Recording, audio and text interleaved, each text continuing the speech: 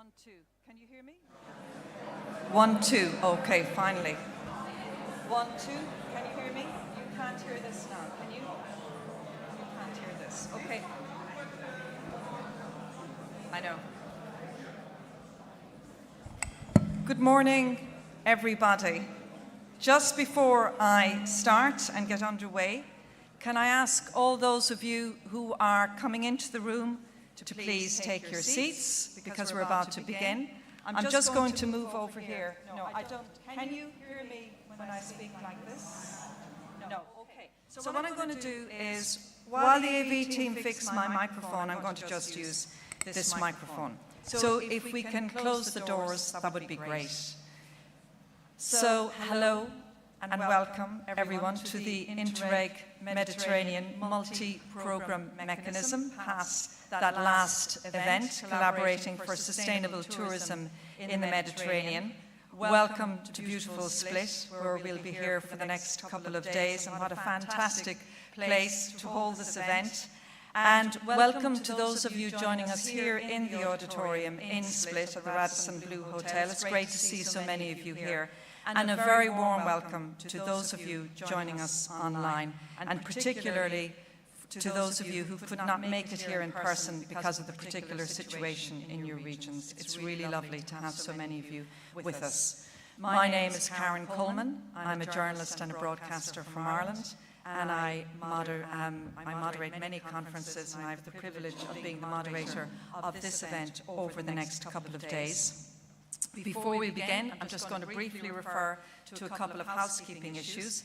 This event is live streamed, but just to let you know, for those of you who are joining us online, there isn't any interaction on the web streaming platform, but you will be able to take part in the Slido questions and answers session. In terms of social media, for those of you who would like to engage in social media, I'll just read out the hashtags: hashtag Paths That Last, hashtag MMM, hashtag Interreg, hashtag Sustainable Tourism, hashtag Mediterranean, and hashtag Stronger Together. I mentioned Slido because that's the interactive program that we're going to be using that will enable you to answer polls and questions. If you want to get started, because we'll run a warm-up poll just a little further down in the agenda, but you go on to slido.com and you insert the hashtag MMM. And so just to give you a very brief introduction to this event, this year's Paths That Last, collaborating for a sustainable tourism in the Mediterranean, is a key event organised by the Mediterranean multi-programme mechanism, which is the Interreg Euromed programme, and that is a part of, together with Interreg Greece Cyprus, Italy Croatia, Italy Slovenia, Italy France Maritime, Italy Malta, Italy Tunisia, and Next Med. And by bringing together the project partners from the 8 programmes, this event offers a unique opportunity to connect with project partners and beneficiaries across the 8 programmes. You will also get to share insights, best practices and results from sustainable tourism initiatives. And very importantly, you will have the opportunity to co-develop strategies and key recommendations to influence the future of tourism in the Mediterranean. So over the next 2 days, we will have a mix of roundtable discussions, keynote speeches and workshops covering a range of topics. It's going to be a very busy 2 days. Let's get started. And now, to begin our opening welcoming speeches, I'd like to invite on stage Mateja Dorčić, the Deputy Mayor of the City of Split. Thank you very much.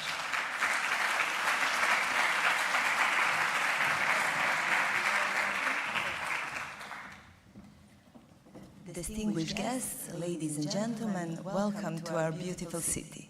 I'm very honored to greet you today on the behalf of our mayor, Mr. Tomislav Šuta, and the whole administration from the city of Split. With the achievement of a generational goal joining the European Union, numerous opportunities and prospects opened for our young country.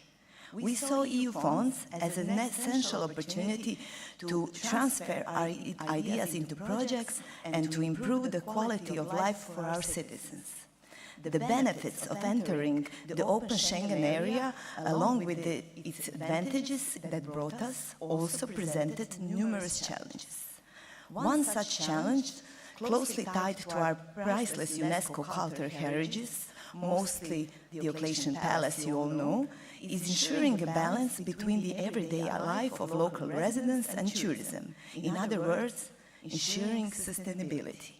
We strive for tourism that complements local life rather than placing extensive strain on infrastructure, something that ultimately benefits no one. The local population suffers, and our dear visitors are unable to enjoy high-quality holiday experience. By using European funds, we are working to tackle all these challenges, from funding for urban mobility to newly reopened Juin Plateau near our hotel. We look forward to exchanging experience and, most importantly, learning from the practice of all your cities and countries with similar issues that we can all together preserve and value our Mediterranean way of life. I wish you a very successful conference, and once more, welcome to our beautiful city, and I hope you will enjoy your staying here. Thank you.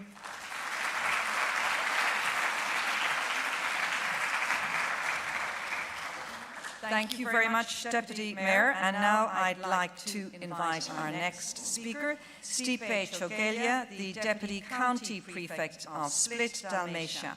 Thank you.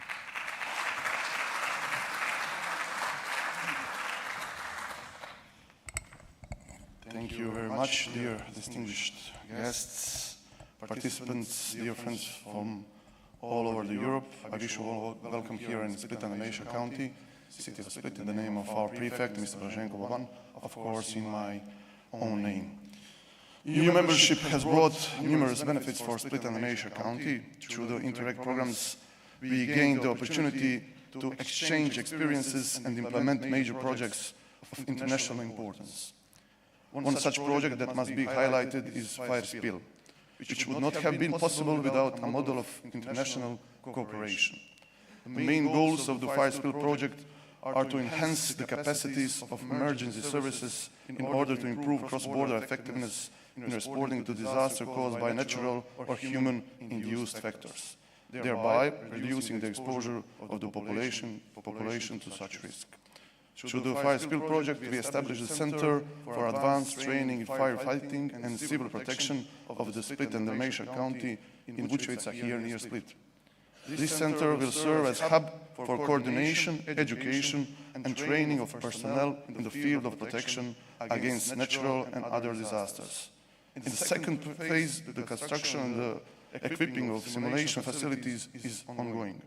As we have seen just a few days ago, climate change significantly impacts tourism by increasing exposure to natural disasters. Aware of the challenges ahead and looking toward the next financial framework beyond 2027, we are eager to exchange ideas, experiences, and visions, because sustainable tourism is undoubtedly the strategic commitment of our county. At the end, I wish you a fruitful conference and all the best at your professional and private lives. Thank you.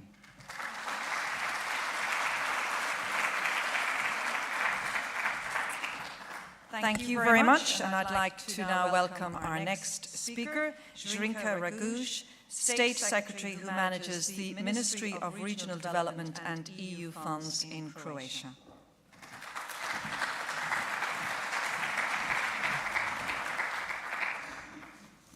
Good morning to everybody.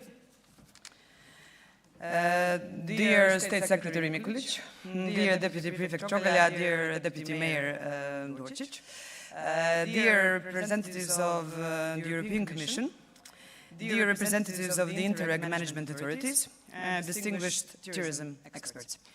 It is my distinct honor to welcome you in beautiful Split, Dalmatia County, a city and a region that plays a significant role in Croatia's tourism and Mediterranean identity. For centuries, the Mediterranean region has served as a vibrant meeting point, acting as a bridge between the three continents. Indeed, the Med area embraces territories with extremely diverse characteristics in terms of geography, biodiversity, and even development rates. By saying this, I would like to draw your attention to the necessity of working hand in hand in order to ensure the future that the Mediterranean deserves. Let me express my sincere appreciation for the work done so far within the framework of the multi-program Mediterranean mechanism. This pilot initiative has successfully brought together around the same table 8 Interreg programs, with the goal of co-creating the sustainable tourism policies in the region. It could not be done without the initiative of the visionary individuals and the joint commitment looking towards the future, trying to reduce the disparities and build on common challenges and interests. Contributing 10% of the EU's GDP, tourism is a vital economic driver. And as such, it's one of the core growth generators, but it's also extremely sensitive to crisis, which was proven during the outbreak of the COVID pandemic. Tourism has many faces, and not all of them are nice. Its downsides are felt all across the mid-region. We are experiencing the tourism-related climate changes, loss in biodiversity, traffic congestions, and population decline. This calls for a joint action. Being part of the European and Mediterranean family, Croatia remains deeply committed to the idea of sustainable tourism for the benefit of the whole region and its inhabitants. We strongly support the initiatives devoted to better policy coordination and capitalization in the field of sustainable tourism in the Med region. Let us continue to build the cooperation conceived around the multi-program Mediterranean mechanism and learn how to be stronger together. I give my full trust to the people gathered within this valuable initiative to build and implement a vision of a sustainable and people-friendly Mediterranean region. The presence of the young people who are here today with us makes me even more confident of the idea of a bright future ahead of us. In closing, allow me to thank you all for the cooperation and active contribution to shaping of the touristic yet sustainable Mediterranean region. Thank you very much. I wish you a nice stay here in Split and a successful work. Thank you.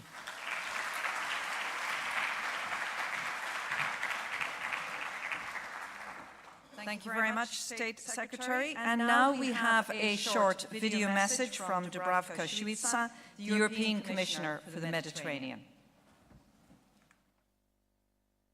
Dear participants, dear ladies and gentlemen, I'm pleased to address you today at the opening of the Forum on New Concepts of Sustainable Tourism in the Mediterranean. Tourism is an important sector of the European economy, generating approximately 10% of the European Union's GDP. In some Mediterranean countries, such as Croatia, Greece, Italy, and Spain, it reaches up to 25% of their GDP. This sector thrives thanks to the hard work of 20 million people across the European Union in over 3 million companies, 99% of which are small and micro enterprises. But this high share of tourism comes with challenges, such as the environmental impact, unequal coastal development, and increased demand for water, food, and services. Yet today, European tourism stands before a unique opportunity. An opportunity to strengthen the sector and be ready to respond to the challenges, competitive and sustainable, and building on the unique qualities and diversity of its natural and cultural heritage. In this mandate, the European Commission for the first time has a dedicated portfolio for tourism, and it is with my dear Greek colleague Apostolos Tsikostas. This reflects the importance we attach to tourism at European level. To harness the potential of this sector, we will present a new European strategy for sustainable tourism in early 2026. It is going to define a long-term vision for a tourism model that is environmentally sustainable, that is digital, resilient, and inclusive. It will stimulate innovation and promote quality jobs and fair working conditions across the sector. This strategy will build on the tools we already have, including cohesion policy, which is the most powerful instrument for sustainable regional development. But we cannot design this strategy alone. The Commission has already launched a consultation with tourism stakeholders across Europe. We need your experience, we need your contribution.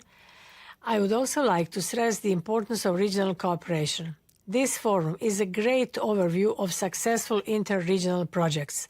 Such cooperation exploits the full potential of different regions and helps address challenges. That is why, within the framework of the new Pact for the Mediterranean, which I intend to present in October, we are going to pay special attention to regional cooperation in every sense. It will also include tourism as a bridge between people, cultures and economies. Dear participants, to conclude, I invite you to keep on working together. We need to ensure that tourism in the Mediterranean and across Europe is not only a driver of growth, but also a force of sustainability, identity and cohesion.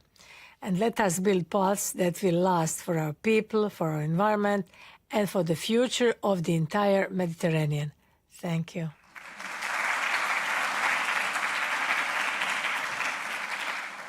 Commissioner Dubravka-Šuica there. And our final welcoming opening speaker I'd now like to invite on stage is Jean-Pierre Halkan, Head of Unit for the European Commission's Interreg Cross-Border Cooperation, Internal Borders, Directorate General for Regional and Urban Policy.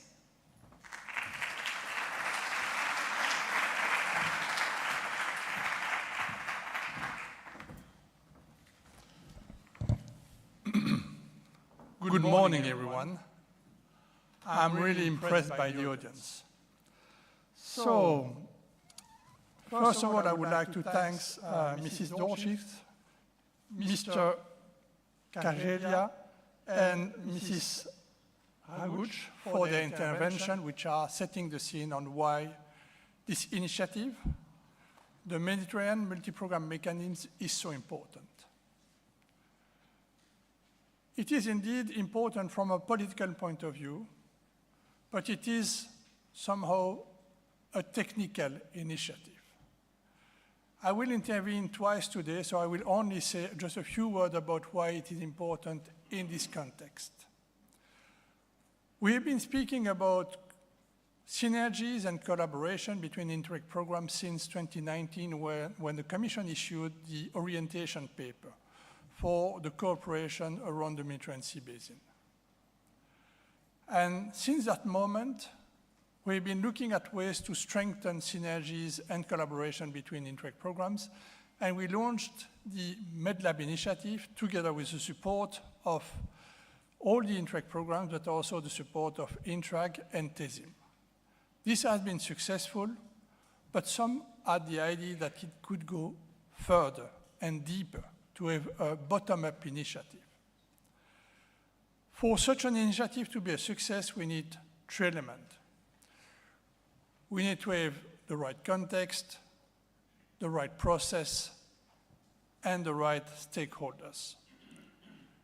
And here we have in the room the perfect setup of practitioners who are there to discuss how we can concretely develop collaboration and synergies between programs.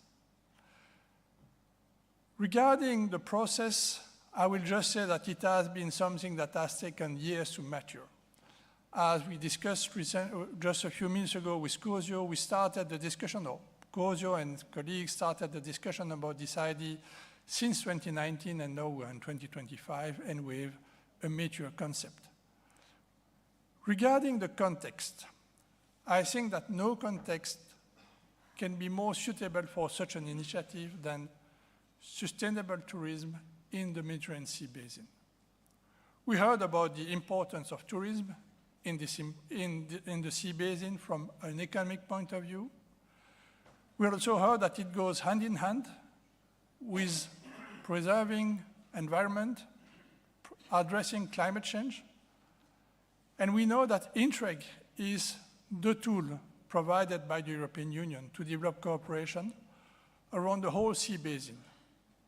I mean by staying within the EU and also looking at all the friendly countries which are around the EU that we want to work and cooperate with on an equal footing. But now, having the right context will not guarantee success. We know also that this context is particularly complex. We have land cooperation, we have maritime cooperation. We have internal cooperation within the EU, with also external cooperation with EPA, CBC, and Interreg Next. We have also a climate, a geopolitical situation, which is making the situation more difficult, and we have some particular challenge on the sea basin, like security, that will never go unnoticed. So on our side, we are really looking, on the Commission side, we are looking at all the ways we can use to support the development of this mechanism in order to make it a success story, in order that it can inspire all the Interreg program whenever we will discuss post-2027, which will start in a few weeks, as you know. So I'm looking forward to attend all the sessions of this meeting, of this event, and I will certainly be very excited to bring back lessons learned and strong message from you to Brussels. Thank you very much. I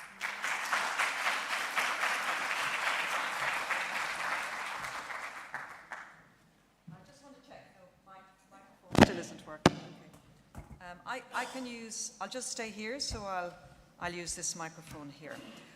Okay, so thank you very much to all of our opening speakers. Thank you so much for your time and for your thoughts. If you want to leave, yes, of course. Thank you for that. Thank you very much, ladies and gentlemen. Perhaps you could say thanks again to our opening speakers. Thank you.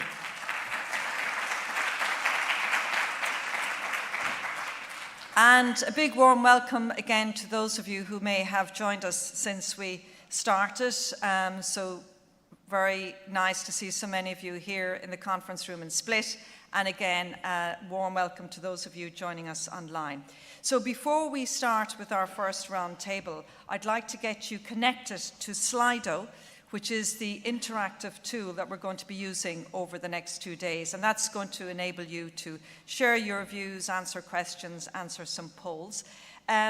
Those of you joining us online will be able to use Slido as well. So just a reminder, in order to get onto Slido, and we'll just do 1 or 2 warm-up questions now, can you please go and log on to slido.com, and if you insert the hashtag MMM, which you can see on the screen there. So if you can go on and log on to slido.com, insert the hashtag, and let's go to the first warm-up question. So Vincent at the bottom of the room is organizing the Slido questions. So Vincent, if you can project our first question, you should be able to see it online. It's what is the age range of the people in the room and online? This is important in terms of the youth representative panel that we'll have a little later as well. So if you can answer that question, do we have that slide? Okay, so what is, no, that's the second one, I think. Okay, we're getting our slides mixed up. Are we doing the second one? Okay, if it's the second one, do you work in sustainable tourism? Okay, do we have that slide up? Now, can you start it and just run the poll? If you do just stick with the sustainable tourism. Do you work in sustainable tourism, yes or no? Let's just do that one. Okay. If this doesn't work, then we'll move on, and maybe you can sort out the Slido poll then afterwards. Okay, we won't waste any more time on the Slido, so if you can get that sorted, because we've got a lot to work through. So if you can work on the Slido system in the background, and then we'll move on to the round table and we'll go back to Slido. So it's time now for the first round table session of the event, and its theme is Stronger Together, the experiences of the multi-program Mediterranean mechanism. So during this session, representatives of the 8 MMM programs will share their experiences of the MMM, and they're also going to discuss how they tackled the different joint activities included in the action plan for 2024 to 2025. So I'm now going to invite all of our panelists to join me on stage, and if you can sit, if the very first person goes to the very far seat, and then everyone follows after that. So that way I'll be able to know who's sitting on each seat. So I'd like to welcome now our speakers on stage. Silvia Comiati from the Managing Authority of Interreg Italy, Croatia. Silvia, so if you can take your seat over at the far end. And our next speaker is Guillaume Houet, Managing Authority of Interreg Euromed. Our third participant is Aldo Puleo, Managing Authority of Interreg Next Med.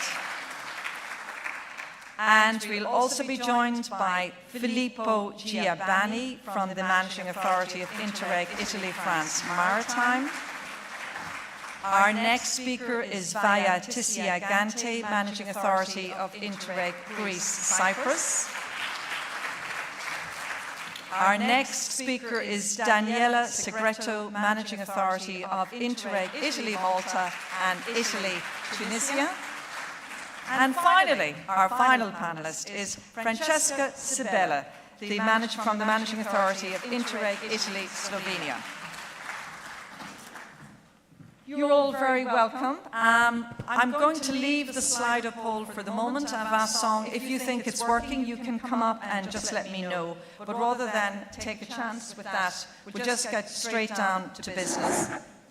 You're all very welcome. You have microphones beside you. So what I'm going to do now is I'm going to go to all of you with the first round of questions to do with the MMM, and then we'll follow up. So we're going to start with the genesis of the Mediterranean multi-programme mechanism, and I'm going to begin with the three founding programmes. So if I go to you first, Guillaume Houet, Managing Authority of Interreg Euromed. How did you come up with the idea of the coordination mechanism? Thank you for the question, and good morning to everybody. So this initiative is born basically at the beginning of the current programming period, and ending also with the MedLabs initiative mentioned before by Jean-Pierre Alquin. And just to say that this initiative is also based on the recommendation of the European Commission within the orientation paper addressed to the Interreg Euromed program for this period. And the idea was, in fact, it was suggested by the European Commission to encourage the coordination between the different programs in terms also in terms of capitalization, and to facilitate the integration into the different public policy within the Mediterranean regarding the most promising solution. The idea then was to integrate and collaborate with the Adriatic and Ionian strategy, with WestMed strategy, of course with the different transnational program, Euromed, NextMed program, with cross-border programs, and also with the mainstream regional and national programs.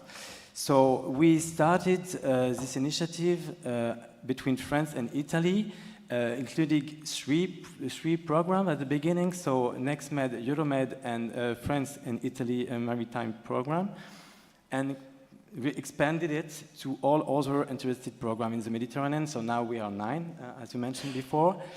And the general idea was to say that program can achieve more together than we can do individually, through the promotion, of course, of capitalization, because all programs are very involved in this specific aspect. The idea is not to reinventing the wheel, and that's why also some programs, such as the Interreg Euromed program, develop and set up different tools to share and to facilitate the reuse of good results. So we are developing at this stage a Euromed Academy, but also a result library to facilitate the transfer between givers and receivers regarding good practices, in order to disseminate all these good practices. And the idea also of this conference is also to facilitate peer exchanges between the different projects in this respect.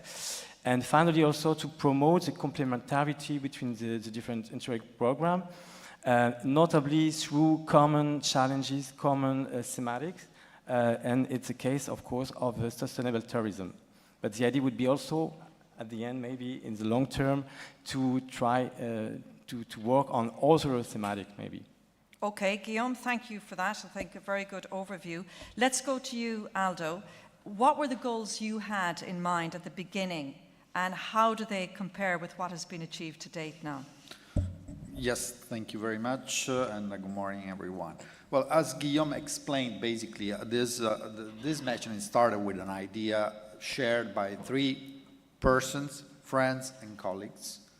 And we had in mind a possibility to demonstrate that we wanted to do something concrete in terms of cooperation and setting up tools, concrete tools, with the stakeholders and the beneficiaries of our projects to demonstrate that programs working on the same subjects could actually join together and join forces and bring their experience to scale up and enhance the cooperation, and especially on a topic that is, as it has been mentioned, a key topic for the Mediterranean, which is the sustainable tourism. So the biggest goals were, okay, let's start. We will start. We came up with a catalog of the best outputs and practices of the projects that had been financed by the 3 funding programs, the ENI CBC Med, the Euromed, and the Italy France Maritime. We convened a meeting. It was our business card for the other programs in Florence. We had this conference. We presented the catalog. And what we have achieved, well, the result is here. We have 8, almost 9 programs joining the initiative, over 250 persons, stakeholders from the different projects financed by the programs sitting in the same room, speaking about all the different aspects of sustainable tourism. It was a challenging exercise. We had to set up all the functioning methodology. We set up a permanent working group. We have regular meetings, lots of efforts, but allow me to say that since the first meeting we had, I remember it was the 4th of January of 2021, when we started writing down actually the strategy and having all this impressive number of stakeholders convened here with 8, almost 9 programs adhering. It's a really pleasure and gives me the impression that we started building something. Thank you. Thank you very much. So much has been achieved from those initial meetings. Let's go to you, Filippo. Also, you're with the Managing Authority of Interreg Italy France Maritime, also one of the founding programs. What were the key elements that allow the coordination mechanism to grow and attract on other Interreg programs? Thank you. Good morning, everybody. Well, we can mention 4 main elements that enable the MMM to grow, structure itself, and initiate coordinated actions. First of all, a strong will for shared cooperation. The MMM was born since the very beginning as a space for cooperation among different programs and open to all the different programs interested in being part of it. And therefore, the MMM has become not only a mechanism, but a true community of programs that share values, tools, and a common vision for the Mediterranean. The second element is a strong awareness of the added value of different types of programs. For example, cross-border programs directly affect daily life in border areas, while the transnational programs address large-scale systemic challenges. The third element is a pragmatic and flexible approach. We started gradually. We experimented with tools and operational methods, different strategies, and in doing this, it was possible to build trust among the different programs and among programs and projects. And the fourth element is a dedicated working group with shared tools. It enabled mutual knowledge and consolidate cooperation and integration of different points of view.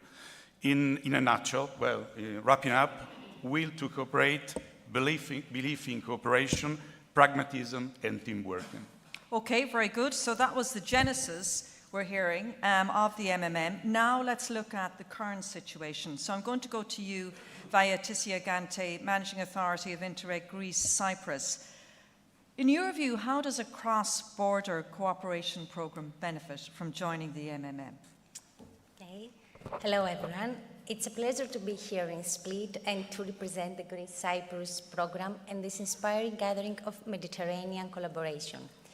What a setting to talk about something that actually brings us closer, the multi-programme Mediterranean mechanism, or MMM. Okay, let me tell you, when a program like Interreg Greece Cyprus joined the MMM, it's not just about getting a seat at some coordination table. It's about becoming part of something bigger, something that actually moves. You get energy, relevance, and reach.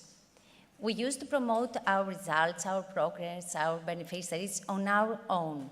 But now we are part of something louder and stronger. Joint campaigns, shared storytelling, messages that travel beyond borders and reach EU institutions. It's like we've gone from singing solo to joining a Mediterranean choir. And the communication, so much smarter now. We've got shared logos, infographics, videos. It's like we are all using the same toolkit, so we can focus on the message, not reinventing the wheel. 8 programs, 1 powerful story. But it's not just about looking good. Through the MMM, we are shaping the future of Interreg, co-writing policy directions, launching joint calls. We are not waiting for things to happen, we are making them happen.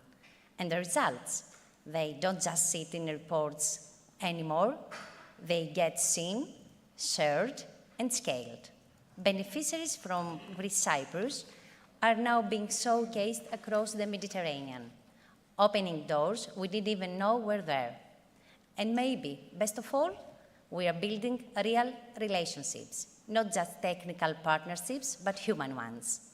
Through joint workshops, peer reviews, and shared experiences, we are creating a space where ideas actually grow. So, if I could sum it all up, the MMM doesn't just give us more visibility, it gives us a stronger voice, better tools, and real momentum. It's not just joining a mechanism, it's joining a movement. Thank you. Thank you very much. Very good.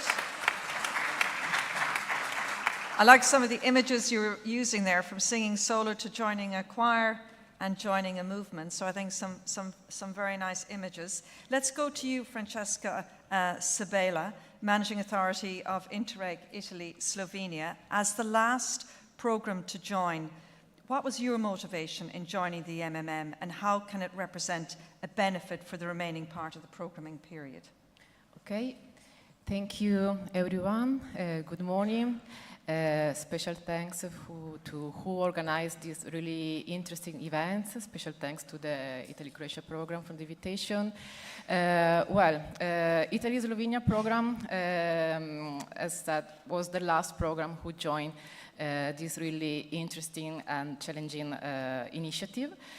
We started as observer at the beginning because we would like to check how these coordination mechanisms could truly foster synergies across Mediterranean programs, Interreg programs.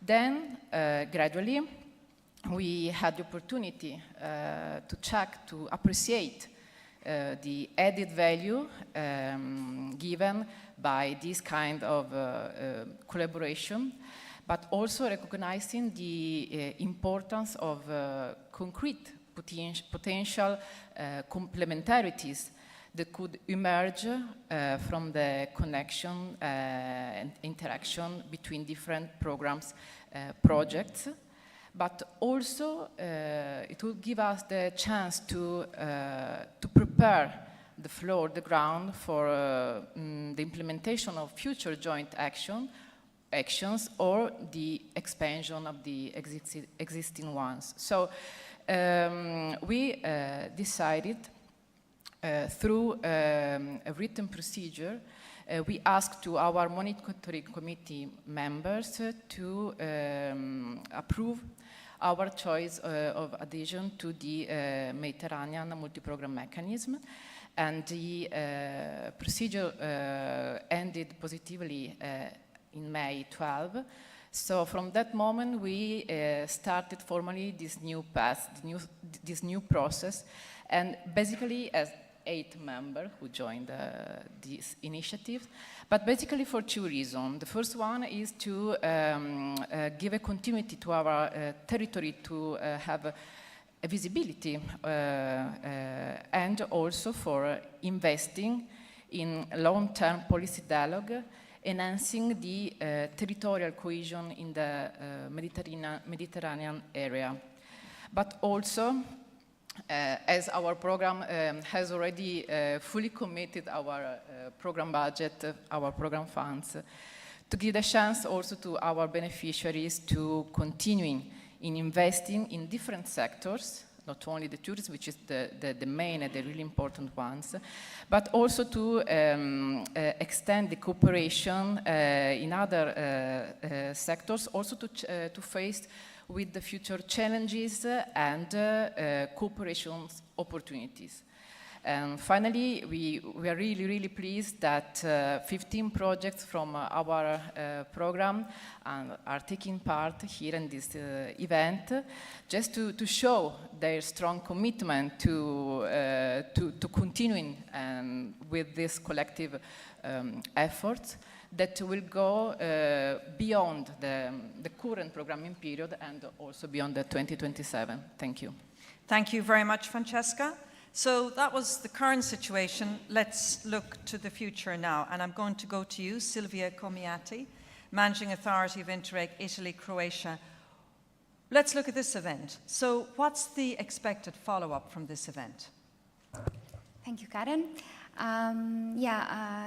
Your question gives me the possibility to tell our audience a little bit about the context and the perspectives that we imagine for the future after this event. Indeed, as you might know, we have an action plan that all the MMM programs have approved in their monitoring committees. This action plan was also discussed with the Commission, and it's quite an ambitious exercise that we did. And this event is actually a cornerstone of this action plan, because we are looking for suggestions, we're looking for your inputs, and why not some creativity coming from these 2 days in order for us to prepare what's coming up next.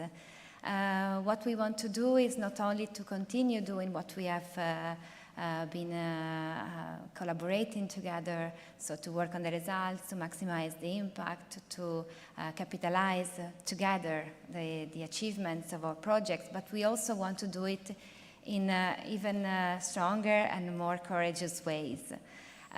So we are trying to take the most out of what's remaining of this programming period, to use what's left in terms of resources, but also of promotion, of different tools that we can use, like incentives, awards, whatever we can come up with, thanks to your help as well, to really, really create a further added value in our territories. So this is why we have thought about this event as being very operational, very much looking at the projects, looking at the inputs that you as the beneficiaries of our programs can take to us, and we will take all of this knowledge, all of your suggestions, and prepare the next steps for our mechanism. So this is our way that we think would really make a difference, and would really also make a nice follow-up and a good closure of the programming period in terms of synergies and the leverage of this mechanism. Okay, Silvia, thank you for that. Let's finally go to you, Daniela Segreto, Managing Authority of Interreg Italy, Malta and Italy, Tunisia. As the Managing Authority of 2 Interreg programs with very different implementation contexts, how would you describe the added value of participating in the coordination mechanism, especially on issues like governance, flexibility and harmonization of rules? Thank you, and welcome everyone, and good morning. Yes, being the managing authority of two very different programs, such as Italy-Tunisia, which used to be a neighborhood policy program, so NP, ANI, with very different rules, and Italy-Malta, which has always been an Interreg program, is quite a challenge, but is also a very good added value to both deciding to join the multi-mechanism program, and also to gain strength from the multi-program mechanism. Why? Because obviously managing two programs like this has two different objectives. The first one, Italy-Tunisia, is to try and strengthen the friendship between Europe and other countries which are non-European. Obviously, it's a bilateral program. We have a very privileged country, such as Tunisia, which is very similar in terms of habits, other things to Sicily. In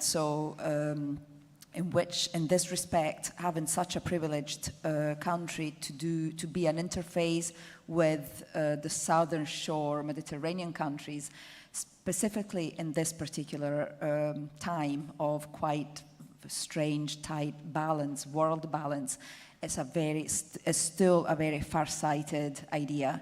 So it's an very important program at the moment.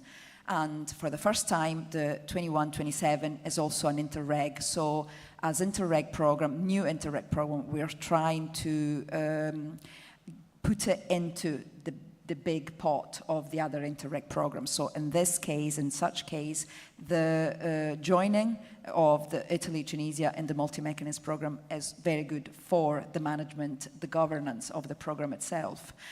From the Italy-Malta point of view, has always been an Interreg. It's a very important bilateral program which consists in strengthening the triangulation of Europe, Italy, Sicily, and Malta within the very middle of the Mediterranean, with all the implications, migration implications, many implications that this program involves. Also for the Italy-Malta programs, joining the multi-mechanism is really important because as one single managing authority for both programs, the idea is to, for a start, try and gain all the experience of all the other important programs which are managing authorities of the programs which are beside me, but also to try and bring into the multi-mechanism programs our own idea of flexibility, because we are used to flexibility, having two different programs that I talk with all the time means that I take one idea, I bring it into the other, and to be able to do so with 8 more programs is a really good challenge for us. Okay, Danielle, thank you very much for that. Before I go to the second round of questions, we are going to have another go at Slido. We have a third question here. So Vincent, if you could launch our Slido question, and for those of you watching us online, you should be able to also respond to this. This is the Slido code, so just let's see the Slido question. Can we get the Slido question on the screen? We can, great. What could the MMM do to increase synergies among the projects? So this is a word cloud, so just maybe insert 1 or 2 words. So what do you think could be done to help increase the synergies, so greater collaboration, greater really working together in terms of the MMM, and probably best if you can keep the words in English, so share knowledge, greater visibility, capitalization call, exchange experience, common methodologies, and you can repeat other words if you feel that there's a word up there that actually relates to what you think would be the best option, then please do put that, because it's really good. We're getting capitalization call is obviously one of the more popular ones. Organized peer reviews, very good. Harmonization, exchange experiences is still up there. Capitalization and organized peer reviews. So we'll just run it for another minute or so. So if there are any other points, any other 1 or 2 words that might encapsulate what you think might help increase those cooperations, but particularly synergies in terms of working together. So capitalization calls, coordinated call, exchange experiences. Very good. Okay, you can take the slide off, Vincent, and we'll move on. You can also work on the other two questions and input your responses because the system is up and running now, and I might go back to them at a little later stage for those two opening questions that we were asking you. But I now want to return to our speakers because for this final round of questions, I'm going to ask each program representative to provide definition and details about one of the topics that will be discussed during this event over the next couple of days, and why they think they're important for MMM members. So I'm going to go to each one of you again. Guillaume Mouet, I'm going to start off with you. I think you would like to talk about synergies among the different EU funds, including, for example, research and innovation, cohesion, etc. Yes, thank you. Thank you. I don't know. Yeah, it's okay, I think. Okay, yeah. thank you. So the idea of this mechanism also is to facilitate the synergies between the different funds, EU funds. The idea is to create a more cohesive, a more efficient approach in order to tackle the regional challenges we have, to not duplicating neither, but join the effort, of course. So I think, first of all, we need to have more synergy between the different Interreg program, cross-border and transnational program. I think that this mechanism can offer to the cross-border program an opening to other Mediterranean countries, Mediterranean territories at a larger scale, but the transnational program can also experiment different pilot action in a very local level through the experience of the cross-border program. The second aspect is the synergies between the funds coming from the Interreg programs and the thematic programs managed directly by the European Commission, because of course we are working in some specific common thematics, such as research innovation, environmental aspect, risk management, but also social inclusion, mobility. So I'm thinking about Erasmus Plus program, LIFE program, Horizon Europe program. And some of them are also cover some southern country from the Mediterranean. So it's really important also to see and to facilitate the synergy between the action, especially because the different programs address different typologies of activities. So it's important to have this in mind, and also maybe to include them to our capitalization call. And finally, and it's the most challenging aspect from my point of view, is to create synergies between the Interreg program and the mainstream program at the regional and national level. But I really think that we need to experiment in the regional mainstreaming program solutions good solutions identified through the different transnational and cross-border programs, especially because the mainstream program can intervene in project investment, for instance, so can finance basically essential infrastructure that maybe we can identify as essential within cross-border program, for instance, maybe transnational program. And at the opposite, we can also have very good solution, very good project at the regional level in mainstream programs that we can disseminate at a larger scale in other territory in the Mediterranean through transnational program or cross-border program also. So we need to find a way to work close together, and we experienced in the last programming period, notably in the Interreg Med program, some action with the mainstream program, and notably in the Panoramet project. And we also experienced and developed some methodology in order to facilitate this transfer between Interreg and mainstream programs. So we can also work on this basis for the future. Okay, Guillaume, thank you for that. And actually, speaking of capitalization, Silvia Comiati, capitalization and its role in increasing the impact of the projects is something you want to talk about. And interesting, that was one of the main issues that was highlighted as well in the final question there that we just had on Slido. Yeah, you're right, Karen. I would say that capitalization together with synergy is one of the most common words that we use also in our documents, in our, when explaining why we are working together. In general, there is not a definition of capitalization, but we can say that there's a commonly agreed concept in Interreg of capitalization. So what do we mean by that? We normally refer to the capacity of transferring and reusing the knowledge that is generated by the project. So we normally refer to outputs, results of the project that can be actually taken up by other organizations.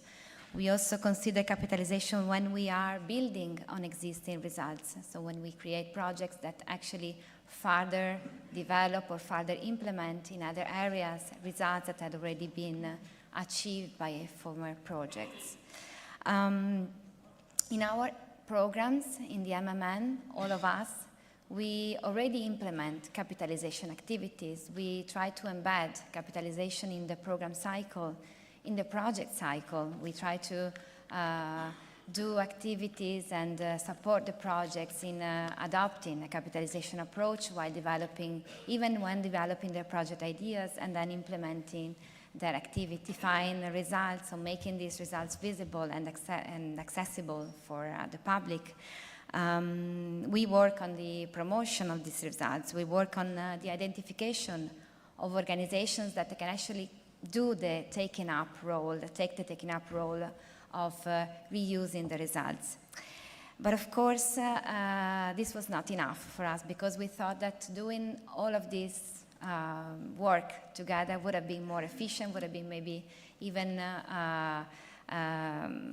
more closer to the beneficiaries, and we would achieve better results. So I would say we have three main advantages of doing capitalization strategies together. The first one is that we can count on a broader pool of results if we work together. You can consider all the results that our 8 programs have achieved.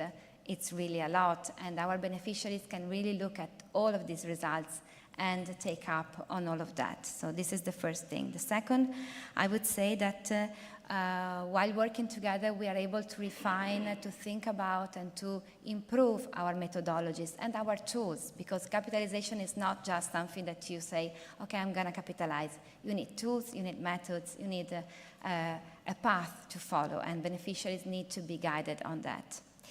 And the last thing, which to me is the most important, and while working together, we embed capitalization in a Mediterranean dimension, which really brings up our work, we really makes an added value for our work, that in this way we can really look at greater challenges and a greater potential for impact for our projects in our territories. So to conclude, Karen, for us capitalization is not just a word, it's really an engine for synergies, an engine for collaboration and cooperation. So upon that we want to build a better and more impactful activity and action for our territories, and we really think that doing it together is much better and less work and less effort. Okay, Sylvia, thank you. Let's go to you, Daniela. Cooperation, again, something that, that has been coming up, and integration with mainstream programs are issues that you feel should be focused on. Yes, the good thing about, obviously I can speak about the Sicilian region experience. The good thing about the Sicilian region is that it is managing authority of both the ETC programs, so Italy, Tunisia, and Italy, Malta, and all the mainstream programs, the funds, so the structural funds, social funds, they are all conveyed into one single department. So this is a very good starting point, potentially, for integrating all the different funds. And we have tried to do so since 2007-2013 programming cycle, because I, for instance, remember a very good example of integration. At that time, probably we didn't call it integration, but it was at the end of the day integration concept, because our actual regional plan for fighting against coastal erosion came into life from results of an Interreg Italy-Malta project, the BESS project. So this is a good starting point to think that it's such an important thing to integrate different funds because you optimize, because you create synergies, because you don't waste funds into spot events, but try and integrate all those results from smaller programs into bigger programs. The problem is that it is much easier said than done, because even though the same director manages all those programs, much more emphasis is put into the mainstream programs. So all the objectives are forward towards the reaching these objectives, and less emphasis is given usually to smaller programs. So we really need, and I speak as one region, but I'm sure this probably is the same for everyone else.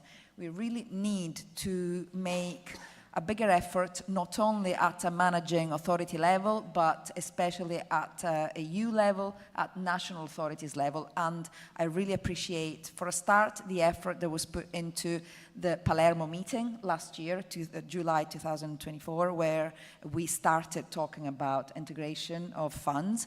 But more effort needs to be put into this, and probably for this actual planning cycle, programming cycle, which is the 21-27, it's not going to be very easy to actually have proper results. But things like this, events like this, where we talk, we discuss, and we put probably ideas in writing, will be very useful for the next cycling program. Okay, Daniela, thank you. Let's go to you, Aldo, because citizens' engagement and youth and citizens are going to be your topics, and we will be hearing from youth representatives a little later as well today. Thank you, Karen. Thank you again. Yes, well, first of all, we're fully convinced that the involvement of citizens, and especially of the young generation, is fundamental to maximize the impact of our projects in the territory. So this is something that should be clear. We have here some representatives of our partner countries that were invited to this event, who are benefiting, I mean, their stakeholders, their citizens, are benefiting from the results achieved by the project. Sustainable tourism is a topic that involves many stakeholders at different levels. We have seen it also from the speech of the Commissioner from the Mediterranean. We have enterprises, the majority are small, medium, and micro enterprises. We have tourists, we have local authorities that are involved in dealing with policies. But most importantly, I think that we need to communicate the benefits to the citizens, who are the final beneficiaries of also the sustainable tourism initiatives. Citizens live in the territories the entire year. Sometimes they're paying a price in terms of services that are diminishing during the peaks of touristic seasons, and this is something that we should take into account.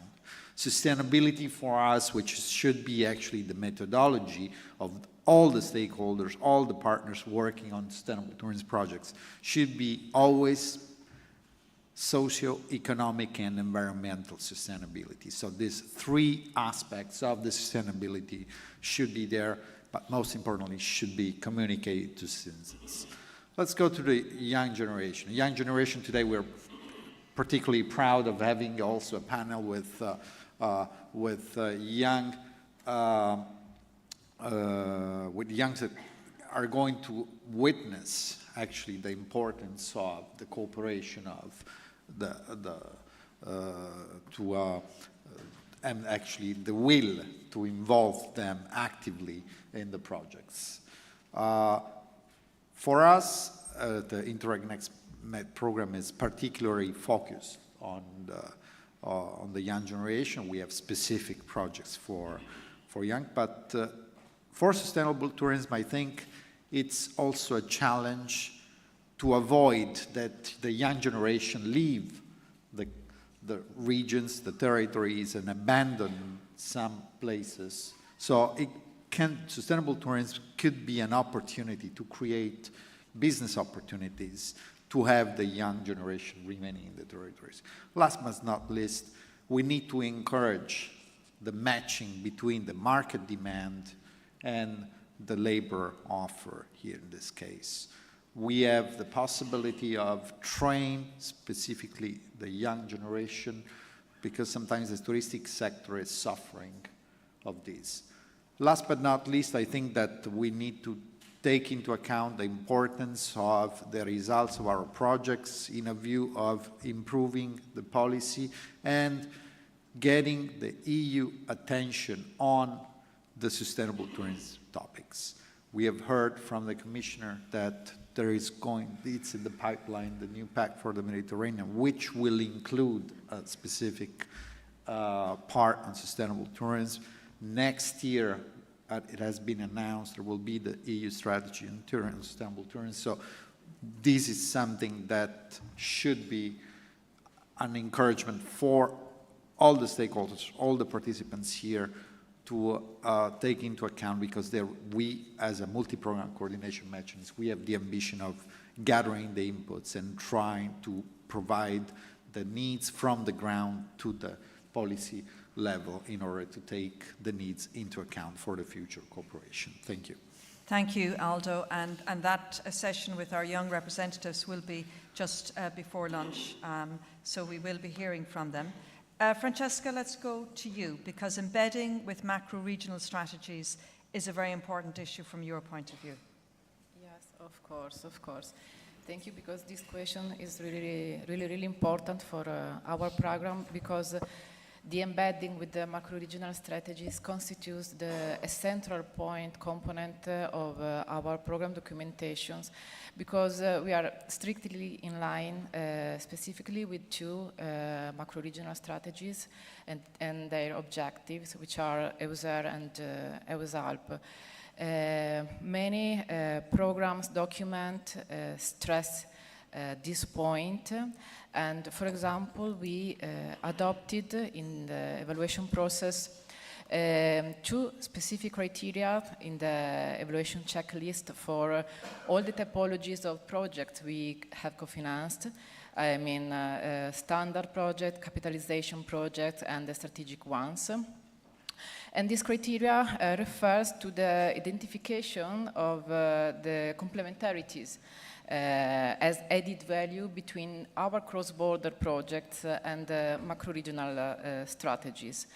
Well, the program put a lot of attention on OSI project, the operation of strategic importance. In particular, we, as decided at the beginning by the program, co-finance three strategic projects, which are Adrian Culture, Poseidon, and Kraskarso 2. Why? As concretely in line with the macro-regional goals in different sectors, as circular economy, like green transition, cultural and creative industries, and sustainable mobility. Specifically, with reference to this last sector, the sustainable mobility, we would like to share with you two concrete examples of embedding. The first one is a project we co-financed in the 14-20 programming period, in the last programming period, which is the project called CrossMobi, a project which created a cross-border railway which connected the paths from Udine, Trieste until Ljubljana, so from Italy until Slovenia. And this project represented a concrete case of embedding because it was labeled by EUSER macro-regional strategy. In the current programming period, we co-finance another project, Adrian Cycle Tour, which built the remaining cycle tour paths connecting the remaining part of Italy and Slovenia. And this was a really important project because was a concrete example of co-financing of different funds deriving from ERDF program and the Interreg program. And it was at the beginning conceived as a cross-pillar of EUSER strategy. And then it became a flagship of Pillar 2, Sustainable Mobility, of EUSER macro-regional strategy. So this is a concrete example of embedding of connection between different funds and a strong engagement given also by our region to connect a plan together this with other funds, with other programs such as initiatives.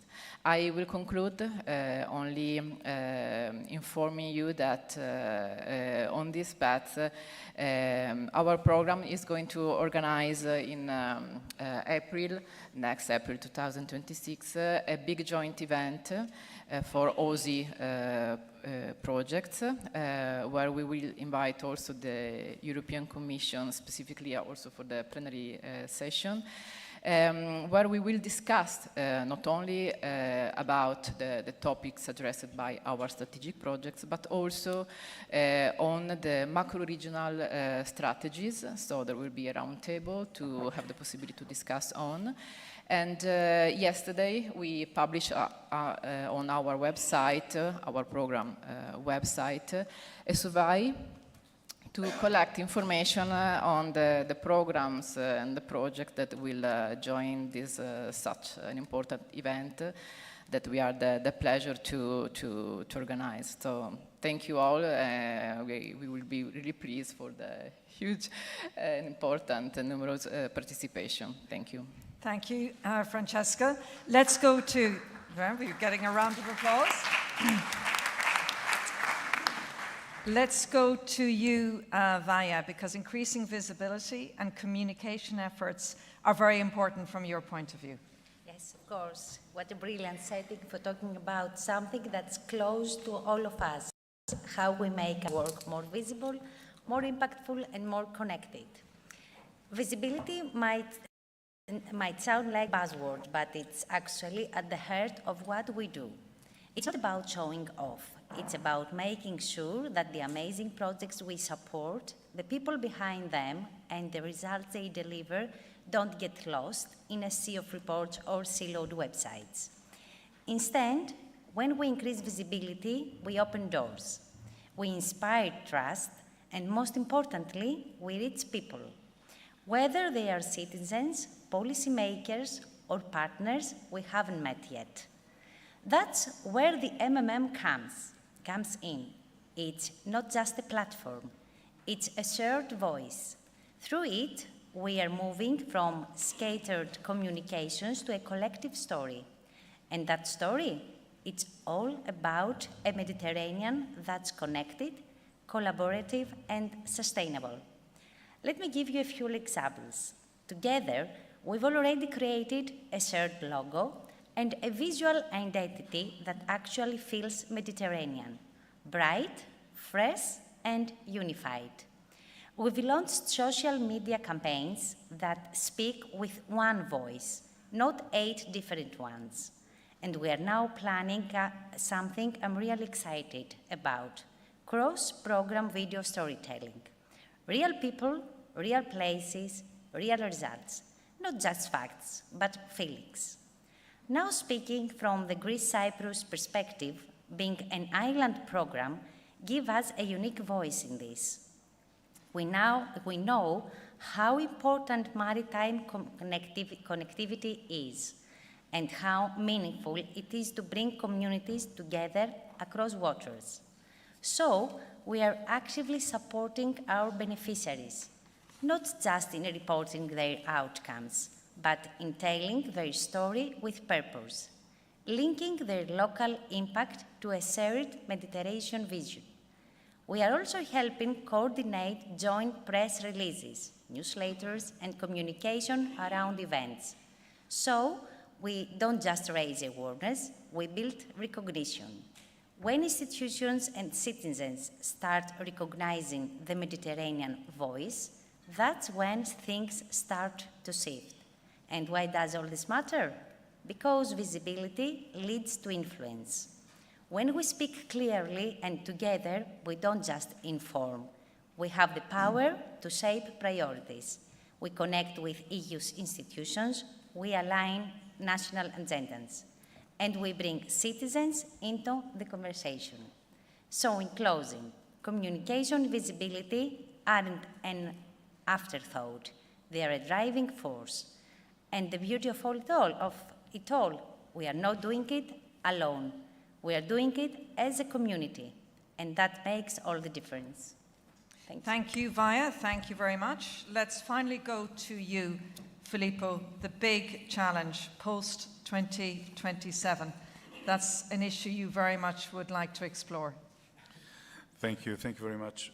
Of course, we have already started a discussion about the post-2027 inside the MMM, but we think that this discussion could be enriched by the outcomes of this specific event, and of course we are also taking into consideration the findings of the harvesting report. At the moment, we can see 5 main challenges. The first one is to ensure knowledge exchange and learning, and it will be crucial not only to support learning and capacity building, but also to ensure that there is awareness of the skills that we acquire during this path. The second one is to strengthen the connections with people and communities. These are the elements underlying the capitalization, innovation and development, and consolidation of shared strategies and practices. The third challenge is to develop a capacity to address common and complex challenges, and that's why inside the MMM we have started our discussion and our mutual effort on sustainable tourism, because as already mentioned, as well described by Aldo, it allows different dimensions and challenges to be brought together: economic development, environmental protection, climate change, and so on. Then it is important to pay attention to territorial relevance and sensitivity to territorial specificities. I already mentioned that different programs address different challenges, so transnational programs address large-scale systemic challenges, while cross-border programs provide answers to specific needs of local communities. And last but not least is to ensure flexibility. We can say that flexibility is an integral part of the way we work, and we have worked inside the mechanism. And we can also say that the mechanism has grown from 3 to 9 programs because we are aware of the importance of the different point of views to stimulate innovation in general. And in these dynamics, it is also important the point of view of projects and new generation, as we will see during these 2 days, and therefore listen to these stakeholders is crucial for the future challenges of the post-2027. Okay, thank you very much. And actually, speaking of stakeholders and listening to people, just before we close out this session, Vincent, let's get up that third Slido question, because it's to really get a sense of what are the issues of importance that those of you here in the conference room in Split and joining us online feel should be addressed by Interreg. So should it be, it's a poll question, do you think it should be synergies, capitalization, mainstreaming, youth, embedding, visibility, or post-2027? That's the one that you can't quite see at the very end. The last one is post-2027. So perhaps you could just take a minute or two, because this would be, well, we'll leave that question for the moment, Vincent. Let's go back to the previous one and just see what are the issues that people most want to be addressed. So while that's coming up on the screen, just you have it there on your mobile devices, should it be synergies, capitalization, mainstreaming, youth, embedding, visibility, or post-2027? We have 57 people responding now, 62. We'll move it up. Let's try and see if we can get up to 80 people responding. And once we do, we'll close this off and see. Okay, so can we have the results of the poll?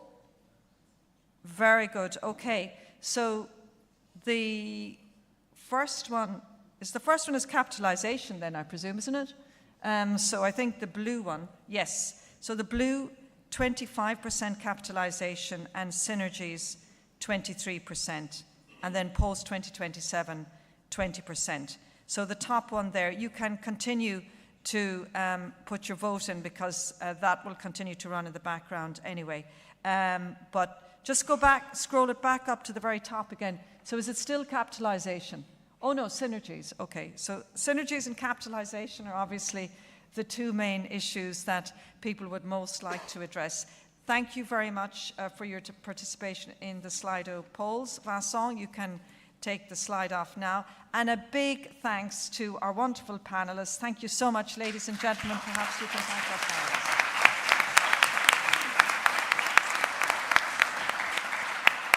So we're going to break for just under half an hour. After the break, we're going to have the next round table on synergies and capitalization experiences. So very important. So can you please be back here just before 11 so we can start at 11 promptly. Thank you.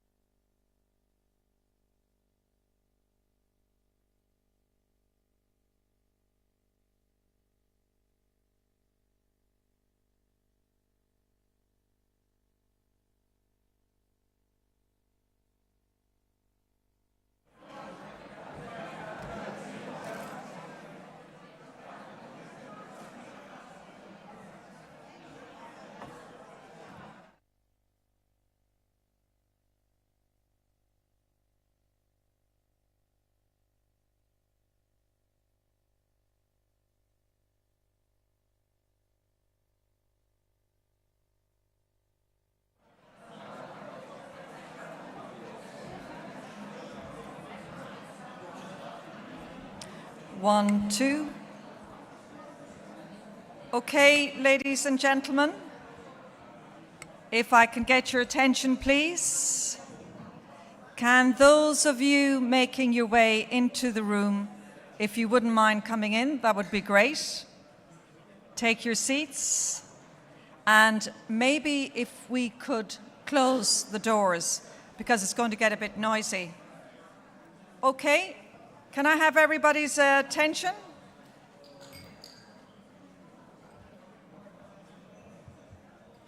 This is when a roving mic would be good because I can silence people.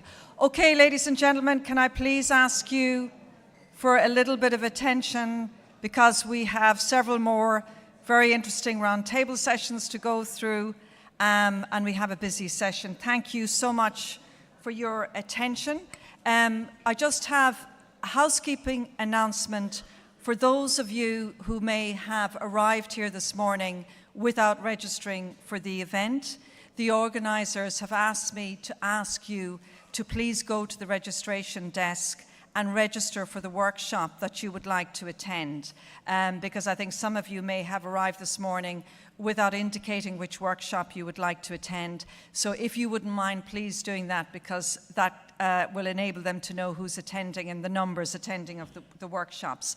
We are going to move on very shortly to our roundtable on powering synergies, capitalisation and mainstreaming. But before then, we have a little bit of a treat for you, because Vincent Arnaud from Interreg Next Med is going to run a brief quiz, and there are lots of nice prizes that I can see upstairs that Vincent is going to deliver. So Vincent, I'm going to hand over to you.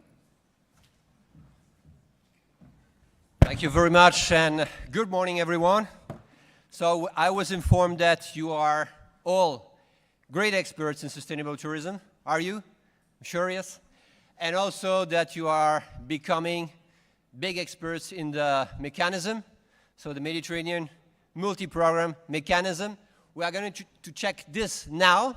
We have a game, so it's 6 questions, easy questions. It's about testing your knowledge, so show us that you know everything. And it's about also speed, so answer and answer quick. Prizes are here. Checks were promised by some programs of the European Commission, $5,000 for the winner. So we really encourage you. But for the moment, we will only give the small gifts. And by the way, if you do not participate in the quiz, you will be excluded from any calls for proposals of the program for the future. So let's start. The game is only for on-site participants. So if you are attending remotely, I'm sorry, but this time it's only for on-site. So I will be connected with the technicians that are supporting us very much. So thank you very much for this.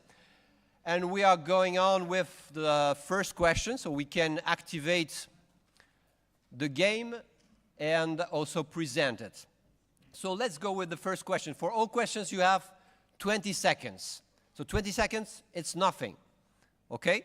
So be quick. The first question will be on the number of, so this is not this, of course, we have to go to the next one. First question will be on the number of countries that integrate the multi-program mechanism. So think about it. We are 8 programs. This is an unprecedented effort and accomplishment. 8 programs together at your service. How many countries in these 8 programs? So I think there is a... Okay, this is the first one. You can see, of course, the map of Interreg. You have 20 seconds, 15 now, so really not much. How many countries? 7, 12, 22, and you will see on your phone the other question, the other response, sorry. 22 is the good one, 63%. So, in fact, you are good. Or you have made your duties before coming and checking how many countries were there. So 22. If someone is interested in the full list of countries, of course, join me during the lunch and we'll see it. let's see the scoreboard, so the ranking. We have 15 minutes to do this, but we'll do it. The ranking is led by Georgina and Anna Maria, so all women, top 3 are women.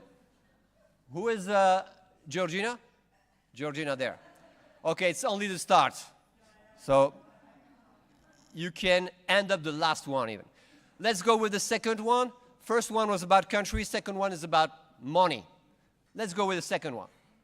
So we can activate the second question. Second question, you know that Interreg initiative has an approximate budget about 8 billion euros. What about the 8 programs of the mechanism put together? How much money do we have in common in terms of EU contribution? So it's the question that is in fact, okay? So how much do we have in common? 300,000 euros? That much? Do we have that? 20 million? 1 billion? 1 billion, it seems impossible, but do we have 1 billion? Or do we have more than 1 billion, which is the last one that you see on your phone? 20 seconds.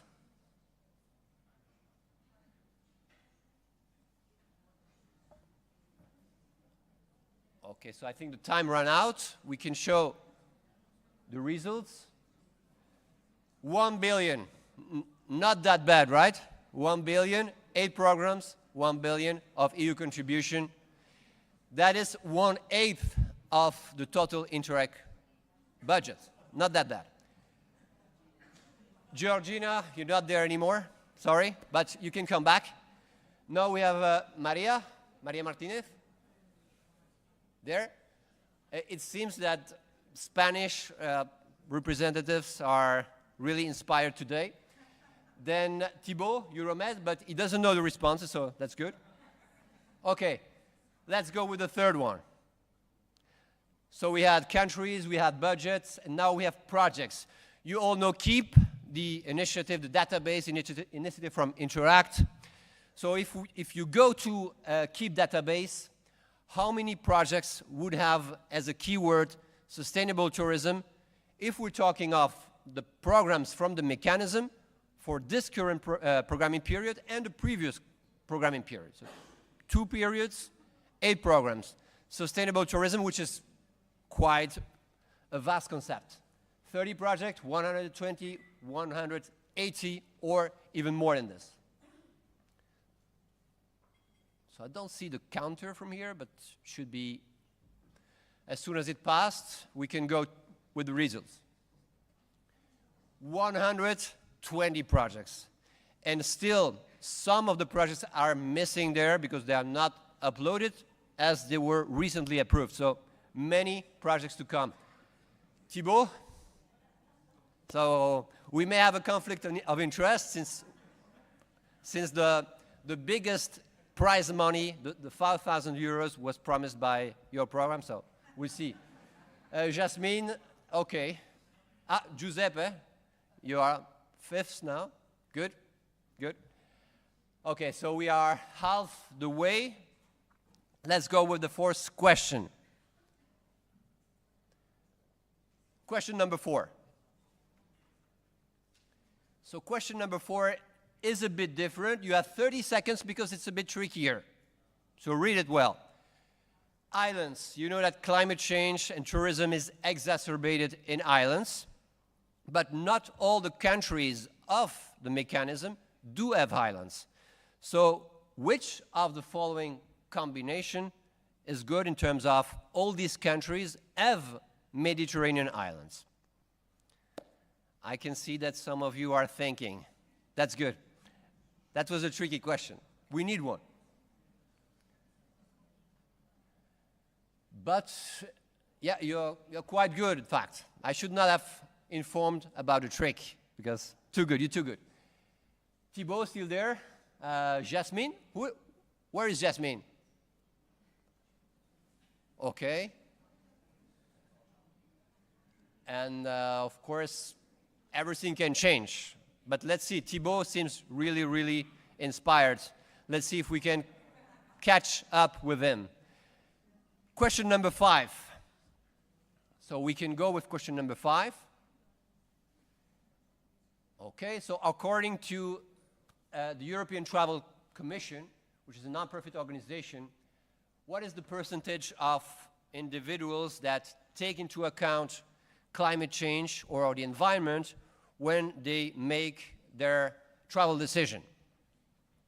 I don't know if you do. Somehow I think we all do. 3%, 22, 81, or the fourth one, which was 100. Of course, it was not 100. 81. What happened? I think he withdrew, Thibaut.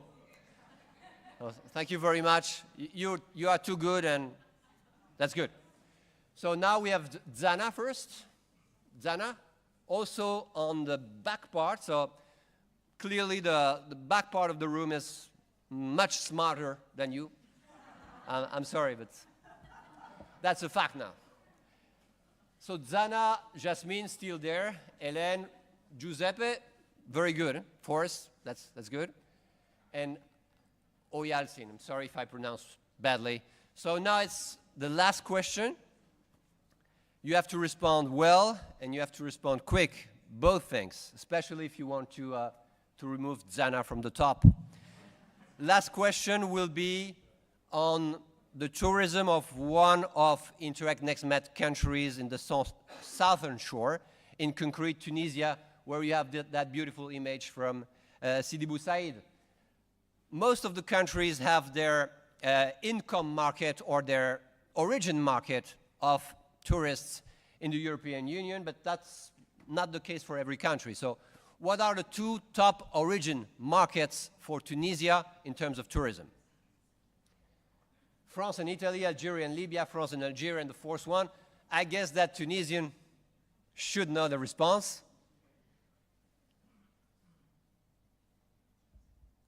Not that easy. Let's see. Not that easy. Only 12%. So we have Hélène moving to the first position, Zana second, and Jasmine. Jasmine, you've been there from the start, I think. Second, third, so very consistent. But Hélène, where is Hélène? Hélène? Great. Yeah, I'm sorry, I was thinking of a woman. Good. And number 4 and number 5, you also deserve the congratulations of the programs, but you don't receive money. Sorry for that. But we will invite Jasmine, Zana, and Hélène to the stage. So please come to the stage, receive the awards, and make a picture with us. Thank you, everybody, for participating.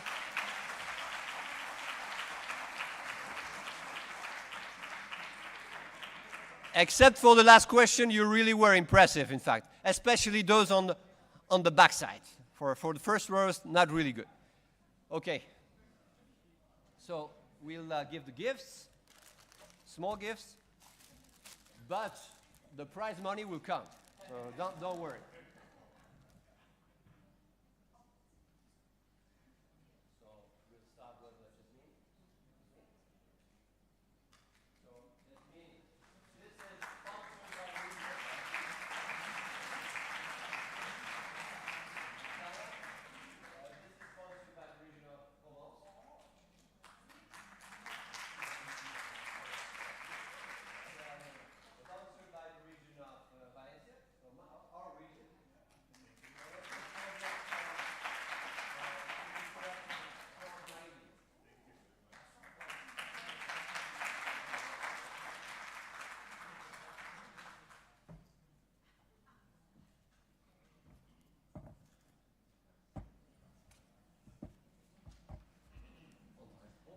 Yeah, no, it's very good.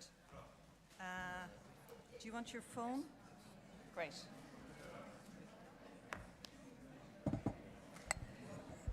So very good. Thank you, Vincent. Great quiz. Congratulations to the winners. Well done. So now it's time for our second roundtable session, which is called Powering Synergies, Capitalization and Mainstreaming. And during this session, Interreg programs will present their own capitalization practices and methodologies to increase synergies. There'll be a specific focus on synergies between Interreg, European territorial cooperation, and mainstream programs such as regional or national cooperation, European thematic programs such as LIFE and Horizon Europe. And the main objective of this session is to demonstrate that there are alternative ways to enhance synergies and collaboration, cooperation that will have an impact in territories. So what we're going to hear now should provide food for thought for the workshops you're going to participate in and give you ideas on how to collaborate more effectively across different programs. So I'd like to welcome our speakers on stage for this session. Erwin Severis, Program Director with Interreg Europe.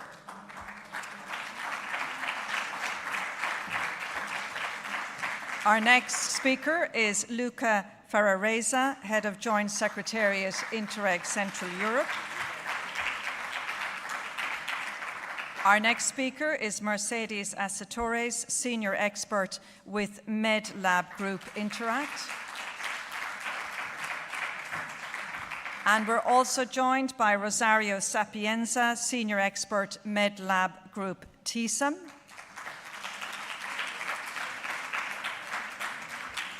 Our next speaker is Monica Belisario, Senior Expert, Presidency of the Council of Ministers for the Department of Cohesion Policy and the South in Italy. And finally, we are joined by Giuseppe Rubino, Head of the Special Structure for Euro-Mediterranean Cooperation in the Puglia region. Okay, so you're all very welcome. I don't have my headset mic, so I'm going to work with this mic here, but very nice to see you all. Please make yourselves comfortable. So what we're going to do is we're going to run this in sort of separate segments, and I'm going to go to Erwin and Luca first, and we'll then progress. So Erwin Severis, Program Director of Interreg Europe.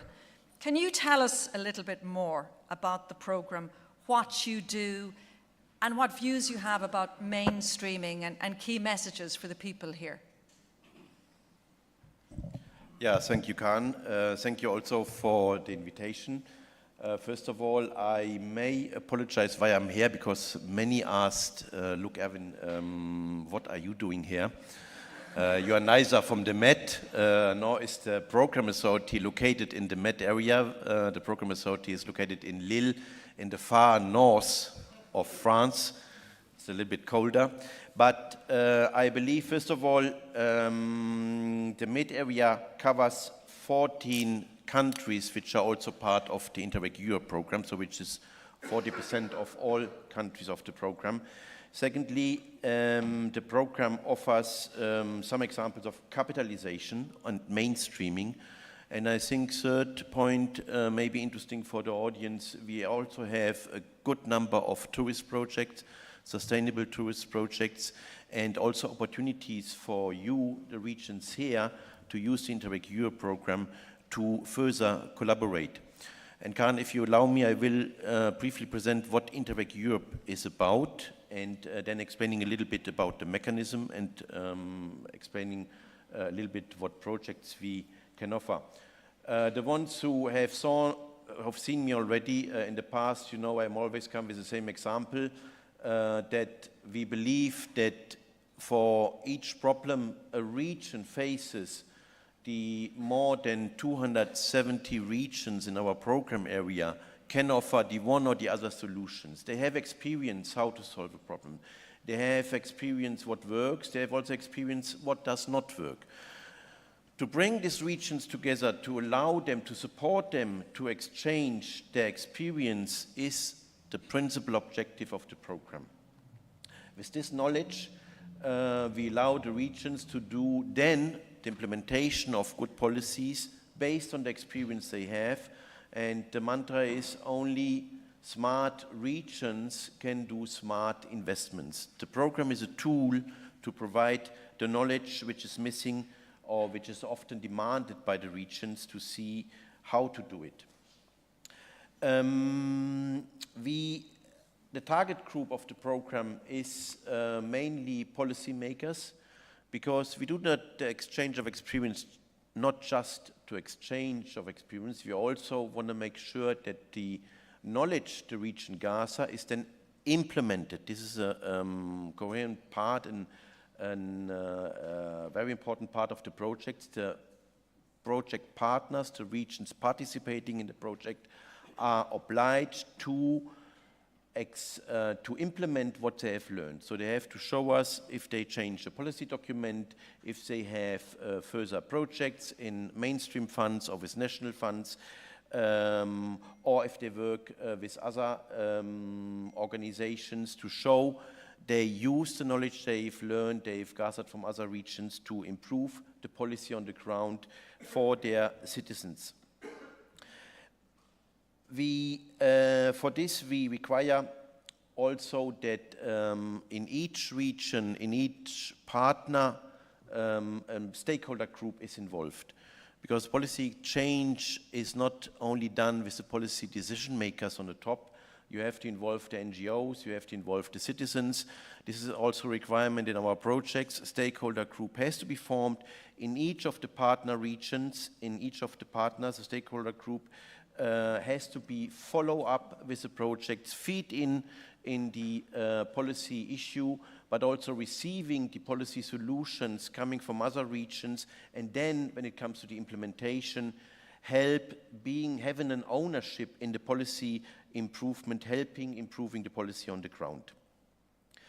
Then we have two activities. One is the projects, which you all are aware. I mentioned already some specificity of the projects. Our projects run 4 years. In most of the other programs, the duration is 3 years, but it comes as we require the implementation of good policies, of good knowledge that justifies that our projects are a little bit longer. We have all funds already committed by end of last year, so there's no chance anymore to participate in new projects. However, you may look in our program website. You may still connect to another project and being informed and working as unofficial partner or participate in events of the projects of the more than 260 running projects in the current programming period. But what is still open is the second pillar of the program, is the policy learning platform. The principal idea behind the policy learning platform is that in these more than 260 projects, we have more than 2,000 partners. We have a huge number of good examples, good policy solutions. However, in a project, only the partners in the project participate of this knowledge. The purpose of the policy learning platform is to make this knowledge available for all regions in Europe, for all regions of the program. I said already 36 countries are in the program. They contribute to good policy examples, but they also receive good policy examples from Interreg Europe. We have for this different tools. First of all, we have a good practice database.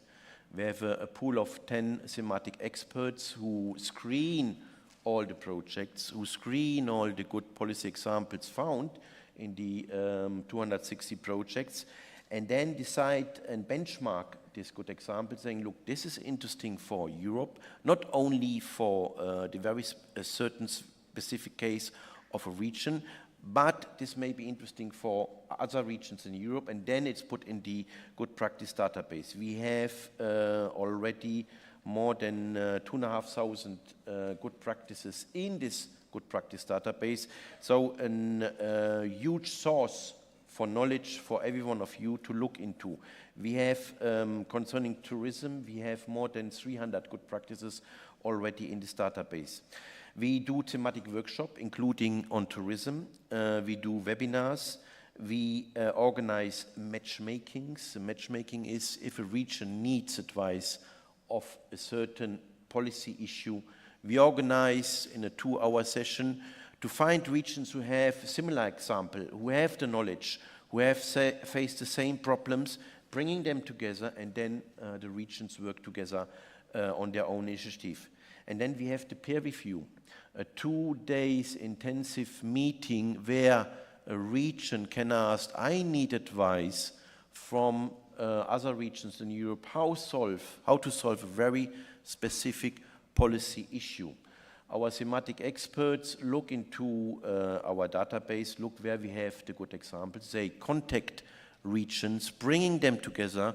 Normally we meet then in a host region, bringing together 4, 5, 6 experienced partners from Europe. They exchange, the host regions explains the experience, the problem, what they've tried, what worked, what did not work. The other regions do it on their own, then they discuss. It closes with brainstorming with all regions in the peer review, drawing an action plan and recommendations for the host regions, a presentation, a discussion, and then we offer also after the peer review is over, it's only a start of this experience, the region then comes back, sees with a policy level what can be done, they do certain decisions, and then we offer also a follow-up peer review if needed, if the region wants to further exchange with the same group, with a part of the group. This is an instrument which is still open, it runs, I say 24/7 till the end of the programming period, a service which may be very interesting for all of you. Coming to sustainable project, do you have still some minutes, time? Well, what we might do, Erwin, if you don't mind, is we'll move on and then come back to you about the sustainable tourism.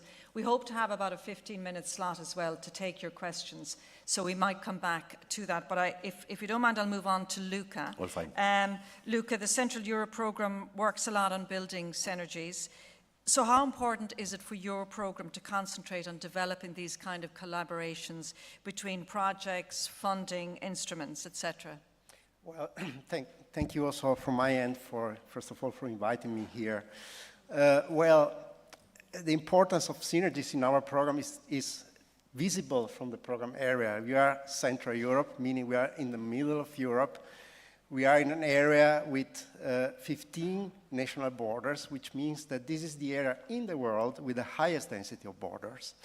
There are many initiatives going on. There is a lot of, let's say, public intervention, EU funding intervention, which is happening. And there are very important initiatives which are implemented on the ground, but sometimes they don't talk to each other.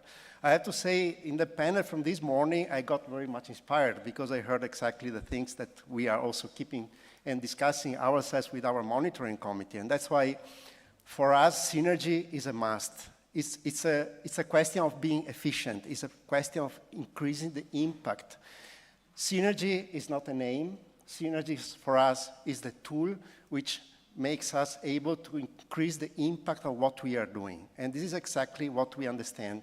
And this approach builds on capitalization. We heard already from the panel this morning how important is capitalization, how important is synergies. What we try with our program is to find a methodology, a way in which we, through capitalization, are able to join forces across silos, across funding instruments, across initiatives, in order to increase the impact of what we are going to fund on the territory, and at the end of the day, in order to increase the efficiency of our public funding. This is a little bit the approach we try to test and to follow in our program area. And maybe also linking to what Erwin said, why are you here today? Because I'm coming from Central Europe, I'm based in Vienna. Well, on the way to Split yesterday, I was having a look a little bit to our funded projects. We have 100 projects funded so far, which means 1,100 partners. And out of which I checked, I could see that there are 400 of our partners which are located in the Euromed cooperation area. There are 350 of our partners which are located in the Adriatic-Ionia area of the Adriatic-Ionian program. There are 180 which are located in the Italy-Croatia program area and 110 in the Italy-Slovenia program area. So there is a point for me to be here today and to talk to these colleagues which are working on projects. That's why for us synergies are important. So let's say you are talking to people today, Luca. What would you say to them in terms of how you develop those greater collaborations, cooperations, the spirit of working together, and in particular, what can you offer to the Mediterranean stakeholders? Well, capitalization, synergies, impact do not happen by themselves. You need to give them a gentle push, meaning funding. Precise, intelligent, smart funding, which helps stakeholders to bottom-up develop proposals which are able to take results and outputs forward to the next level. Can be the policy level, but can be also very much the implementation level, like new regions, new stakeholders, new sectors. And this is what we are doing with our call for proposals. I can tell you today, in these days, we have the call, our next call for proposal, which is a capitalization call, which is published in terms of main elements. It's a call preview. It's available on our website of Interreg Central Europe. And there, what we plan to do with this call is to try to make synergies and break the silos between transnational cooperation and cross-border cooperation. As I said, many borders in this area. These many borders are, let's say, serviced by 22 cross-border programs inside Central Europe, without counting the external area of Central Europe. So many, many projects. Very often, these projects are delivering at the local level amazing solutions, but they are just staying at the local level. Sometimes borders behave like islands. On the other hand, we have transnational projects funded by us, but also by other transnational programs, which are taking a systematic approach to a problem. But sometimes they lack of contact or, let's say, delivery effect at the local level. So what we want to do with our call is to join forces between cross-border and transnational, give funding for projects which are able to take existing results, tailor these results, adjust to new needs, to new stakeholders, to new target groups. This is what we are going to do. The call will officially open on 29th of September. It will stay open for 2 months. We are investing around 23 million euro of European Regional Development Fund for this call, which is not, at least for our size, not that little money. And the applicant community, which is an online tool for matchmaking, is available, and people there are working and posting project ideas. I could see already, like yesterday, there were already 50, 60 project ideas posted. So if you are working on cross-border or transnational projects in this area, please feel free to look at it, even because in our funding system, we have quite a number of projects dealing, let's say, not directly with tourism. We don't have a tourism priority, but we have sustainable development priority. We have transport priority. We have amazing examples of projects which are delivering, for example, there was an example this morning of the connection railway between Italy and Slovenia, and we had a project which is linking Italy with Croatia, between Trieste and Rijeka, through Slovenia, in a way that cannot be done by cross-border programs, because this is a trilateral area. So just an example, and this is of course linked to tourism. That's why I really invite you to have a look and find maybe possible opportunities for application. Okay, very good. Lots of good advice there. And before we move on, Erwin, if I can go back to you then about sustainable tourism in particular, because that's the central theme of this particular event. What can you offer in terms of sustainable tourism projects and assistance? Yeah, I checked a little bit with my team, and we identified we have 21 projects in sustainable tourism coming from 31 countries, which is 85% of the program area. So all the program area is involved in, many of the countries are involved in sustainable tourist projects. 170 single organizations are involved in these projects. We do cultural heritage projects. We have projects on digital transformation. We have projects on sustainability, economic development together with tourism, and then some niche projects with ecotourism, gastrotourism, creative industries, slow tourism. So you have the whole variety what is in tourism, sustainable tourism, you find in the program. So this is the projects. And you can look in the website to, as I said, invite you to connect to these projects, connecting the partners and being informed. Furthermore, we have on the policy learning platform a few events in the pipeline. We did in November last year a workshop on alternative tourism. The documentation is on our website. Also have a look there. And what is coming, we do a webinar in September on cultural roots. There will be a story on over-tourism, policy letter, probably more by the end of the year.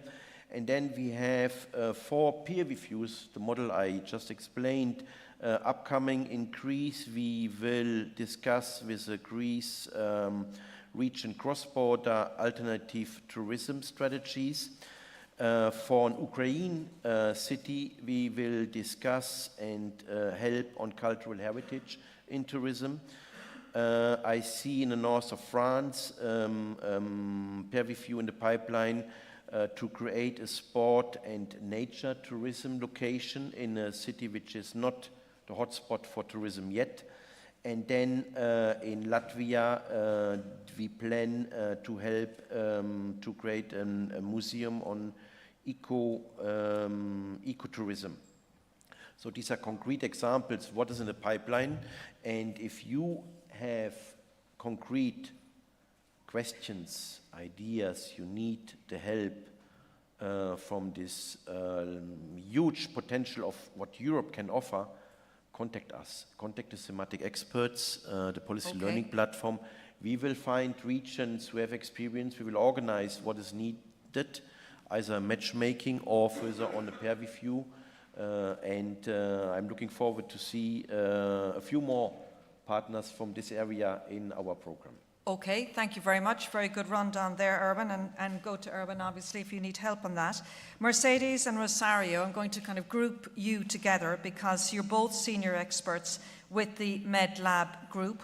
To you first, Mercedes, you're with MedLab group Interact. So the MMM is a spin-off that Interact started with the MedLab group.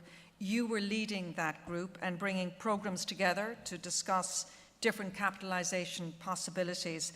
So what are your views now? What do you think now that the MMM is a reality?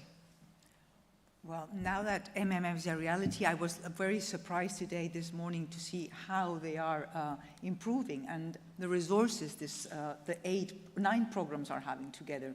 We have to also understand that there are 9 programs with a lot of resources and projects where they can do lots of things. But of course, the MedLab, which is, we could say, a platform, can keep on supporting the mechanism, and not only the mechanism, other also spin-offs that are coming up. Let me give you a bit of a background. So also the colleagues that are here, especially projects partners, they are not that aware of what is Interact or what is the MedLab group is. Interact is a program that's supporting Interreg programs. So it's a kind of capacity building, especially for programs and the programs whole kind of institutions, managing authority, monitoring committee members, and also JSs. So in this context, in 2019, as Jean-Pierre kind of reminded before, we met and we saw that in the Mediterranean programs, in the Mediterranean area, there were 17 programs working and developing without considering other funds. If we were talking before with Vincent what was the budget for these 9 programs that are right now in the mechanism, for the 17 there are 2 billion euros working and being developed in the Mediterranean only with Interreg. Imagine with other funds and mainstream funds. Of course, all this money needs to be well managed and in a meaningful way and an effective way, as my colleagues already said. So we started organizing these meetings which had a very important inclusive component, which meant that not only managing authorities or JSs who are going to be in the meetings to prepare the current programming period. So it's interesting that when we talk about synergies, synergies is not only maybe at the end. You start working in synergies at the very beginning. It's a question of a mindset. It's a question of doing things differently. And I would like to stress this idea. It's not only an exercise, or not only a capitalization exercise. I think that the idea of synergies has to start from the very beginning. So we started in the programming period discussing how to work together, also with the members from the monitoring committee. We have here Monica Belisario. Other countries were also involved.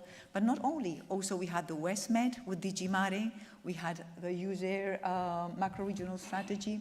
And so we had this kind of inclusive approach and open brainstorming kind of discussion.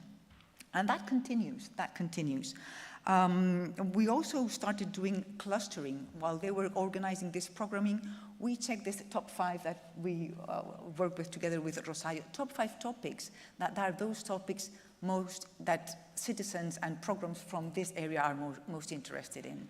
We talked about sustainable tourism, which one of the spin-offs is the MMM, but also biodiversity, natural climate change, natural risks, and I think was economic cycle. Natural and biodiversity. Exactly. So based on this, we also decided to involve the projects and organize what we call the Mediterranean Thematic Week. It's online, 1 day per each day, 1 day per each topic. And we discuss with the experts coming from the program. We were mentioning the colleagues before and the participants, that they would like more exchanges. Mm-hmm. We had this kind of exchanges with the 17 programs. It's important to mention that we are involving the 17 programs in the Mediterranean, and not only the European, Rosario will mention before, I will talk about later, but also the non-EU countries and another link that we always had from the very beginning is that we know we are not standing alone. Interreg is not standing alone. We are aware, we mentioned other policies, other funds. And from the very beginning, we started organizing meetings with colleagues from other DGs, and from other funds. We call colleagues from COSME, colleagues from LIFE, from Horizon. So from the very beginning, they were aware already on what Interreg was capable to do and the importance of the projects from Interreg. And what's coming next? Next, we will have the next edition of the Mediterranean Week. That's happening on the 28th of November. And this time we will join forces with Anna Lindh Foundation. So more and more we want to have this kind of support. Always, again, supporting the MMM, because we have to be proud of this huge exercise. And I can understand that coordinating 8 programs only to organize this event, I would like to see Curtio's face and, for example, So only organizing this event, it's a great effort. Imagine a joint call, which is their great ambition, right? We will be there. We have to say, don't worry, we will be there. We will be supporting you, okay? So count on us always. And I think that this is about what I have to say. Yes, I think you've covered many issues there, and I'm sure people are very pleased to know that the support will be ongoing. Rosario, if I can go to you, senior expert with the MedLab group, TESM. MedLab is working with countries south of the Mediterranean. So how can you boost the momentum and collaboration with areas in those southern Mediterranean regions? Thank you, Karin. So yes, I think one of the main scope of the MedLab group is actually having the full picture. And when we speak about Mediterranean synergies, we should remind that this is not an European business. In our programs, we have, as we saw, 22 countries actually already represented within the MMM all, but at the same time, among them, 12 countries are non-European countries, both from accession, pre-accession, and neighborhood. So somehow the MedLab and the synergies balance neighborhood policy with cohesion policy.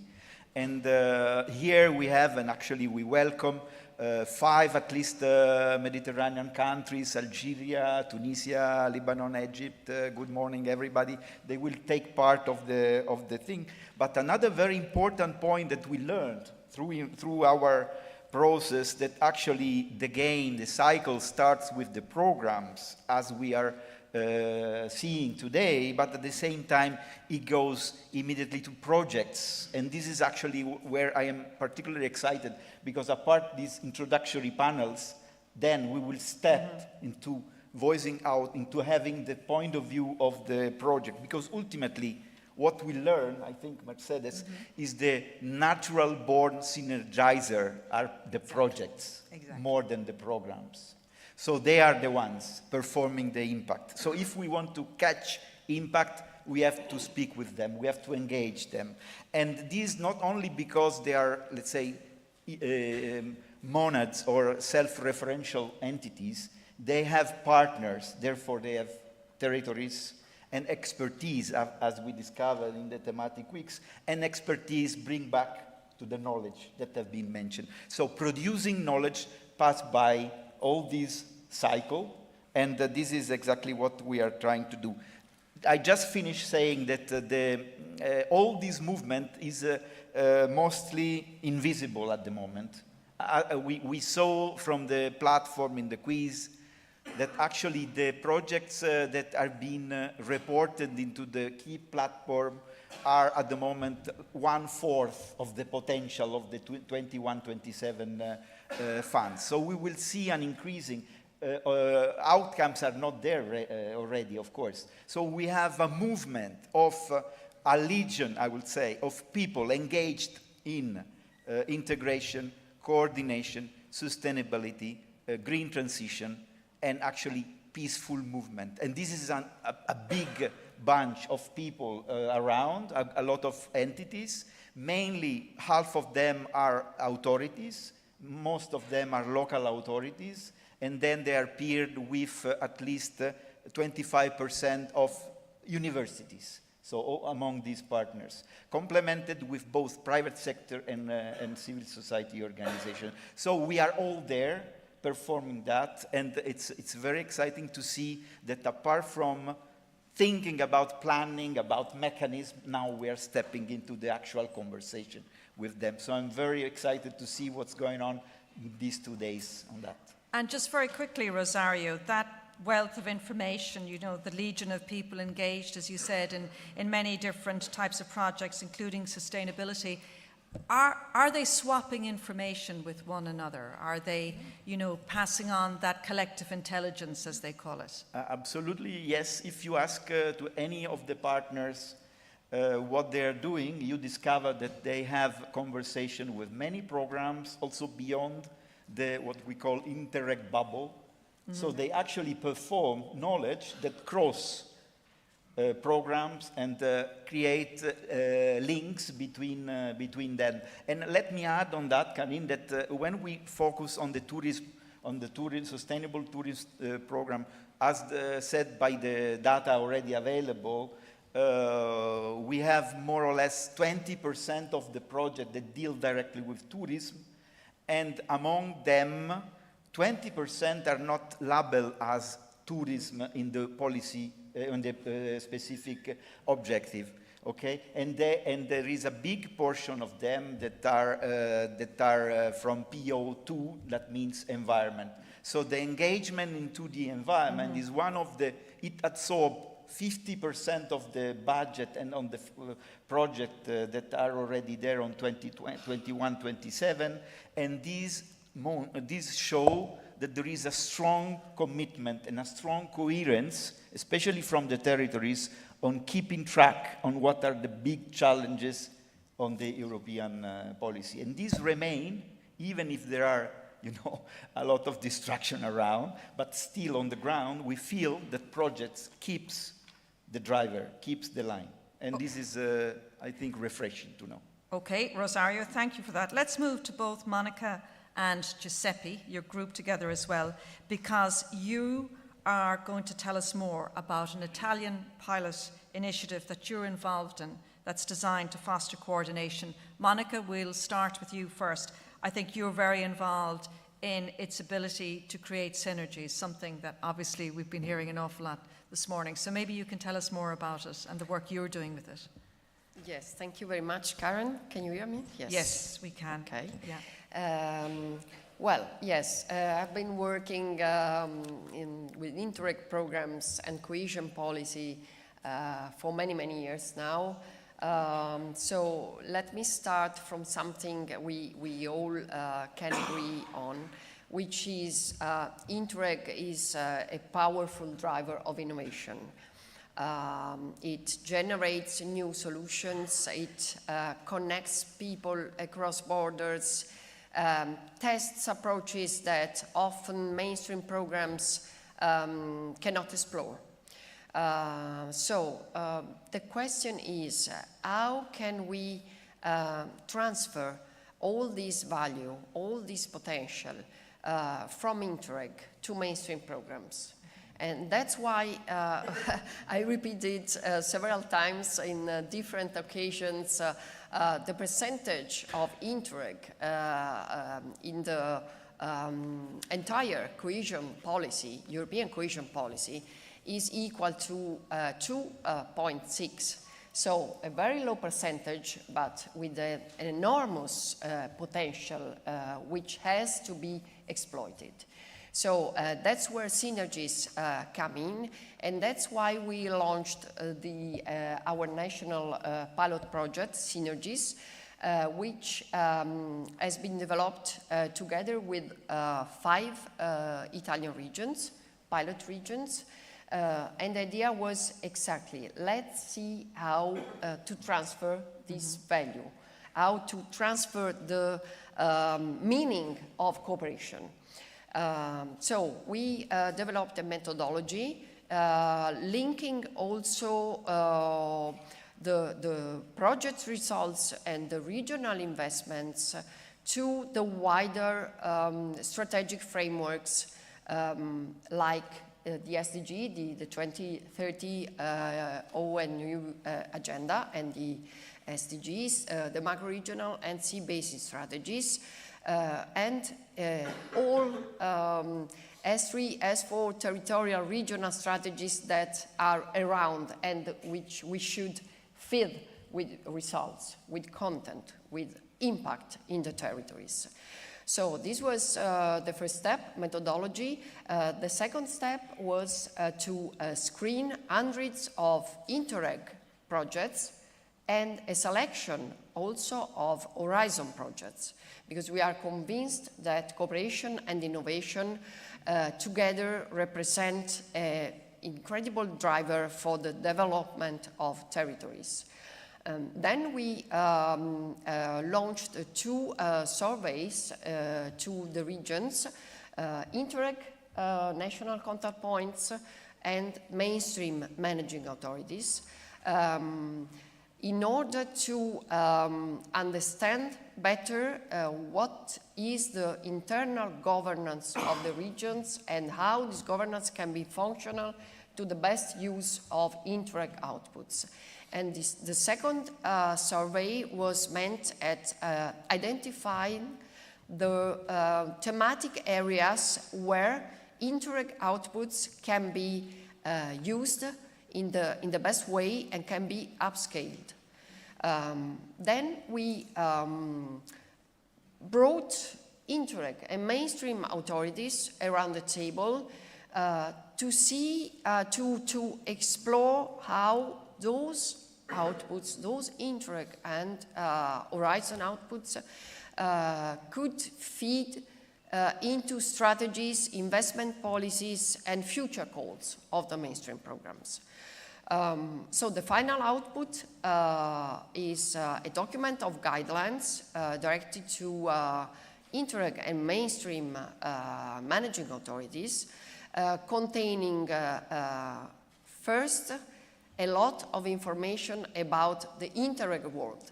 So what we found out about Interreg, about macro-regional and sea-basin strategies through other investigations that we carried out with mainstream programs, is that there is very little knowledge of what we are doing, and that's not possible. So we have to make our best in order to ensure that all the knowledge we have that can be functional to a better impact, to a most efficient cohesion policy, and in general public policies, can be exploited by the programs.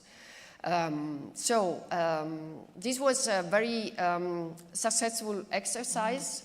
Among others, there are here many regions, but among others, it involved Puglia region, Friuli, Venezia, Giulia, Liguria, Valle d'Aosta, and yes, and Liguria. Yes, I told it. So beyond the content, what was really important was the institutional dialogue between the regional and the national level, and within those levels. This is something that is still at a low level, and that can be improved. Okay. So directly to the beneficiaries, to the stakeholders, what can you do to help this work, this engine of synergies, of the mechanisms? So the first suggestion is to to take care that your outputs are clear and accessible. This is what we found out many times. The outputs were not accessible. Okay. And so yes. Clear and accessible. Clear and accessible.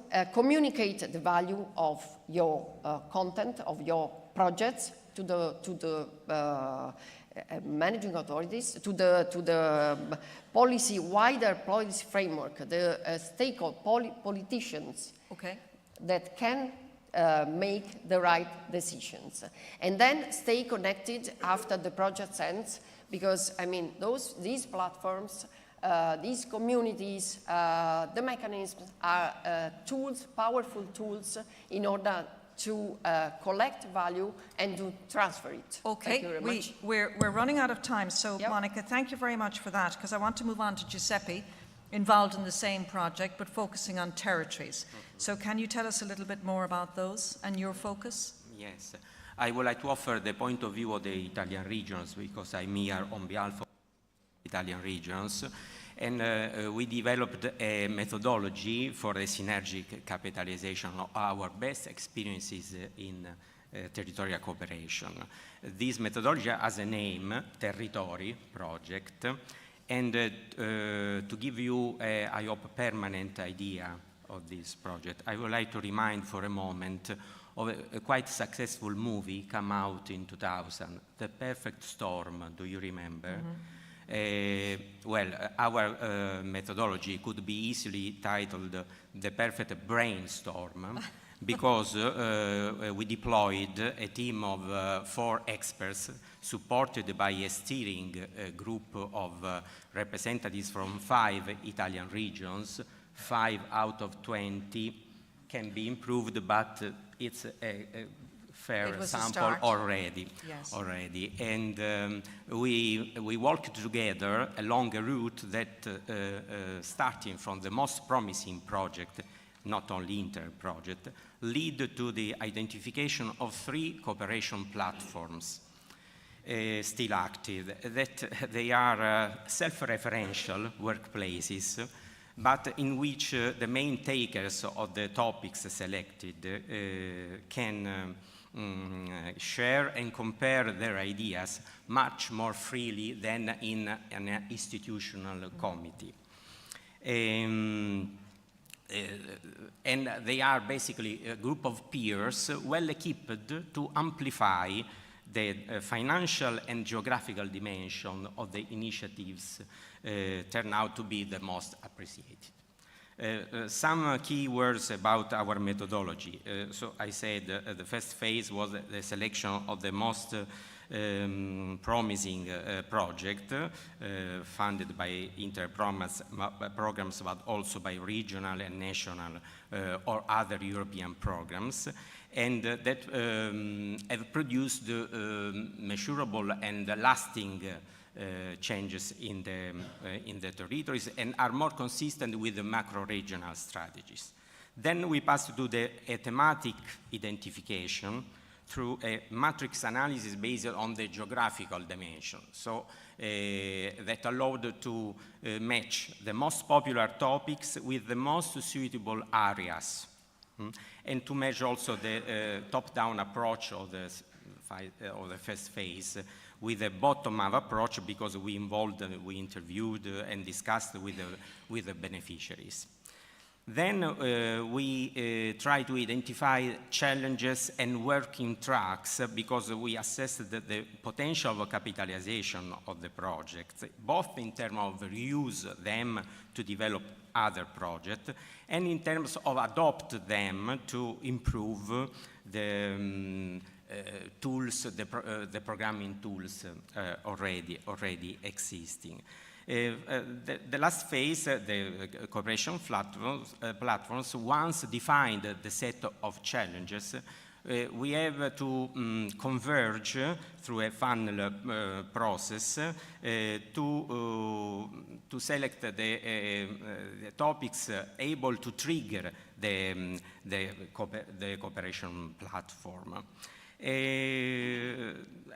We hope that this model, given the interest shown and the results achieved in the pilot phase, may have in the near future to drive the launch of other further cooperation platforms promoted by other regions on new themes. Which are the three cooperation platforms? I hope you are curious enough now to know. Yes, give us a brief overview of the three cooperation platforms. Yes. In the Adriatic-Ionian Sea Basin, we have a platform on ports like energy and logistics hubs, with focus on the floating offshore wind farms and on hydrogen as a power carrier. Then in the Alpine and Central European area, we choose the green and innovative public procurement. And finally, in the Central Mediterranean areas, the sustainable tourism, of course, but with a focus on the impact assessment of the cycle tourism. Why the cycle tourism? We moved from a deep analysis of 29 projects, 2 COSME projects, 1 Horizon, 23 Interreg projects, and so on, with the goal of developing a model for the governance of cycling routes at the national level. Of course, we developed a model with a fairly limited set of indicators, 19, divided among 4 the analysis dimensions, socioeconomic, environmental, economic, and of governance, in the sense of giving a strong voice to local communities and stakeholders like landscape governing bodies and so on. I hope to come back to this model later on. Just I would like to conclude, as I started, by mentioning the perfect brainstorm, the yes. perfect storm, because if you remember the protagonists, after a moment of great success and euphoria, decided to face a fatal storm and destructively die, all of them. Yeah. I do really hope that the perfect brainstorm will survive, that we have a future, that our cooperation platform can evolve. Of course, it depends on us, first of all, on the Italian regions, to continue and commit ourselves, but we also need a great involvement from the national authorities, and we trust on the European Commission that only can provide the tools for improving the cohesion policies also at the regional level in the post-27. Okay, very interesting. Just very, very quickly, Giuseppe, you said you focused on 5 regions in particular, but is the idea that projects that would develop in those regions would be able to swap information, would be able to learn, would get support? Is that the kind of idea then as well, that they could progress in that way? Yes, yes. We have a very synergic discussion among us, and we tried to involve other colleagues from other regions. That is not always easy because we have, of course, we are engaged in too many projects and ideas, but. I think that interrelations is a process at technical terms, scarce entropy, because it is reversible. So I think it can work. Okay. Well, what I want to do is go over here, because I think we have about 10 minutes for questions. There was a lot said, many points raised, some very interesting initiatives underway. So I think we have a couple of people with roving mics. Who would like to start off? If you would like to ask the panelists or a panelist a question, can you please raise your hand? I'm just going to take these off just to make sure I can see in the back. So who would like to start the process? Have we got a hand up? Okay. I think if you can stand up, if you wouldn't mind, because the lights are quite strong here. So can I ask the hosts to take a microphone over, and maybe if you'd like to tell us who you are and who you represent, what you do? Yes. First of all, good morning, everyone. I'm Mr. Alessandro Pernice, Head of Unit of European Programs at Arces University College of Italy, Palermo and Catania. First of all, congratulations for the very powerful and excellent event. And I would like to congratulate with all the speakers. I have just one question regarding the policy learning platform that will be addressed, of course, to the director of Interreg Europe program. Let's say, according to your vision, how do you see concretely, the possibility to integrate this powerful tool that already exists, this policy learning platform, which includes a lot of policy paper, recommendations, results, achievement, with other programs tools, and in particular with the aim of, let's say, enhancing the integration and synergies among the different projects, as there are many other programs like Interreg Next Med, Interreg Italy Tunisia, Interreg Italy Malta, that are also focusing on mainstreaming and are also producing a policy paper, policy action plan. Okay. But I think that there should be a link. Thank you very much. Okay, thank you very much for that. Erwin, do you want to answer that question? Yes, I have to. Thank you, Alexandro, for the question. How do we link the experience, the knowledge to other programs? I would say, first of all, we do the exchange of knowledge, the capacity building. And then in the second step, this is with the projects, but also in the policy learning platform, the second step comes, you have learned from other regions how things could be done. You have no idea now how you do it. And then we give it in principle back to the region.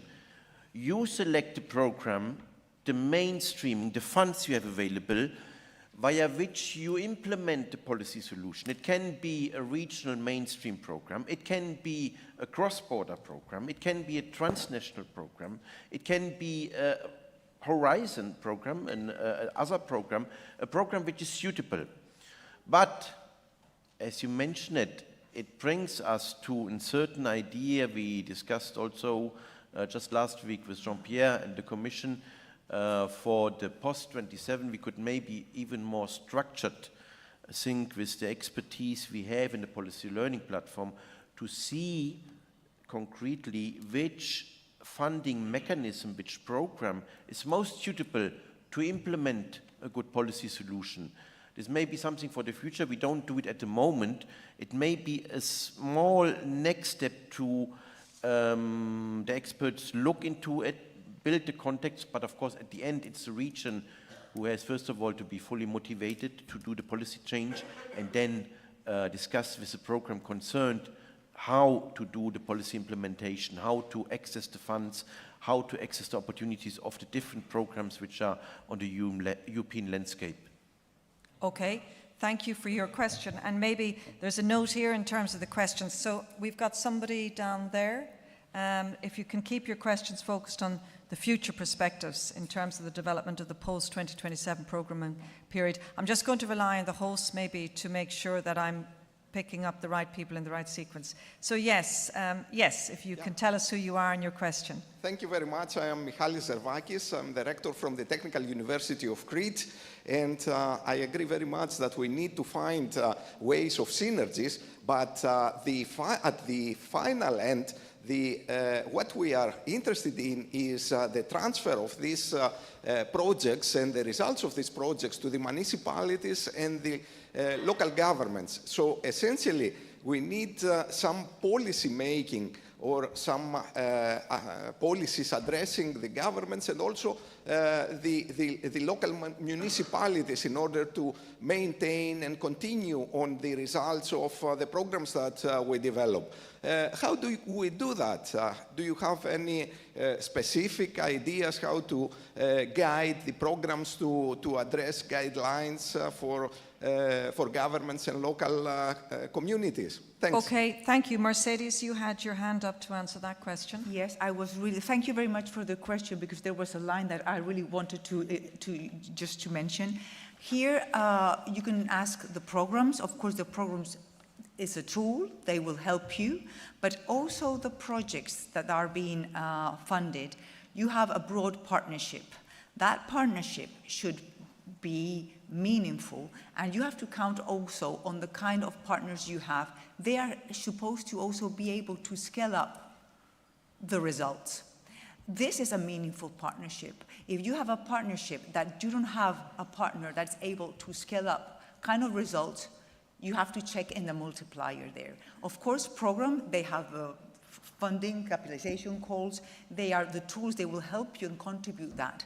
But also there's a responsibility from the project side, partnership side, and that was something that I really Rosario stressed about the projects.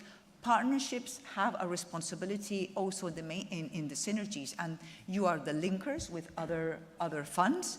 Normally you apply for other funds. I'm sure you're applying for other funds, Horizon. You're also applying, you have your contacts, so I think you should use them. Okay, and Rosario, you had your hand up. Oh, sorry, are you not finished? Oh, no.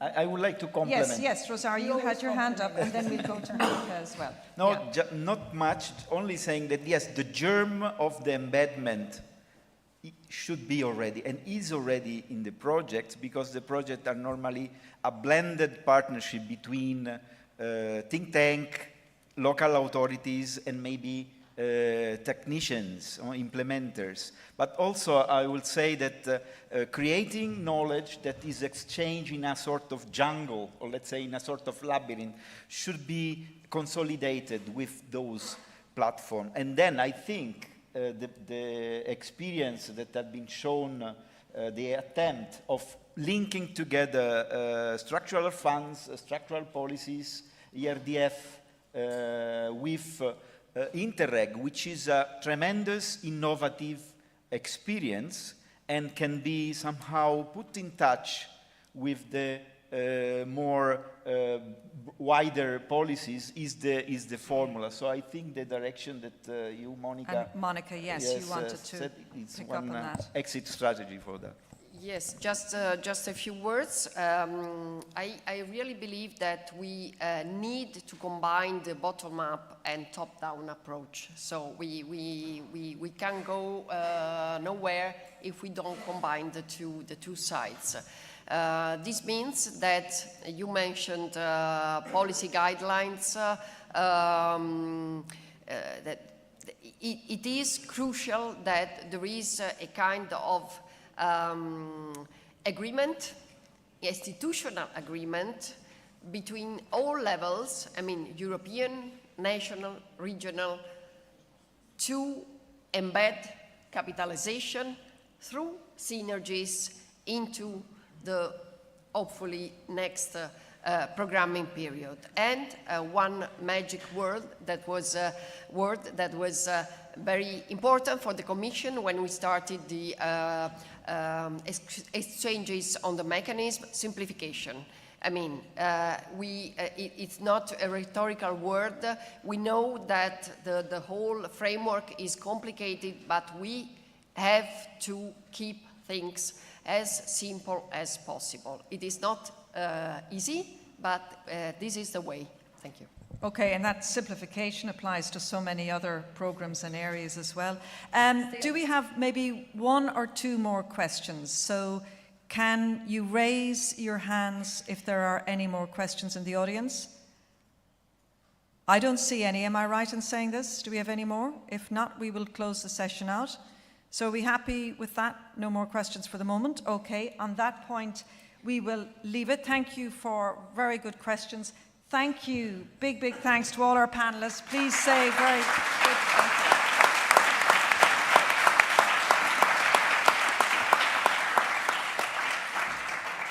So with that, I will say goodbye to you. You are free to go. Thank you very much. And there have been many, many interesting points now raised over the last couple of hours since we started this morning, and I think all good food for material for our next session. Oh, quick picture, okay.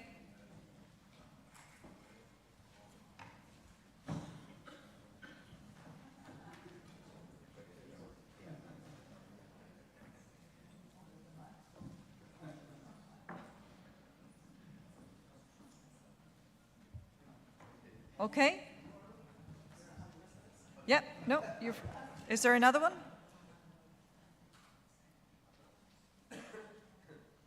Okay, we'll move on. Thank you.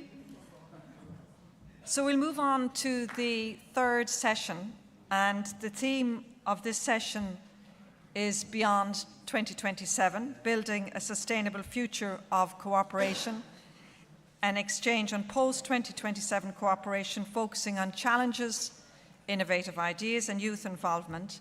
So we're first going to hear from the European Commission, and then that will be followed by a panel discussion with representatives of youth organisations across the region.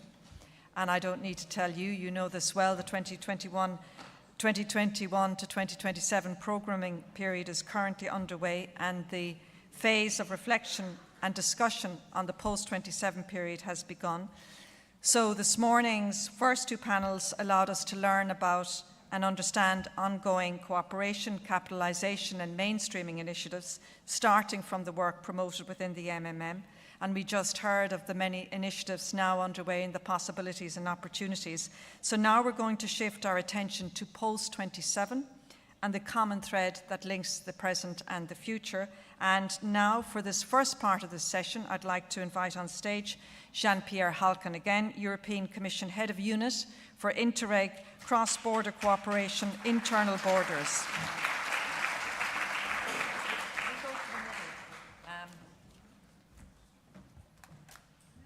I'm going to go and join you over here, Jean-Pierre. So I'm not too far away from you, because my headset mic isn't working, so I'm going to go over here. You're very welcome. Thanks again for joining us.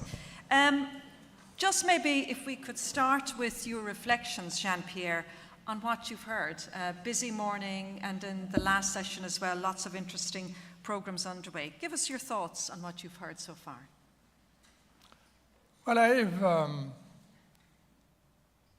attended a very inspiring session, mostly about capitalization And just to reassure you, capitalization is not a luxury.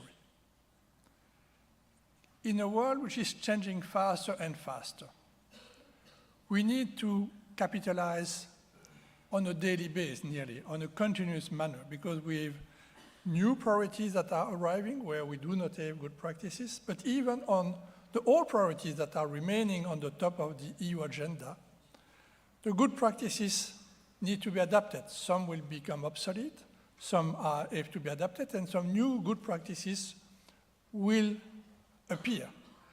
And it's very important that all of us, because we are all striving to make sure that Interreg has the most impactful results, that we are dedicating enough attention to capitalization.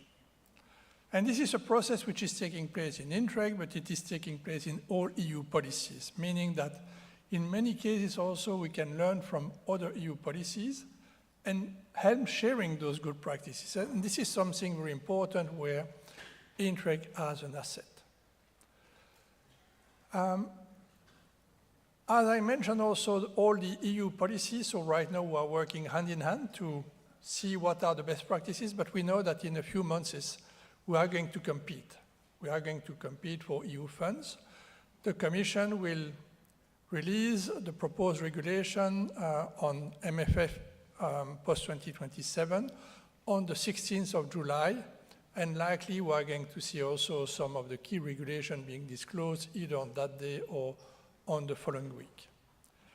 And there is one topic that we have not yet discussed, which is also the need to have synergies between programs. And I think that's very important, because what we hear in Brussels is that as we will have new priorities, like defense, security, migration, or priorities that have been in the scope of the EU but that are gaining importance, like enlargement, the discussion on the budget will be more and more complex. What we hear in Brussels is strategic guidelines, top-down, simplifying the EU budget, limiting the number of funds, and make sure that we have the synergy in the EU budget by working with national plans. This is what you find in the press. You read Politico, you read Euractiv, you will find many articles on that. And what we discuss here is something totally different. We discuss bottom-up. We discuss situations where we believe that overlap between programs is making sense. If we speak about split, split is part to 4 transnational programs, 2 CBC programs, and we can say that it makes sense that split is part to 6 strand A and B programs. We are not going to ask Croatia to choose, are you going to be part of USER or of the Danube strategy? Or then if you want to do both, then drop Central Europe. I think we believe that this overlap is part of the efficiency of Interreg. But if we believe into that, we need also to show that we are using the comparative advantage of each program in the most impactful manner. There are some easy way to already present it. We had a good presentation also by Erwin. I did not mention the interregional project, which are programs which are covering the whole of the EU.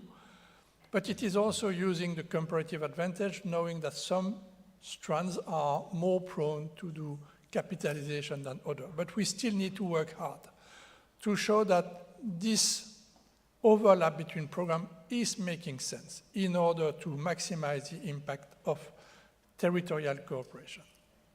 So maybe let's expand on that point then, because you're saying overlapping, there are positive aspects to overlapping, but you also talk about the need to have synergies between programs, something that has been mentioned many times. So let's talk about synergies then for the post-27 period. How important do you think will it be to have those synergies among EU funds in the current period and in the post-27 period? For the reason I mentioned, as new priorities are appearing, as we see that programs are becoming more flexible, will adapt to shocks, which are internal or external, I think that making sure that Interreg is not working in isolation, but is connecting the dots between what we will find in national plans, for instance, will become even more important. If we take the assumption that we will have a programming system that will be more top-down, then using Interreg to help addressing the challenges of the EU, which for most of them cannot be addressed at national level. They cannot be addressed by a member state. They need to go, the solution goes across the border, and often across the border of the EU. So here we see the unicity that Interreg can bring in connecting the programs, the investment made by the EU, either in national context for the member states or with its external instrument. And there we also know that if we speak about external instrument, and I will limit myself to the candidate countries, we know that it is also a first experience for those countries to implement EU policies, EU tool on equal footing. And do you have any advice for how there can be more connections between the programs, how Interreg can do that?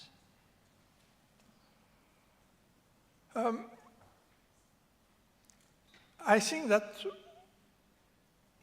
the advice is to look at efforts successfully made by Interreg programs, either to use research, let's say research results, we spoke about Central Europe connecting with RTD programs, or we can also speak about, for instance, just to stay roughly in the area, about Italy-Austria, which has been looking at the CLLD effort, so a really grassroots effort made by DG Agri with the LEADER program, which has been extremely successful, and to say, well, if we have action groups in Italy and action group in Austria, maybe we can have cooperation between the action groups. That's something which is very inspiring. We are also looking at the fishermen, local action group, to see if they can be connected together. So I think that my message is, yes, go deeper into what you already do, because what we see is whenever we look at project, you are already looking at making the best of what is happening on both sides of a border or in a transnational context, and make sure that you build on this. And building on the results of the post-2020 consultations of stakeholders and citizens, they were carried out by Interreg programs last year. How do you think Interreg stakeholders could give more visibility and provide higher quality contributions to the programming phase? Yes. First of all, I would like to take this opportunity to thank all the stakeholders, all the citizens who devoted time to contribute to this consultation. We had more than 10,000 responses. We were assisted by all the programs, by Interact, and also by an expert in order to draft a report. I can share with you the link of the report. We need to keep in mind that this is the only report I've heard of for an EU fund. There is no such report for ERDF, there is no such report for regional policy, no such report for RTD or for the neighborhood. So this is really unique. And I think that we should use it to the maximal extent to show that whenever a project is reaching a successful result, and as it was said, communicating is not showing off. Communicating is a must because we want EU citizens to know about the good work you do. It's also important to tell them, but by the way, it was not all small idea in a corner. It was something that people who are interested by cooperation believe is important. Sustainable tourism is one of the priorities that was flagged in the consultation. It's very important here, but it's also very important in the northern part of Europe.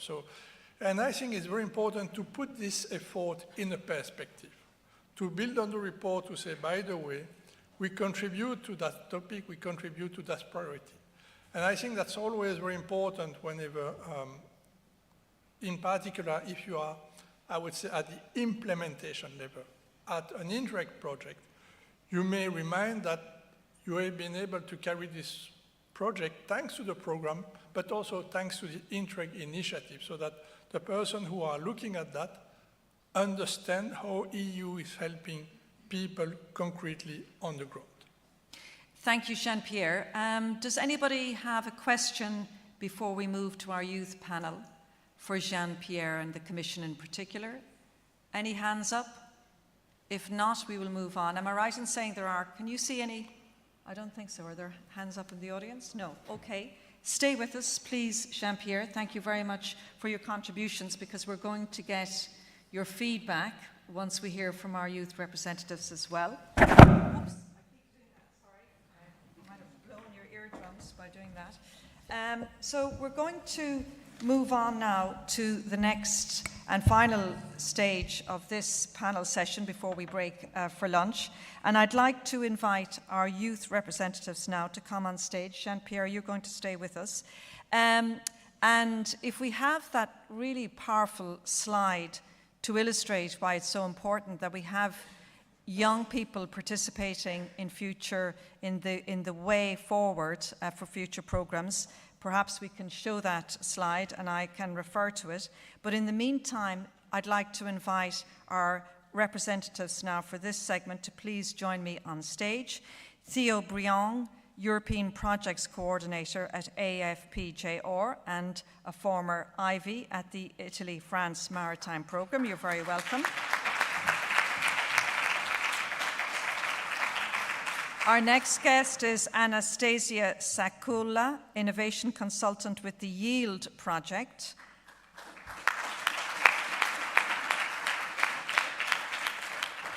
Next up, we have Matteo Francesconi, President of Anci Giovanni Tuscany. Welcome, Matteo. And our next guest is Alessandro Rosata, representative of Giovannisi Project Tuscany Region. So, Alessandro, please join me on stage. And then our final guest is Emma Magistri, representative of Youth for Future Cooperation and a former Ivy at the Interreg Italy-Croatia programme. And there we have that very powerful slide. If you look at that, my goodness, the extent to which current and future generations will experience a hotter and different world depends on the choices now and in the near term. But if you look at the changes in climate, it's incredible, and it just shows you how each generation experiences a different climate reality. And the young people joining us on stage today have grown up in a different context from those of previous generations. And as I said, their contributions are so important. So I'm going to walk over here, and I'll try not to move the microphone. So what I'm going to do is, first of all, welcome you all. It's very nice to see you all. You're all very welcome. I'm going to throw a question out to most of you, and then we'll do a follow-up. So I'm going to start off with you, Theo, and you're very welcome. And my question to you is, it's kind of two questions wrapped in one, really. What qualities of young people do you think could be better represented, or what stereotypes of young people would you like to see disappear from European cooperation, whether it's in projects, programs, or policy making? Well, first of all, hello everyone. I would very much like to emphasize the idealistic nature of young people. It is clear that not everything could be changed, but it remains extremely important to keep an open mind. And young people often brings with them interesting new proposals and creativity. And older generations should not automatically dismiss their ideas. So in my opinion, this would be a significant loss for European Union. And after all, the EU itself was founded by visionaries and even utopians. So we would not be where we are today without them. And moreover, the stereotype I would like to dispel is that young people are lazy. This is something I hear a lot. Yet I'm still waiting to meet the one fitting that description. Job opportunities were different decades ago, and now we are facing different challenges. But today I would like to highlight the determination of young people, including some of my friends who have been searching for work for over 6 months, who after submitting several hundred applications, attending dozens and dozens of interviews and enduring mistreatment from employers sometimes, they persist and keep on looking for a job. And despite the emotional toll, including a decline in self-esteem and even a period of depression, they do not give up, and too often candidates are treated like commodities, with recruitment processes becoming increasingly impersonal and dehumanized, so they are everything but lazy. Okay, Theo, I'm very surprised that people think young people are lazy. I mean,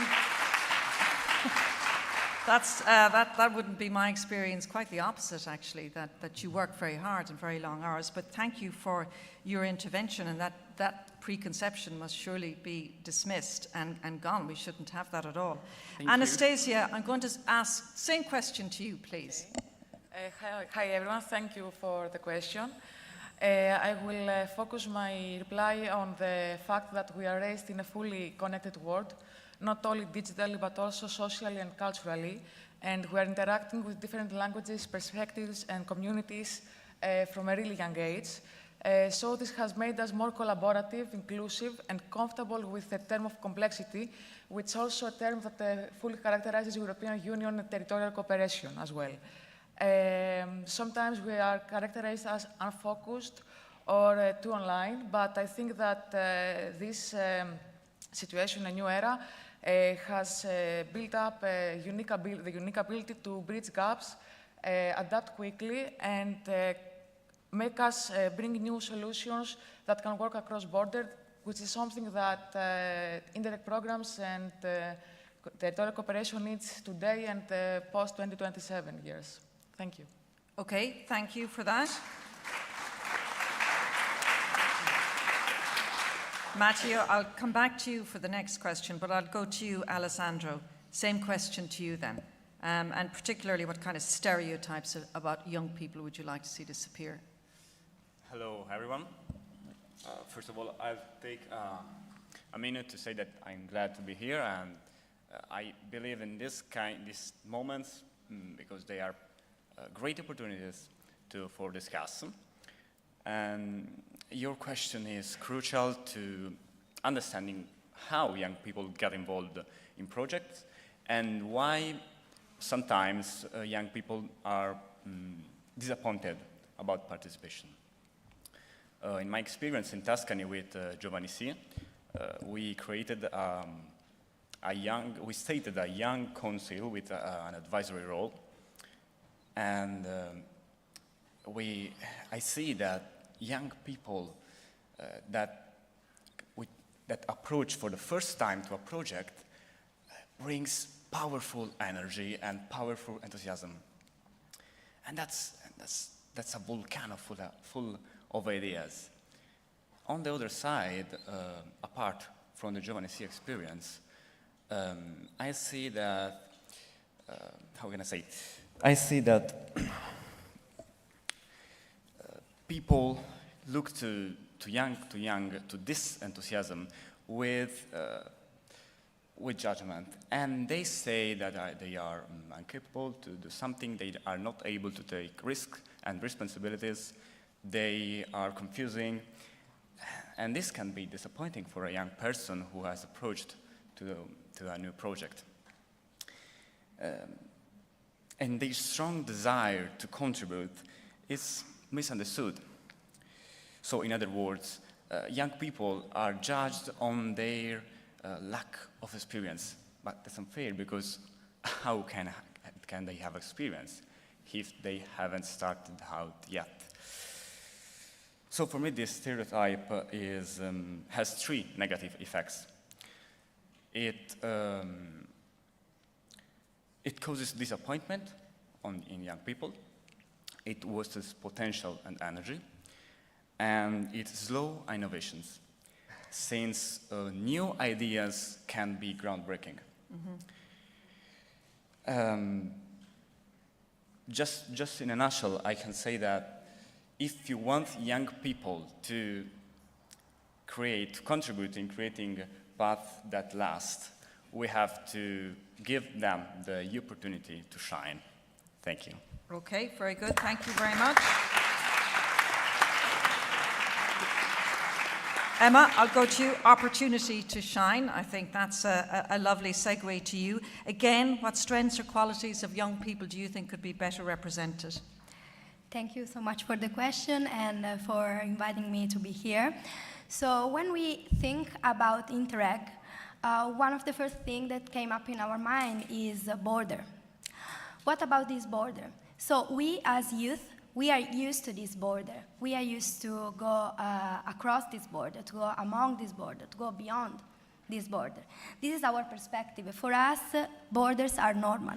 Everybody on our generation has friends across borders or go to work in another country. So we would like to go beyond this stereotype, as we have mentioned previously, a lot of this stereotype that we have a lot of ideas, but we are too idealistic, then we are lazy, we are naive, we do not have experience. Actually, we do not lack in commitment and capacity. Where we lack is accessibility and support. So we are here to tell you that we are ready, that we want to be part of this process. So this is why we are here. Thank you. Thank you very much. Thank you, Emma. So let's talk about how you can be part of the process then. And Matteo, if I can go to you first. In terms of the Interreg programs and projects, how do you think they can be made more attractive, more accessible to younger generations, not only as beneficiaries, but also as active participants in the planning and governance of those programs and projects? Well, I will speak about my experience. Sorry to interrupt, Matteo. I'm going to go to Matteo first. Oh, sorry. Because yes, we have I think we That's have okay. a similar name. That's why. Okay. Sorry. So, Matteo. So, good morning, everybody. First of all, thanks. It's a pleasure to be here today, and thanks for the previous panel because I've learned a lot from that. Well, I'm going to answer adopting the point of view of a young professional who engage in politics. So I really believe that public incitation must reflect and involve all generations, but especially those who will live for the future we are planning. So to make the Interreg program more attractive and more accessible, I think it could be really interesting to imagine an Interreg governance model that also includes the young policymaker. Why? Interreg program already involves young people, maybe through also the Youth Council, which I think it's a positive and beautiful experience. But I think also we need to make an upgrade with also the policy maker. Why? Because there is also a different approach, a different point of view. Young people have specific priorities for the next 5 years in the EU, and also a unique way of the perspective of the mobility, of the travel, about the territorial connection. So for this reason, first of all, I think it will be valuable to involve the younger professional into more deeply reflection about this. Maybe someone can think this is a little bit strange or also impossible, but I would like to present our concrete project that we are doing. We are doing it in Italy, in Tuscany region, but also at the national level. I present the Youth National Association of Italian Municipality. You see, it's called Youth ANCI. What is? It's an association of administrators under 35 years old who engage in politics. They come from all the municipalities. Maybe they are mayor, vice mayor as me, councillor, and they represent their territories. So they bring the voice of the territory, of the community, into an upper places, so dealing with the national level. And why this is important? It's important because our goal is to co-create new innovative policies through networking with a medium term, not a small term. So medium term, that's what we need. And we need a strong relationship between citizen, association, and countries. And we are working about these main areas, ecological transition, health and well-being, and also a new form of participation and also civic engagement. These are not just topics for the future, but these are important priorities for the present. I think this network could serve also for an initial think tank, and I am here also to launch a perspective, also a project, because it could be great to make, as we made in our country, a group of an association of the European, European local administrator, maybe under 35 years old. Let's see how it goes.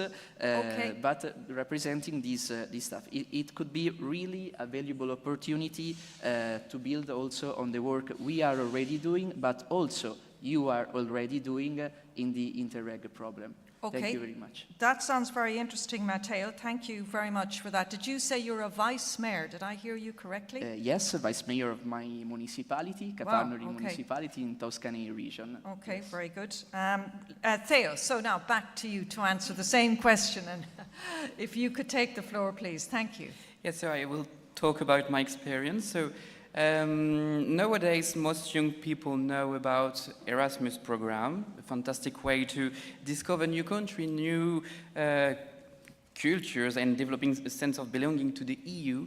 But because it's so well known, having Erasmus experience no longer stands out on a CV as much as it used to.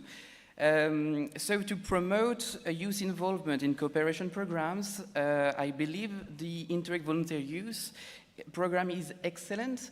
I had the opportunity to be an IB at the Interreg Maritime Managing Authority in Florence in 2023, and I consider this experience to be a kind of professional Erasmus, but even more formative. So this was particularly true for me as I had studied international relations, and specifically between Italy and France, and I was aiming to work on European projects. So IV gave me a real look inside the European project factory, which is something you rarely see from the outside. It's difficult.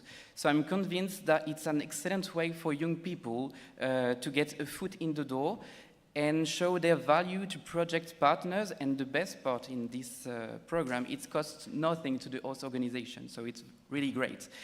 But I would like to draw attention to the fact that even if this program is truly very appropriate and excellent for young people, it is still a financial investment in their future. For example, in my case, while I was in Florence, my monthly indemnity was around 800 euros, but you won't be surprised that Florence is a fairly expensive city, and my rent was also 800 euros. So this makes the experience almost impossible for young people in precarious situations, and I think this is something we need to think about. It's great to involve young people, but they must also be given the means to get involved. Today, the major European institutions for cooperation are located in large cities where rents have become prohibitive for young people who are not from those cities, and it's creating disparities. So the European Union is the heritage of us all, and today's action will have an impact on future generations. And in my opinion, it is essential to involve young people, and even those younger than us on this stage. And to conclude, Ivy is a win-win for both young people and project partners. Young people are gently introduced to European cooperation, and it introduces fresh perspective, builds mutual appreciation, and however, care must be taken to ensure that the experience does not become elitist and that everyone can have a voice in inclusive European cooperation and no one should be left behind. Okay, Theo, thank you very much. That's very good. And it's always that issue, isn't it, about young people doing work experience or internships, the issue about even some doing it obviously for no pay, and that really needs to be addressed. Thank you for those very interesting propositions. Anastasia, what would you suggest? Yes, well, I will focus on both streams, young people as beneficiaries and young people as future project partners. Concerning the involvement of youth in project as beneficiaries, I think that we should focus on bringing on more innovative project designs and work plans that brings an extra value for the young people and create real experiences, meaningful, and creating real impact. An example is the Erasmus for Young Entrepreneurs initiative, funded by ISMEA, which brings together young innovators and host organizations, and they're working on developing new proposals, new ideas, new projects, and new business models. And actually, this approach has been also incorporated in one of our projects, the Yield project, funded under Interreg NextMed, which will bring together young people across Mediterranean that have solutions on blue, green economy, circular economy, and eco-innovation. And this is a really innovative approach that can link them with the market.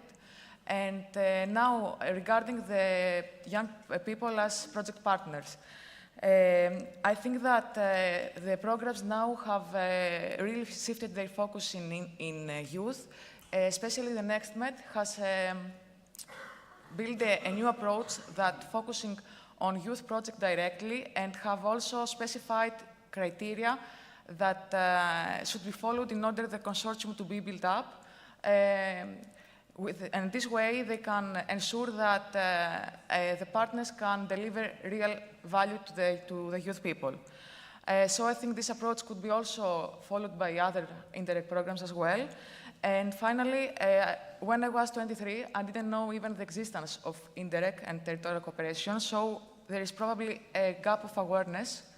And the work programs could include indicative activities inside the call for proposals that aim to raise awareness and build capacities for youth in what Interreg is, how youth fund works, and how they can build successful proposals. Very good. Thank you. Yes, very good proposals.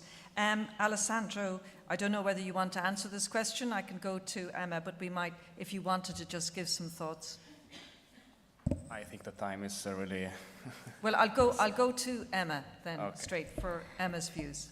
Thank you so much. So today I'm here representing the group of Youth for Future Cooperation. So last November, 100 youth were together in Brussels and we draft the Youth Declaration. This Youth Declaration already have a few recommendations for the inclusion of the youth in the territorial cooperation. But I am happy, I want to share my happiness to hear also this morning that was a question, and I want to thank you also Mr. Puleo to answer to the question about the youth involvement. It means, for us it's very important hearing this because it means that also from your side, you're acting for it. So for my perspective, what we really need to do is definitely feel the accessibility and the support, but also the intergenerational gap. And in this declaration, we have drafted a few recommendations, but how to share this declaration much better. In my perspective, a very good idea is definitely the translation of this declaration in a different language of the programs that can be more accessible for all. And actually, I would like to share with you that I discovered that a lot of programs actually are interested and willing to help us in the translation of this declaration. So I think that this is a very nice initiative, and also a very nice is something very nice that can help us in the future to actually spread out our voice. So thank you so much. Thank you very much. Well, lots of suggestions. So thank you so much. Lots of very interesting views, feedback, proposals. I'm going to ask Jean-Pierre Halpin now. I mean, you're not short of ideas there, Jean-Pierre, about how to involve young people.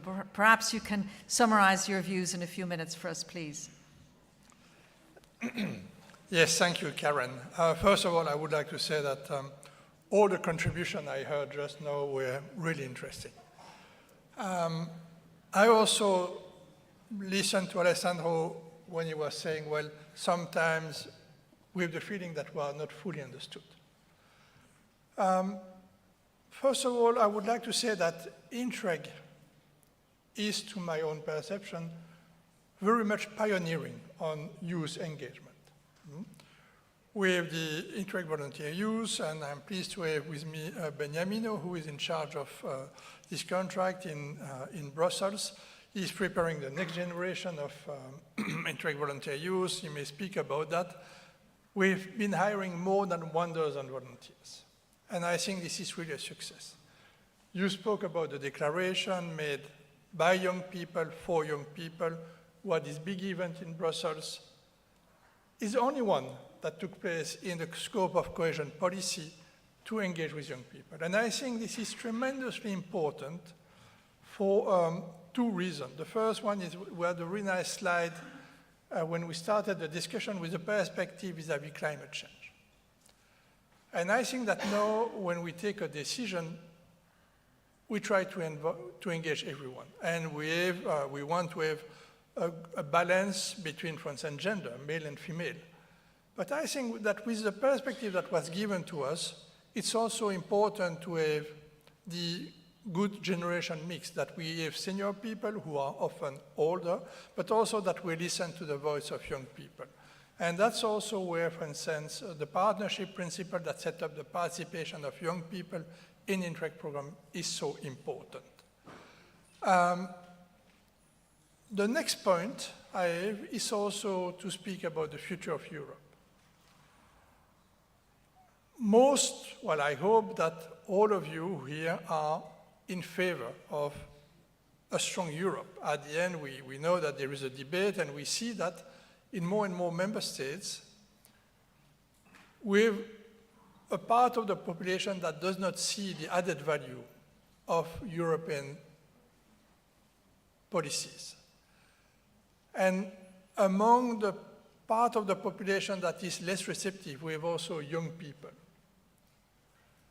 And I think that it's important that we use all the means we can, including the EV, for instance, not only to allow young people to get to know how Europe is working, but also to make sure that we use young people to speak to young people. And that's something very important. I've seen fascinating projects where volunteers together with other group of young people, they can be a youth council, have been also visiting schools to say, well, we are young people, we believe into that, that's what we do, to explain how Europe is working. Because what we see also here around this table is that we speak to young people that are very committed, and I really applaud you for that, but who are with the cream of the cream.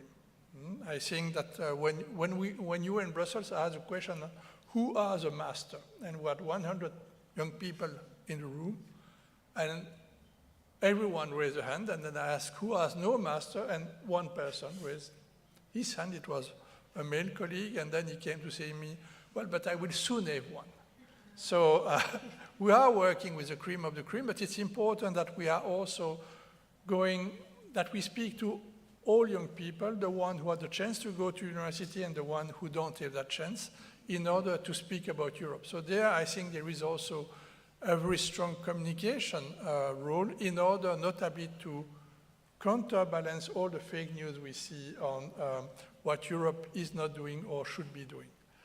I will leave it at that because I think that I do not want to be the last one speaking before the lunch and preventing people to go to lunch. Well, thank you very much, Jean-Pierre. Very interesting. And a big thanks to all of our panelists. Ladies and gentlemen, perhaps you would show your appreciation to our youth panel and Jean-Pierre.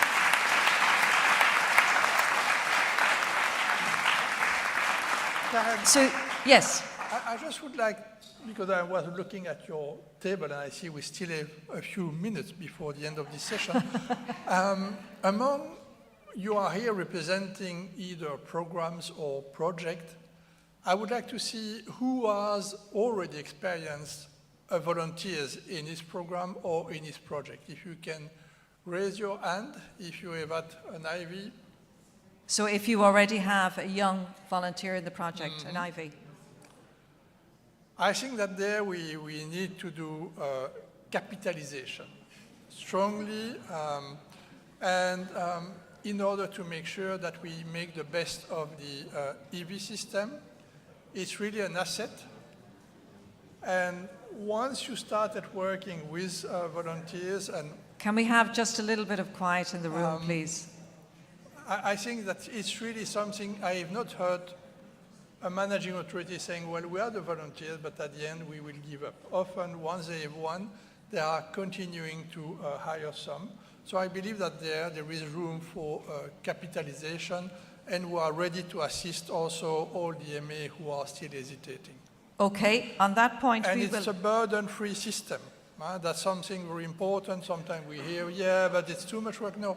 Contracting and recruitment of the volunteer is made by AEBR, which is contracted by the Commission. Okay, on that point, now just an important housekeeping issue. The organisers would like a family picture. And I'm going to just, before you all jump up for the family picture, just to let you know, lunch is going to be served. It's available now outside this room, and you'll have a lunch break of an hour and a half, which is terrific for all your networking opportunities. If you can be back here in this room for 30 minutes past 2, so we can start promptly with the next section. But I'm going to hand it over to Cecilia, who wants to organise the photographs? So if, who's the organiser? Irene? No. No, but I think everybody. I think they want, don't you want everybody in the room? Or who do you want the... Okay, so Aldo, do you want to do the organising then? Okay, take one from the panel, and then everyone in the room.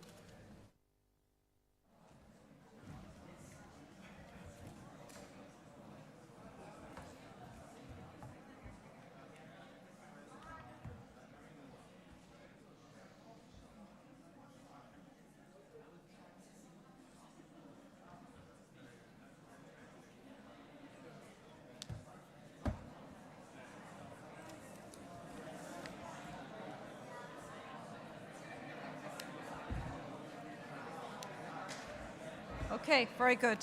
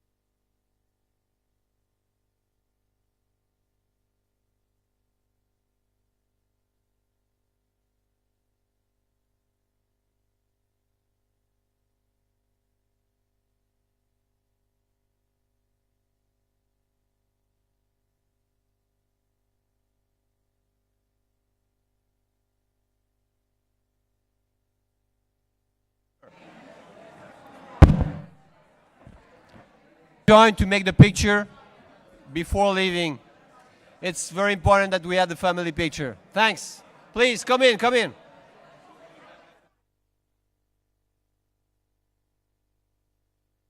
For everyone, so come in, come up.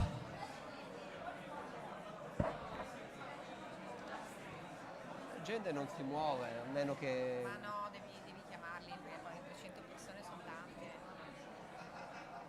Ok. Siamo già andati. Sì. Secondo me facciamo un secondo momento, se volete farlo, facciamo magari un secondo momento dopo, anche eventualmente. Questo pomeriggio? Sì. Ok. Eventualmente però bisogna informare Karen. in modo Ma che lo adesso sappia. stanno arrivando tutti? Sì, Sì. Ok.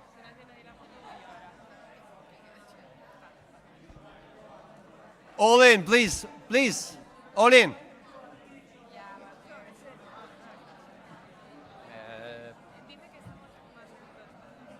We must go there?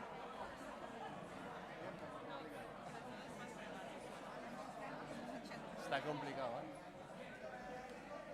È impossibile che todo el mundo sia visibile, non passa nada. Non si vedrà. Ma non si. No. Oliverio, per favore. Riescono a restringere un po' di più di prima? Que si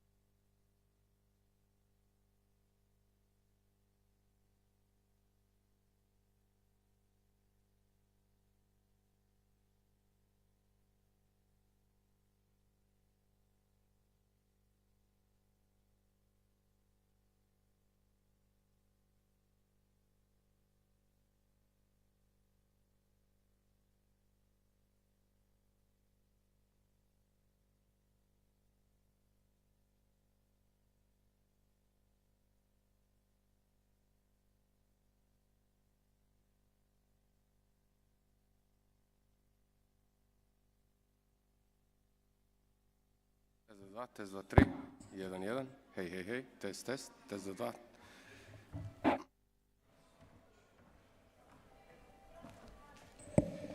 Test 1, 1, test, test.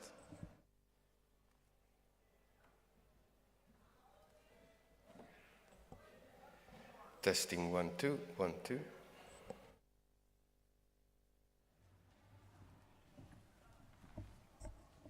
Hej, hej, test, test, 1, 1. Ok.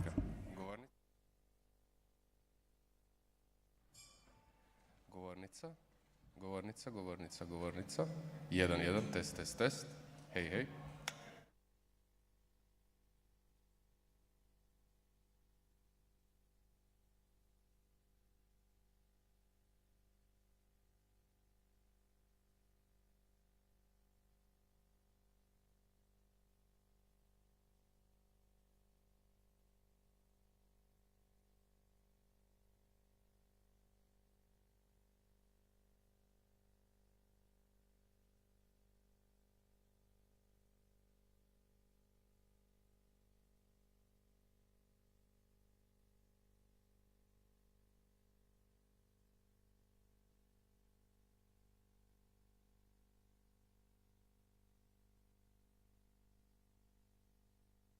Dva, dva, dva, dva, dva, test 2, 3, test 2, 2.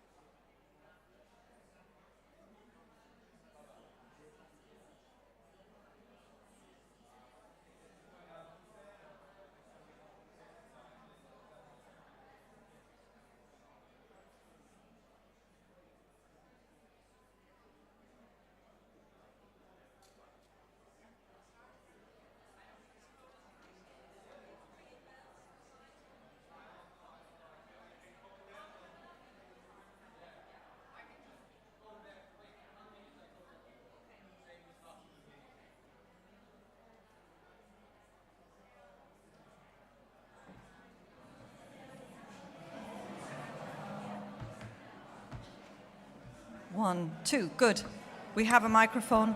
Can I just ask, we're about to start the afternoon session. Can I ask those of you coming into the room to please take your seats? It's very noisy, so maybe we can get some quiet.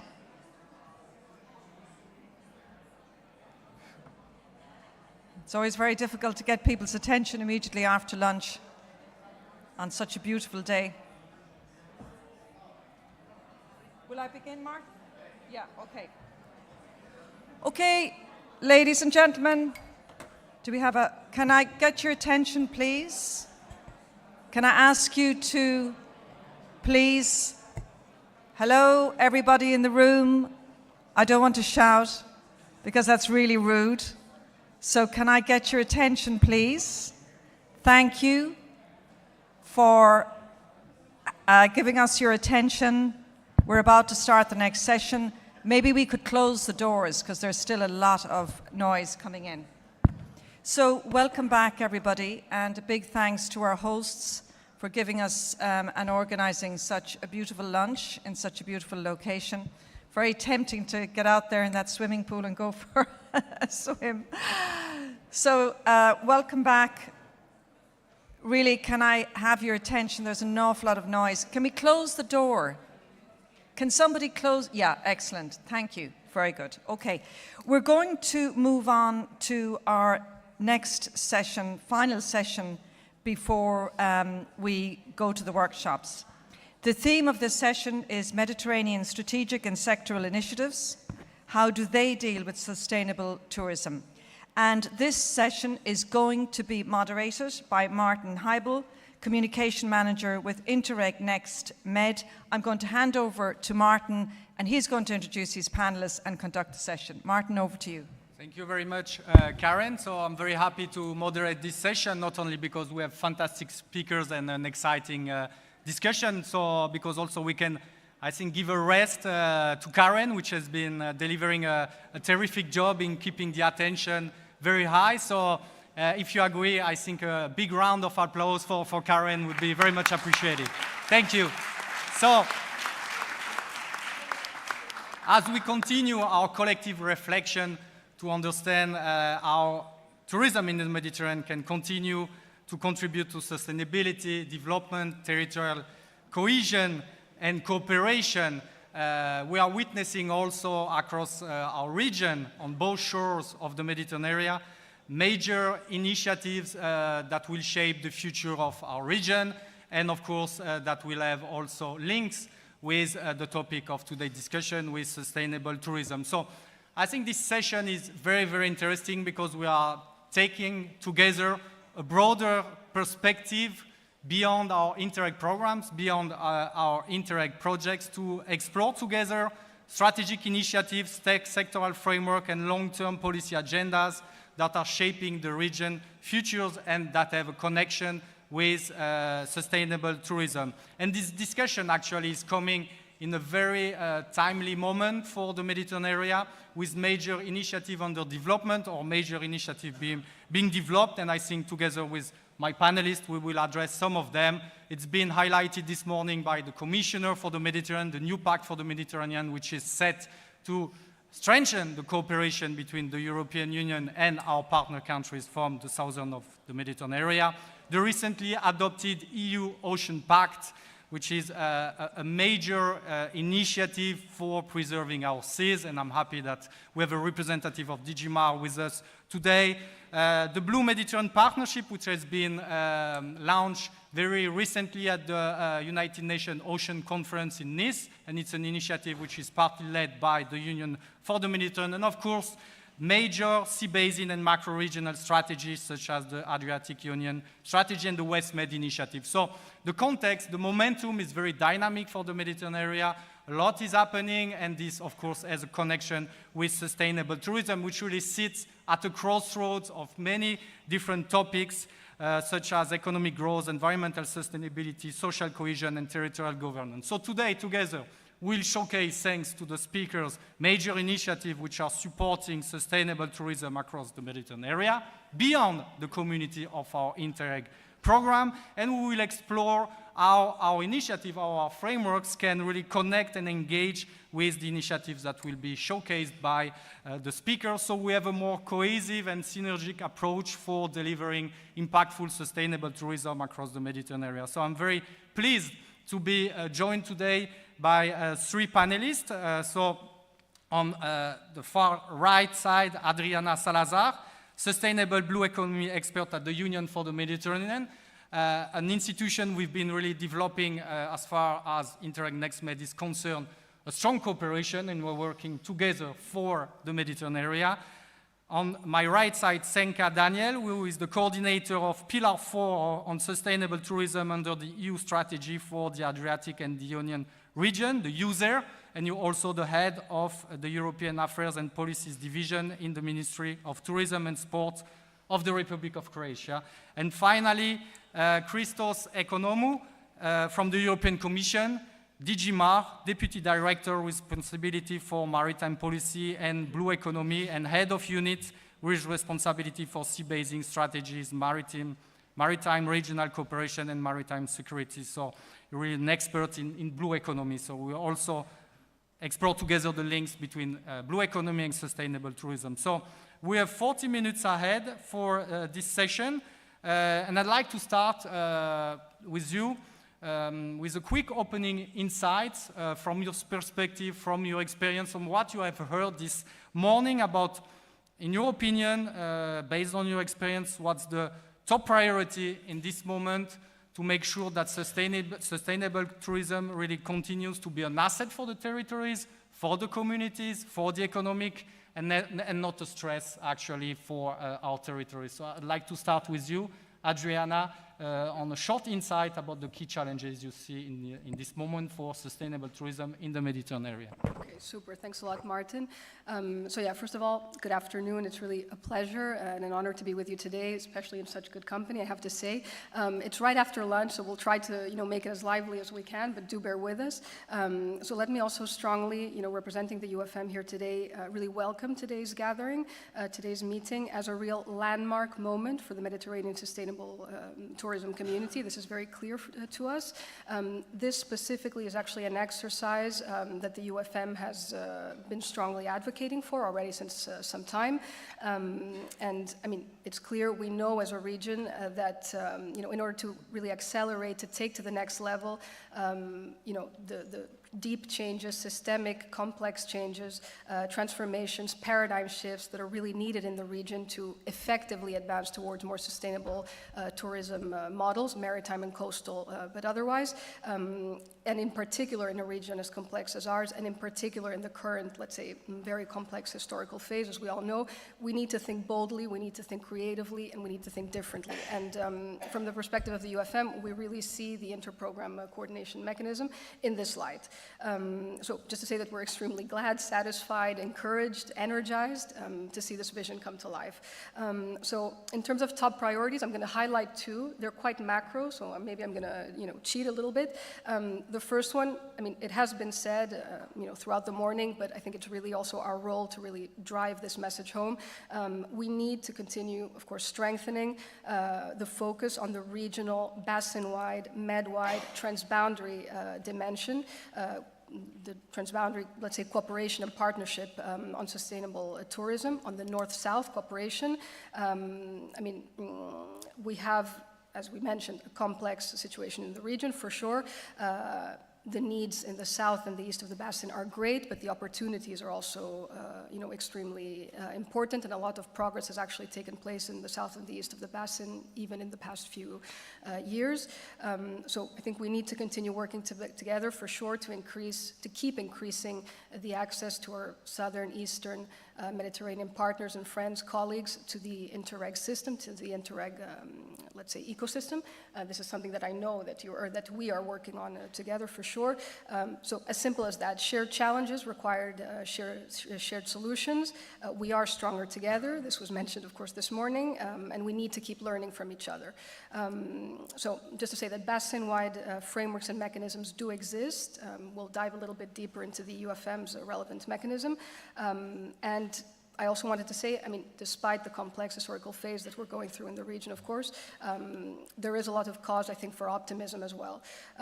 So the only way forward at the moment, and always, I think, is enhanced cooperation. Yeah. And then my second top priority, and I'll be super quick here, is to, of course, keep supporting the development, let's say, of the sustainable blue economy. So as a governance approach, as an integrated approach, as a holistic approach that is deeply cross-sectoral, multi-stakeholder, that can really support, drive forward the sustainable tourism transition in the Mediterranean. So we know that sustainable blue economy in the Med over the years has emerged as one of the key pillars, let's say, of the Euro-Mediterranean cooperation itself, and at all times as a real glue in the region, if you will, and that it can and it is acting as a real driver for sustainable development across the region, bringing a wide range of economic, social, and environmental benefits, to, let's say, decarbonize and circularize our sea-based economies, to protect and restore our maritime and coastal ecosystems, and to deliver on fairer, more resilient, healthier livelihoods across the region. So just wrapping up, enhanced regional cooperation combined with sustainable blue economy, and I think we have a real winning combination here at large, and especially maybe particularly suited to sustainable tourism, maritime and coastal and otherwise. Thank you, Adriana. I'd like to pass the floor now to Christos and his insight on the top challenge now for sustainable tourism. Okay, good afternoon to all, and thank you very much for having me today. Actually, I feel quite at home being surrounded by so much blue, because DG Mare, and I represent DG Mare here, obviously looking into the coastal and maritime dimension of tourism. And I believe this is the biggest part of what you are discussing among the projects, whether we want it or not, because Mediterranean has such an affiliation with this blue economy sector that cannot be missed. This is, I think, the blue dimension of tourism that we found all around the Mediterranean, and this is something I would like to insist, because you talk about cooperation, capitalization, exchange of best practices, and this should involve both sides, east, west, north and south in the Med, and this is on what we are working as well. I think through the different projects in Interreg, you are trying to involve indeed both sides, and I believe this is the force that you have put in place for promoting, I think, best practices and maintaining the sustainable phase of tourism, because you asked about the challenges, and I believe the word sustainability is the challenge. And this is, I think, what we have to try to achieve if we want the paths to last. This is all in your title. I think this is the biggest challenge, how to adapt the blue economy sectors to the new dimension of sustainability. I will talk later, I think, also about the biggest, let's say, strategic priority we have with the Ocean Pact, but I believe maintaining the capital of the sector should be the biggest priority. Maintaining, I think, the balance, the sensitive balance in the coastal communities between what we can achieve promoting tourism and how much we intervene in their everyday lives. So I would like also to say that the cooperation is on one thing between projects and between countries and regions, but also the involvement of citizens, that they understand also what they gain from this or the other scenario is also very important. And last but not least, tourism is not the only sector that competes for space in the coastal and maritime regions. Maritime spatial planning is a very important tool. Nobody mentioned this since this morning, but I think if we want to develop tourist activities and also sustainability, we have to see what else is developed there and how much the local authorities take benefit of this or the other specialization that they like to push for their region.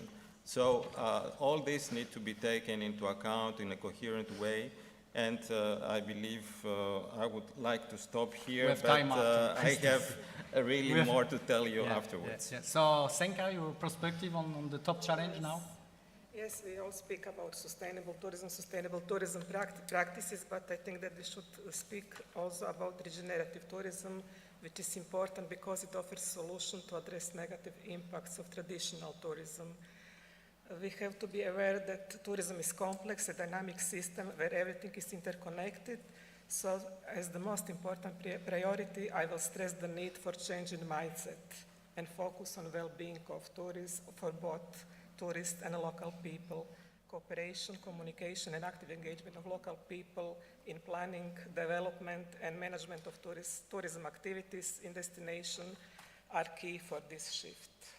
Thank you. So we have set the context of this panel of the overall challenges that are deemed as relevant by our panelists for sustainable tourism, and now we'll start to deep closer into how each of these initiatives is actually supporting the development of the sector, is delivering for coastal communities. So I would like to start with Adriana from the Union for the Mediterranean. So we've heard that the Union for the Mediterranean really is engaged into developing a sustainable blue economy in the Mediterranean area on both shores, a successful UN Ocean Conference where you've been really active, but how this agenda, to which extent this agenda integrate also the growing need for developing coastal sustainable tourism, and what are the key initiatives that are being implemented by the Union for the Mediterranean? Got it, yeah.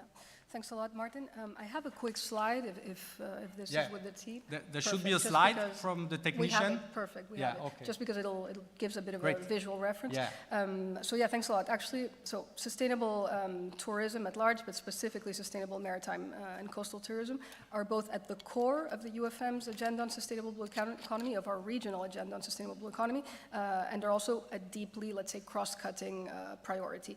I also want to acknowledge at this stage that the major share, let's say, of the UFM's work on sustainable blue economy is actually supported directly by DG Mari, and we're extremely grateful for this. So indeed, in 2021, just to give you a bit the backstory, which I think will be familiar to many of you, but not all of you, I'm sure, the countries of the UFM, the member countries of the UFM, the 43, so our membership is composed of the 27 EU member states plus 16 countries from the south and the east of the basin, extending to the Balkans and including Palestine and Israel, among others. So they agreed on a landmark ministerial declaration on sustainable blue economy, which already built on the work that was achieved since the adoption of the very first UFM ministerial on blue economy, adopted in 2015, so at the birth of the SDGs. So really building on this process, the countries adopted a very ambitious declaration that really put in very definite terms, the principles of sustainable development at the very core. So, of course, circularity, sustainable consumption and production, decarbonization, inclusiveness, you name it. Important to note that at the time it twinned, so we're talking about convergence, synergies, alignment, coordination. It twinned with the important 2021 EC communication on advancing towards a blue economy in the EU, which, as you know, marked the shift at EU level from using the term or the approach of blue growth to sustainable blue economy. So really extending and mainstreaming this concept, let's say, in the Mediterranean. It features an expanded mandate, so now covering, let's say, 10 priorities, as you can see. So the ministerial covers, first of all, a number of key blue economy sectors that were deemed both traditional and emerging, let's say, that were deemed to be of particular strategic importance by the countries of the UFM. But crucially, it also encompasses a number of what we call enablers or accelerators that can precisely help to support the sustainable development of those sectors. So here, of course, blue finance, research and innovation, blue skills, careers and jobs, and so on, MSP and integrated coastal zone management, of course. And what you see here as well is that, of course, sustainable maritime and coastal tourism actually for the first time is the object of a dedicated standalone priority, but of course, sustainable maritime and coastal tourism, as you can see, is cross-cutting to the 10 priorities. So I won't go into depth now, but if you go visually down the list, you who are the experts in this field will see that sustainable tourism has a role to play in each of the 10 priorities. Maybe I would like to say, yes, of course, that further to the adoption of this ambitious ministerial, the countries of the UFM decided to take an even further step forward to work together under the UFM-EU, so DG Mare and Jordan co-presidency, with the Mediterranean Sustainable Economy Community, with experts, with the countries, of course, towards the, let's say, hands-on implementation of this ministerial. So in 2022, they adopted another landmark document in the region, which you see here, which is the roadmap for the implementation of the ministerial. This is a very rich document available in French, Arabic, and English. I encourage you to review it. And first of all, it provides, let's say, an overview of what is the situation of the region, so a snapshot of what has been achieved, what is actually being implemented in the region, so a gap analysis, if you will, and also points towards, crucially, concrete and actionable pathways, let's say, for future cooperation, potential funding, that could actually be implemented on the ground for each of the 10 priorities, from the short to the longer term. Of course, it takes stock of all of the projects that are ongoing in the region, and initiatives, projects that are what we call associated to the roadmap, and this is the case of Interreg, so all of you are associated to the roadmap as well. And crucially, the key concept I think to keep in mind is that the ministerial and the roadmap taken together provide, let's say, a framework, first and foremost, for political, technical, and financial convergence towards the objectives, which you see here, that the countries have set for themselves. I just wanted to note that this system is backed by a results-based monitoring, reporting, and evaluation mechanism, fed by annual reporting from the countries, which then feeds the roadmap itself, which is in fact a live document, which is updated regularly. In fact, at the last meeting of the UFM Regional Platform on Sustainable Blue Economy, which took place in Barcelona in February, which you see here, in fact, we received the first let's say, summary report following the annual reporting by the countries. And I just wanted to share with you a couple of quick insights specifically on tourism. So we learned that, this is probably no surprise to you, that sustainable maritime and coastal tourism is one of the priorities, certainly receiving the most funding in the region, mostly coming from Interreg, but also from Horizon programs. And it is the top priority, in fact, the top ministerial priority in terms of number and range of initiatives in the region. So this gives us an idea, of course, of the diversity, the wide range of challenges that we actually have to tackle in the region. Most of the projects had a regional component, meaning that, that they counted with at least one Southern Med partner. And at national level, just to note that what emerged through this analysis, that various countries by now have and are incorporating sustainable tourism beyond their national sustainable economy initiatives, which are emerging as well in the region, in their national tourism initiatives. This is the case of Algeria, Egypt, Jordan, Morocco. So now I'm going to start wrapping up to say that, of course, we don't work on this alone. We work with a wide range of partners and stakeholders precisely to support this coordination and convergence. So I don't want to go through a laundry list of projects and initiatives. To say we collaborate extremely closely, of course, with WestMed, with the Commission, with whom we have, I would say, a genetic relationship, in the framework of the technical group on sustainable tourism, but beyond. We collaborate also closely with OSER. In fact, OSER was present and engaged in the framework of our last UFM regional platform on sustainable blue economy. We labeled the entire governance axis of Interreg Euromed. We currently have a technical assistance in place precisely to support capitalization of Interreg projects towards the wider Med. So just to give an idea, in the interest of time, I'll just stop here. Just 1 minute, really. Done. So we have time for our speakers. Got it. So 30 seconds. 30 seconds. So what else did I want to say? Yeah, and perhaps, yes, so just to cite some of the partners that historically we've worked on specifically on sustainable tourism. Of course, there's also CPMR IMC, yeah, and we also supported last year, over the past couple of years, the establishment of the important Interreg Euromed associate partner status, which is enabling Southern partners to join up to a certain point to engage in the framework of Interreg Euromed projects. This is absolutely in the direction that we... Thank you, Adriana. And final point, just... Really, final. That just to note... There is so much on the plate, Adriana. I'm sorry, there's really a lot. Final. Just to note that, of course, I mean, sustainable tourism, as you've seen, is covered through our sustainable economy dossier, but it's also tackled, obviously, under our environment dossier. So there we have a similar mechanism, which I don't have time to go into, backed by the 2021 UFM Ministerial on Environment and Climate Action, and also backed by an implementation roadmap called the Greener Med Agenda 2030. I'll stop here, but just to say that this is covered by various dossiers. Very rich insight on the work of the UFM for supporting sustainable tourism. I will move directly to Christos, because the landmark Ocean Pact was recently unveiled and approved by the European Commission. So keywords are protecting the seas, promoting a thriving blue economy, and supporting the well-being of coastal communities. What are the priorities and how this framework connects actually with the topic of sustainable tourism? Yes. Thank you for the question, but allow me to go a little bit backwards, because otherwise it will look like the Ocean Pact came out of the blue. Of course, we have for years now promoting the synergetic approach towards the maritime affairs and blue economy, and particularly, as I said, through maritime regional cooperation, we have promoted a lot the work around the different sea basins. So I would like specifically to refer, following what Adriana said, to the West Med initiative, which has promoted, among other priorities, cooperation in the field of coastal and maritime tourism. And as Adriana mentioned, priorities under the UFM Ministerial Declaration, let me also mention the Malta Ministerial Declaration from 23, where coastal and maritime tourism has been identified as key priority between the 10 countries involved in the West Med initiative. And we have progressed already, setting a technical working group. The countries have been involved jointly in projects. 9 tourism-related projects were funded over the last 6 years for an amount of 17 million euros. So we also supported this through MFAF, the Maritime Fisheries and Aquaculture Fund, with dedicated calls on tourism.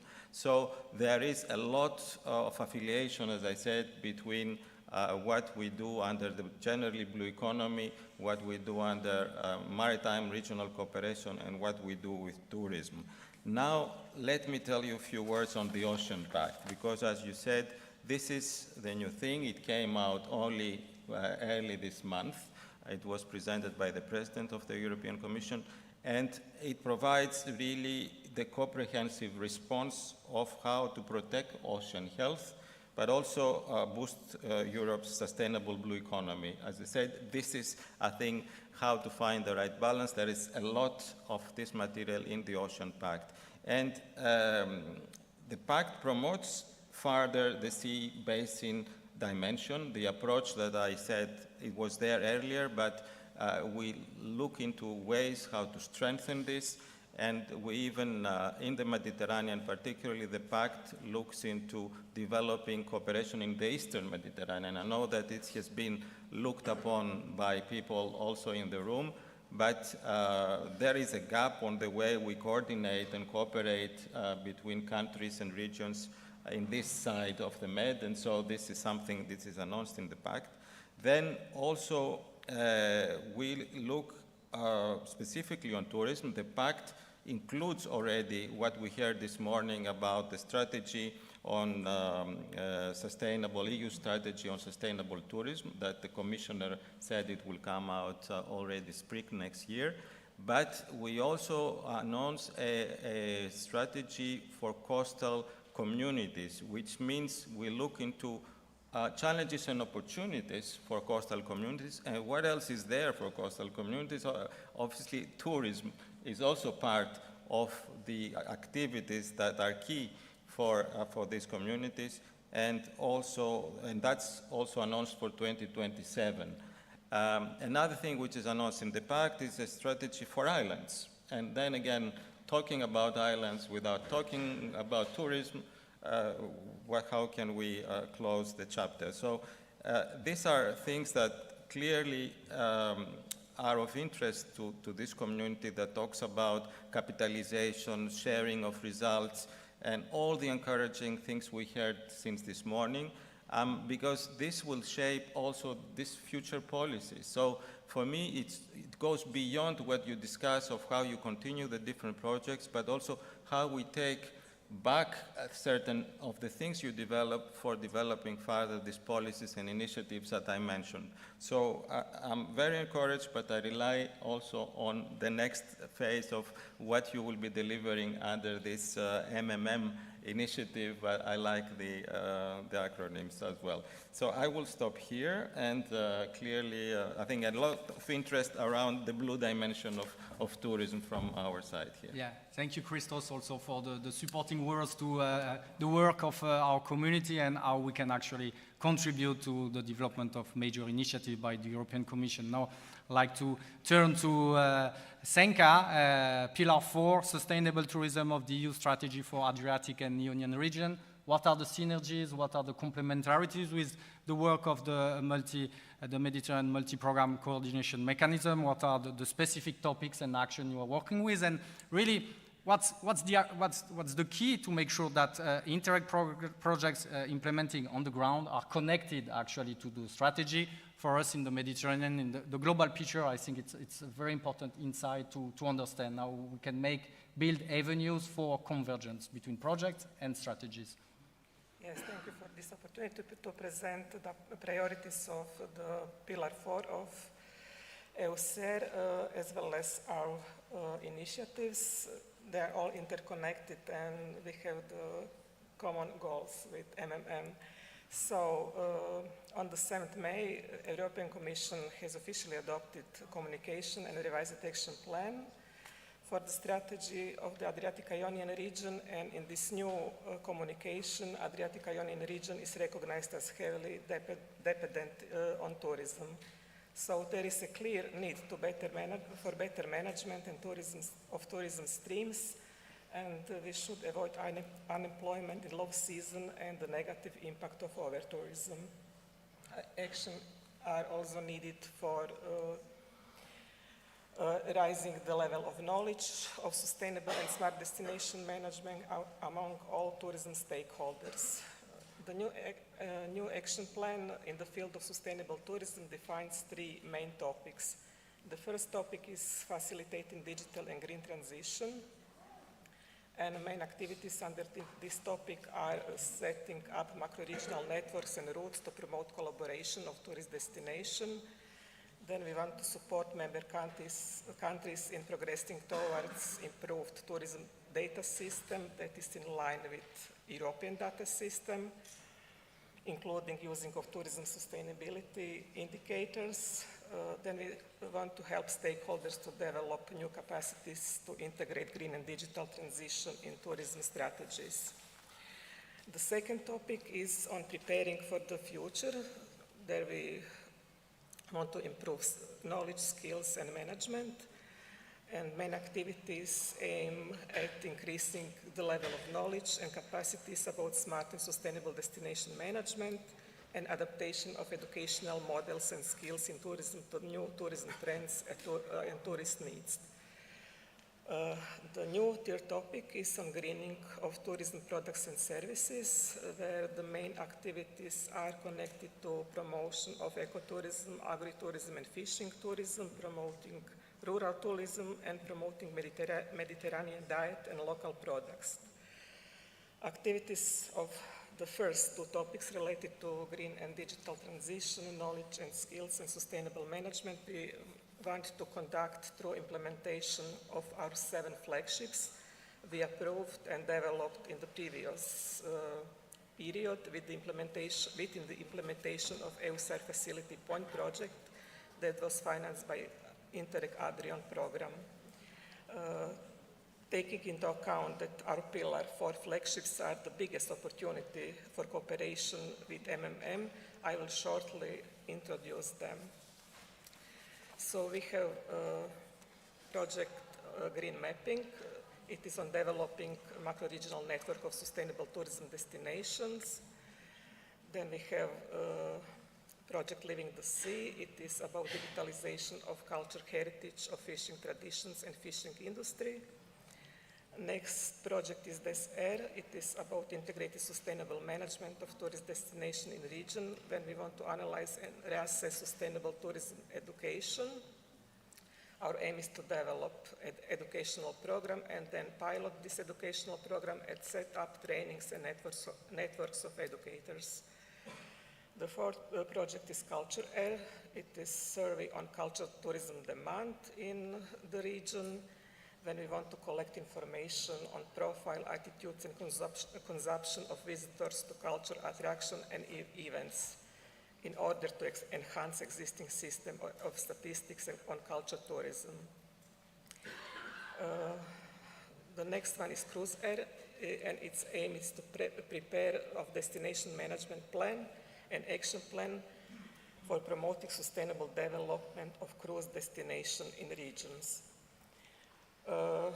Then we have also a project related to culture routes. It is to identify and develop a new governance model for culture routes that will increase local employment relation with local culture and contribute to reducing seasonality.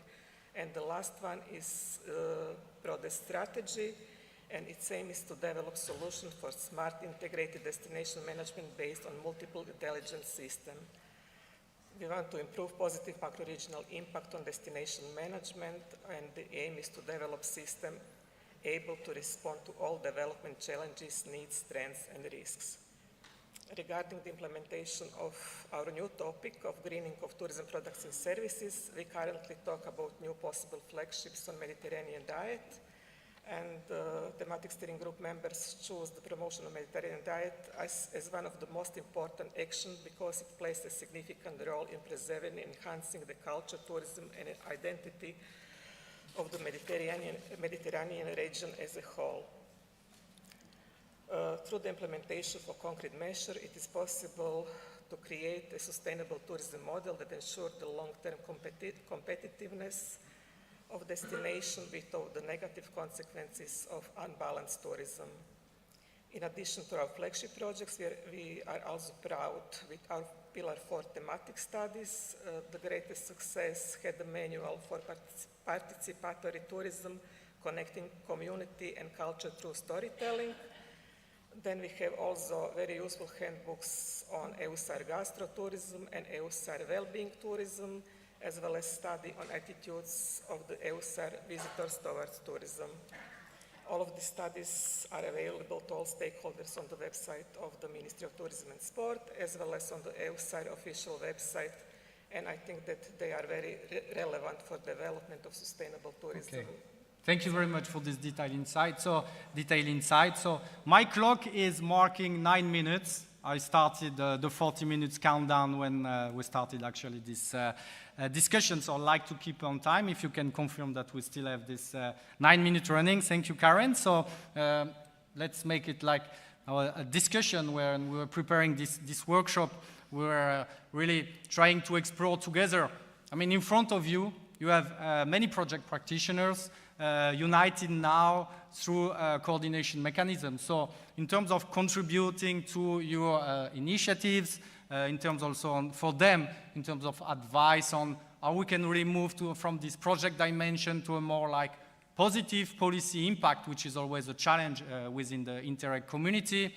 How you see the way that the project dimension can connect with the more policy-oriented dimension, with the strategic initiative you've been presenting. What do you expect from our community, and really how can we work together for the benefit of Mediterranean territories? Adriana, if you want to share this, I'd like to ask you quick insights because the time is running. Thank you. I'll be as brief as possible. No, just say that here we're again really talking about what is at the core of today's gathering, today's meeting: capitalization, coordination, convergence, which is at the core of the UFM's approach and agenda that I shared with you on sustainable economy and environment at large, but also specifically on tourism, maritime and coastal tourism, and also linking, let's say, to the hinterland.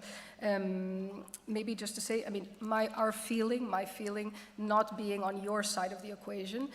Although I am, let's say, more of a project person, I know what it is to work on projects actually very well. My feeling, our feeling as UFM, is that we are really on the right track, and that there's, despite the complex, historical phase that the region is going through at the moment, there's also a lot to be extremely optimistic about, I think. So I think that today we are, in a way, setting a foundation, that has taken, I think, a lot of work. This is something that emerges from years of close coordination, of strategic coordination, constant, daily, and that hasn't been an easy exercise. But today we're really setting the foundation of a new way of working, in a way, more looking towards large-scale programmatic coordination. And really today is a testament of this. So really to mark today as I think, a landmark moment moving forward. Maybe just to say, in the annual report that I was mentioning that was presented at our last UFM Regional Platform on Sustainable Economy, that took stock of, let's say, the progress as reported by the countries in the framework of the monitoring, reporting, and evaluation mechanism of the Ministerial on the roadmap. Actually, it emerged that, and you know this again better than I do, an important portion, let's say, of the Interreg projects that are already working on sustainable tourism and sustainable maritime and coastal tourism, I think it was up around 30%, already are focusing on capitalization. So certainly we can do better, and this mechanism, the MMM, will help us to mainstream this approach even further. We heard today about the need for, which will come, I'm sure, specific capitalization calls, new capitalization calls, and then the MMM, I mean, you'll tell me, but this is, as I understand it, a first pilot exercise focusing on sustainable maritime tourism because of the importance, of course, it has in the region, but this could be replicated potentially to other topics in the future. And maybe, I'll skip maybe some thoughts I wanted to share, and I'll just go linking a bit more to the post-2027. Would you like us to? Yeah, also, but maybe I'd like to give the floor also to Christos on this connection between the mechanism and your initiative, the broad initiatives you are being implementing. Yeah, please. Yeah. Okay. Well, I think we've heard a lot since this morning about the way you are working already, and the results that you will be bringing out of this capitalization and synergies can feed to these different initiatives. Otherwise, isolated projects that produce a report which is filed somewhere between the partners do not produce any effect. So I think the essence of your work is really the key for the success of how to perpetuate results. I also heard, so on all these initiatives that are now in the making by the Commission, I think the partners in the projects, well, in many cases you have administrations, you have all the possible, let's say, contributors to these open consultations that we run from the Commission in the consultation phase. Then, particularly for the Mediterranean, I forgot to mention, but it was mentioned by the Commissioner herself this morning, the Pact for the Mediterranean is coming up also in the autumn. And this will bring, again, focus on specific fields of cooperation between the two sides of the Med. I mean, the work is progressing a lot already internally. Consultations are ongoing with the countries. So I'm sure there is a way to feed in some of your discussions into this. And for me, and I heard it this morning, also the fact that we need to work both bottom up and top down. And this is, I think, the biggest of the challenges in being in time as well when you do that, because certain things are, coming out very quickly from the EU, and then you have really to have the results there to be able to influence. Then last thing that I kept also from what you said this morning, and I believe is the key to the success and to feed in the different policies, is how you implement results of the projects at local level. And this is really also something which gives the survivability of the work that you are doing and prove the success of it. This is, I think, the challenge that you all have to face, and I'm looking particularly to those that, you know, are really developing the solutions at local level as a result of the work they do in projects. This is, I think, your ticket to demonstrate that the projects do not end with the end of the contract, that they produce useful work, and this useful work then feeds the policy, and it goes in a broader scale and in a broader, even sea basin and European. So that's a little bit the story I wanted to tell you on how I see the influence of the work under the MMM and what all the rest that is coming from the EU.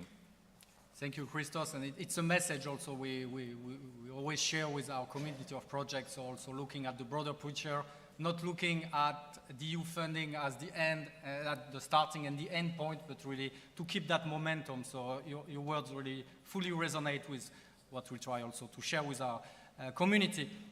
We have 1 minute left. Your final remarks, Senka, and then I give the floor to Karen. Thank you. So I think that MMN and its sustainable tourism toolkit could be very useful for our common goal, which is to support and make tourism more sustainable. Although we spoke about sustainable tourism more than a decade, we still have not reached the desired goal.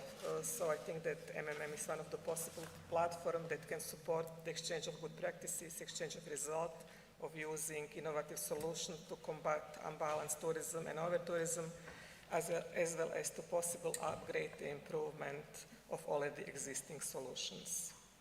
Okay, thank you very much. Thanks to all the speakers. It was not an easy task after the lunch, but I see that the room is full. Nobody's sleeping as far as I can see from here. So really thank you for keeping us engaged into the discussion, and really a message to the community of projects is always try to connect reference to the broader strategies, try to deliver from the ground to the bigger perspective, really, and it will make our community and our projects really more impactful and contributing to broader goals. So, Karen, up to you. I'd like to invite you for a family picture and a big round of applause. Thank you very much. Good. Thank you very much, Martin, and thank you again to your fabulous panelists and to contributing. So we'll have the family photograph.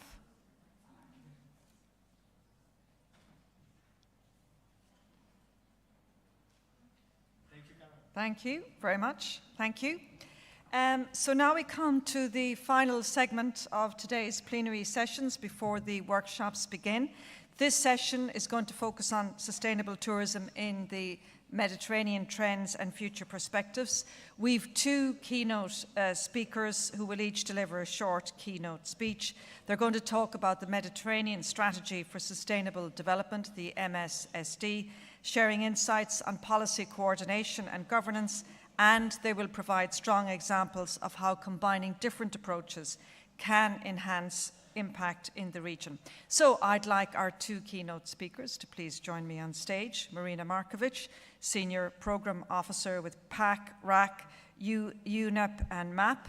So Marina, if you could kindly come on stage. And also joining Marina is Julia Balistraki, Tourism Policy and Project Officer, Eco Union, Blue Tourism Initiative Project. Now, as far as I'm aware, you are each delivering keynote speeches with the presentation. Okay, so Marina, do you want to come here first? I'll hand over this podium to you. And are you comfortable with your slides or in place and everything? Should be here. I don't know how to see. There is your clicker. Great, okay. Thank you very much. Thank you all for being today here in Split, which is my hometown. So as said, my name is Marina Markovic, and I'm representing Barcelona Convention, the Regional Sea Convention for the Mediterranean, dealing with the protection of our joint marine resource, and representing the UNEP, United Nations Environment Programme Mediterranean Action Plan. So this is just to change the format of how the discussions throughout the whole day have been taking place.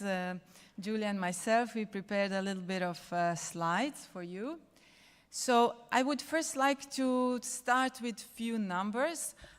These are not super recent, but I think they show the trend that I think we all perfectly know on the importance and relevance of tourism. So these come from the study of 2022, but actually are based on some data before on number of tourists in the Mediterranean. As you can see, it's quite large in 2019. It was a little bit of drop during the COVID, but of course it's starting to rise again. In the Mediterranean coastal area, tourism accounts for over 70% of production and gross value added. Of course, it has a significant employment impact. In 2015, it was 11.5%, and there were some projections, made in 2017, but about to expected reach of 12.5% of regional GDP, which I think more or less we are already there. Of course, we spoke a lot about sustainable tourism and such, we can call it in different names. It offers great opportunities for employment, for social communities. Of course, it offers some opportunities for the environment, but we still need to know, and this has been mentioned throughout the whole morning, that there are some significant threats that tourism is causing to the environment in terms of pollution, in particularly in terms of the pressure to the water resources, disturbance to the habitats, but also to the local communities. Also, this is the study recently published about the future perspectives on how we see Mediterranean, or how experts see Mediterranean in 2050, that has been produced in the framework of the Barcelona Convention. I don't know how much you can see, but here on the right, there are a number of different components that have been studied, and how, based on different scenarios, what are the expected impacts or results in 2050. So, of course, unfortunately for the Mediterranean, climate is going to rise for sure, at least 2.2%, even up to 2.5%. And what I forgot to say, that among all these elements, you don't see tourism.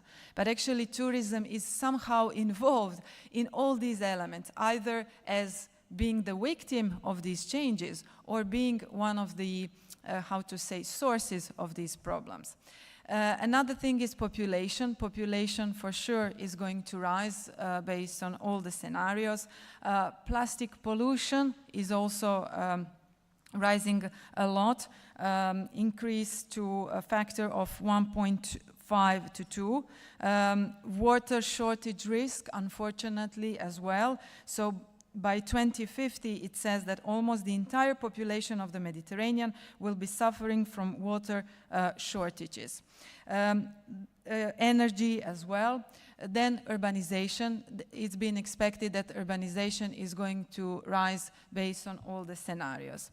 When we speak about urbanization, I would like to stop for a moment, and this is also something we did in 2015, but it shows the trend of urbanization on the coastline, and actually within the belt of the coast of 1 kilometer.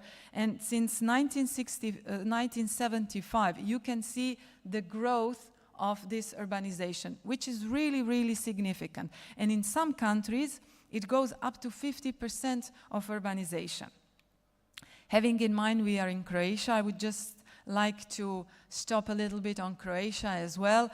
We are famous for being a beautiful country with a good nature. And if you saw the previous graph, Croatia is, let's say, sorry. Croatia is somewhere in the bottom. But this is mainly due to the fact that we have almost 6,000 kilometers of the coastline. We have more than 1,000 islands, and one of the questions this morning was also about this. So, yeah, we are in the bottom in terms of urbanization of the coastline. But if we compare data from 1960 to 2000, and it's already a long time ago, we can see that one generation spent almost 4 times more coastline of all the generations before. So it's really, the trend is something that is quite disturbing.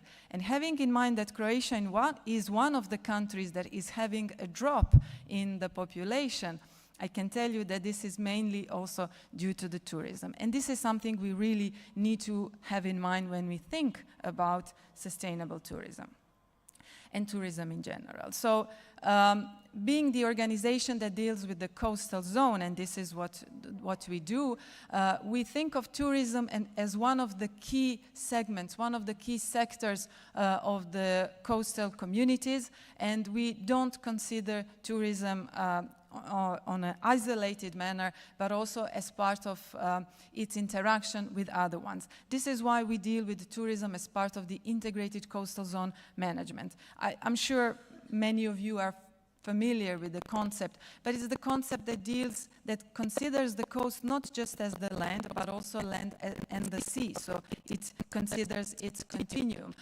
It considers all the impacts between different activities, between activities and the environment, etc.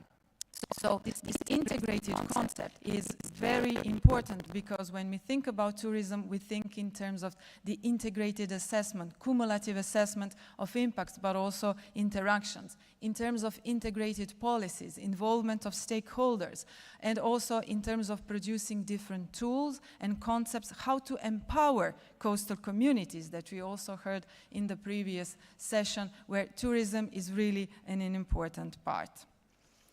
So thinking about today, of course, but also in particular about future funding programs within the Interreg, I think it's important to take into consideration all the strategic documents and all the initiatives, not just those that are dealing with the sub-region in the Mediterranean, like Adriatic, West Mediterranean, etc., but also those that are cross-Mediterranean, pan-Mediterranean. And this strategy is the one that you can see here, is the Mediterranean Strategy for Sustainable Development.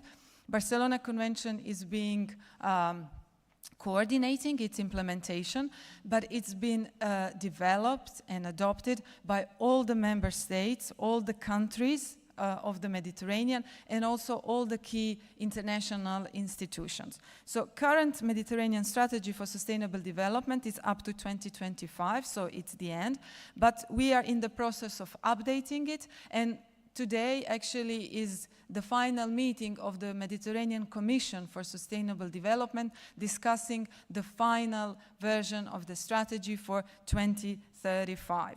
So, of course, I will not go into details of the strategy, but just to underline how this strategy is really considering sustainability, thinking about the social, the quality of life of the Mediterranean, and of course of the ecosystems, how they should be healthy, productive, conserved, restored, etc.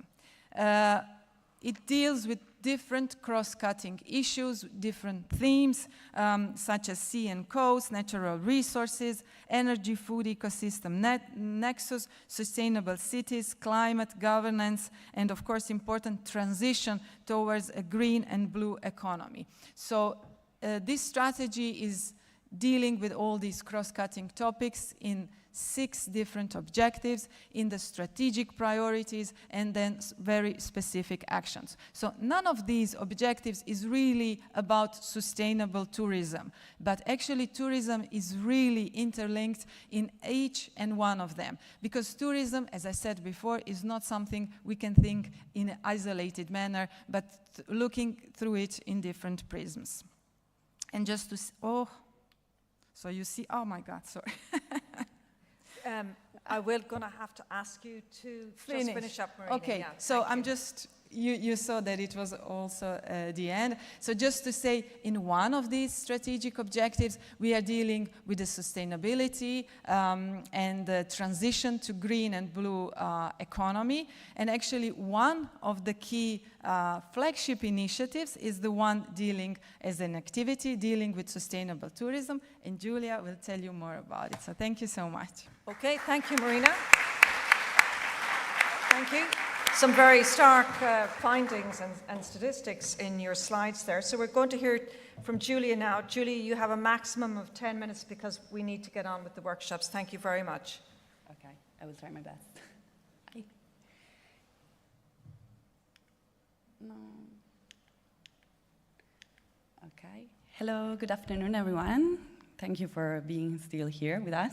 I'm Julia. I'm Tourism Policy and Project Officer at EcoUnion. We are a Think to Do Think based in Barcelona, and we are co-leading this project called Blue Tourism Initiative. Well, thank you for inviting us, considering that we are kind of outsider of the Interreg family. So it's a pleasure to share with you the insight from the project.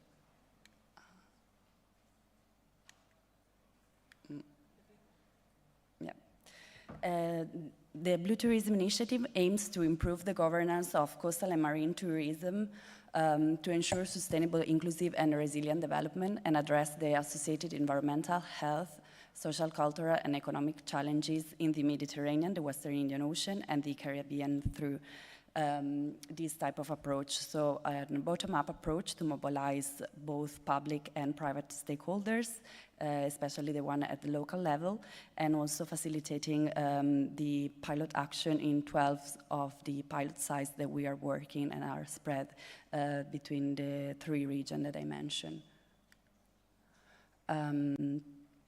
The project is co-led by IDRI and EcoUnion, but we are also collaborating at the regional level with the IUCN Center for the Mediterranean Cooperation, Canary in the Caribbean, and Cordio in the Western Indian Ocean. The project lasts for 4 years, was launched in 2022, and will end next year, and we count with a budget of 4.3 million. And this is thanks mainly by the French Facility for Global Environmental, FFM, and supported by also our Blue Future, which is another initiative based in the Western Indian Ocean. The project is structured mainly in 3 components. The first one is linked to the diagnosis and state of play of blue tourism, that we work at different level. The second component is the implementation of pilot actions within the different 12 pilots. And the third one is outreach, knowledge sharing, and raise awareness. Here, quickly, regarding the first component, at the global level, we analyze trends and challenges and opportunity and propose some policy pathways, while regionally we conducted details assessment looking into trends, challenges, and opportunity. And I would like to flag that we are ready to release this report that we developed in collaboration with the IUCN, just for your information. And regarding the pilot size level, the diagnosis was basically first a review of blue tourism trends and needs for the different pilots, and these diagnoses helped us to co-design with the communities some action plans to implement in each one of the pilot sites. Here you can see the pilots. They, as I was saying, are in the Mediterranean, the Western Indian Ocean, and the Caribbean. I would like, to mention some example from one example, actually, from the Mediterranean. I selected Morocco case. We are working with IUCN in Morocco, specifically in Al Qassemia National Park. The goal here is to work all year round and develop these ecotourism products, especially applying the MET network approach. And here you can see also the progress that we have made so far in this pilot sites. In particular, the approach and the sites was selected since IUCN was already working there through Interreg project, the Destimet. So the idea was to capitalize actually of some of the activities and outcomes of this project. And this approach has been the one implemented in all the sites. That means the idea of capitalizing on previous projects that the partner was already handling and synergize, avoiding replication, overlapping, etc. And also the fatigue of the local communities involved. Furthermore, in each pilots, we followed similar implementation methodologies, as mean we identify a national coordinator or an implementation unit. That is, let's say, our local hub there in the pilots. And then we try to sign different agreements with different local stakeholders and secure engagement also with private sectors. And in all the sites, we launched different fundraising training workshops. Specifically, in Morocco, for example, we established a local ecotourism cluster. And this structure, this cluster idea, is also being implemented in the different pilots in the Caribbean and in the Western Indian Ocean. Well, here are also other actions, but due to the time, I will skip it. And as I was saying, component 3 is mainly related to the mainstreaming of sustainable tourism in the marine areas, particularly trying to promote the share lessons from pilot projects to facilitate their scale-up.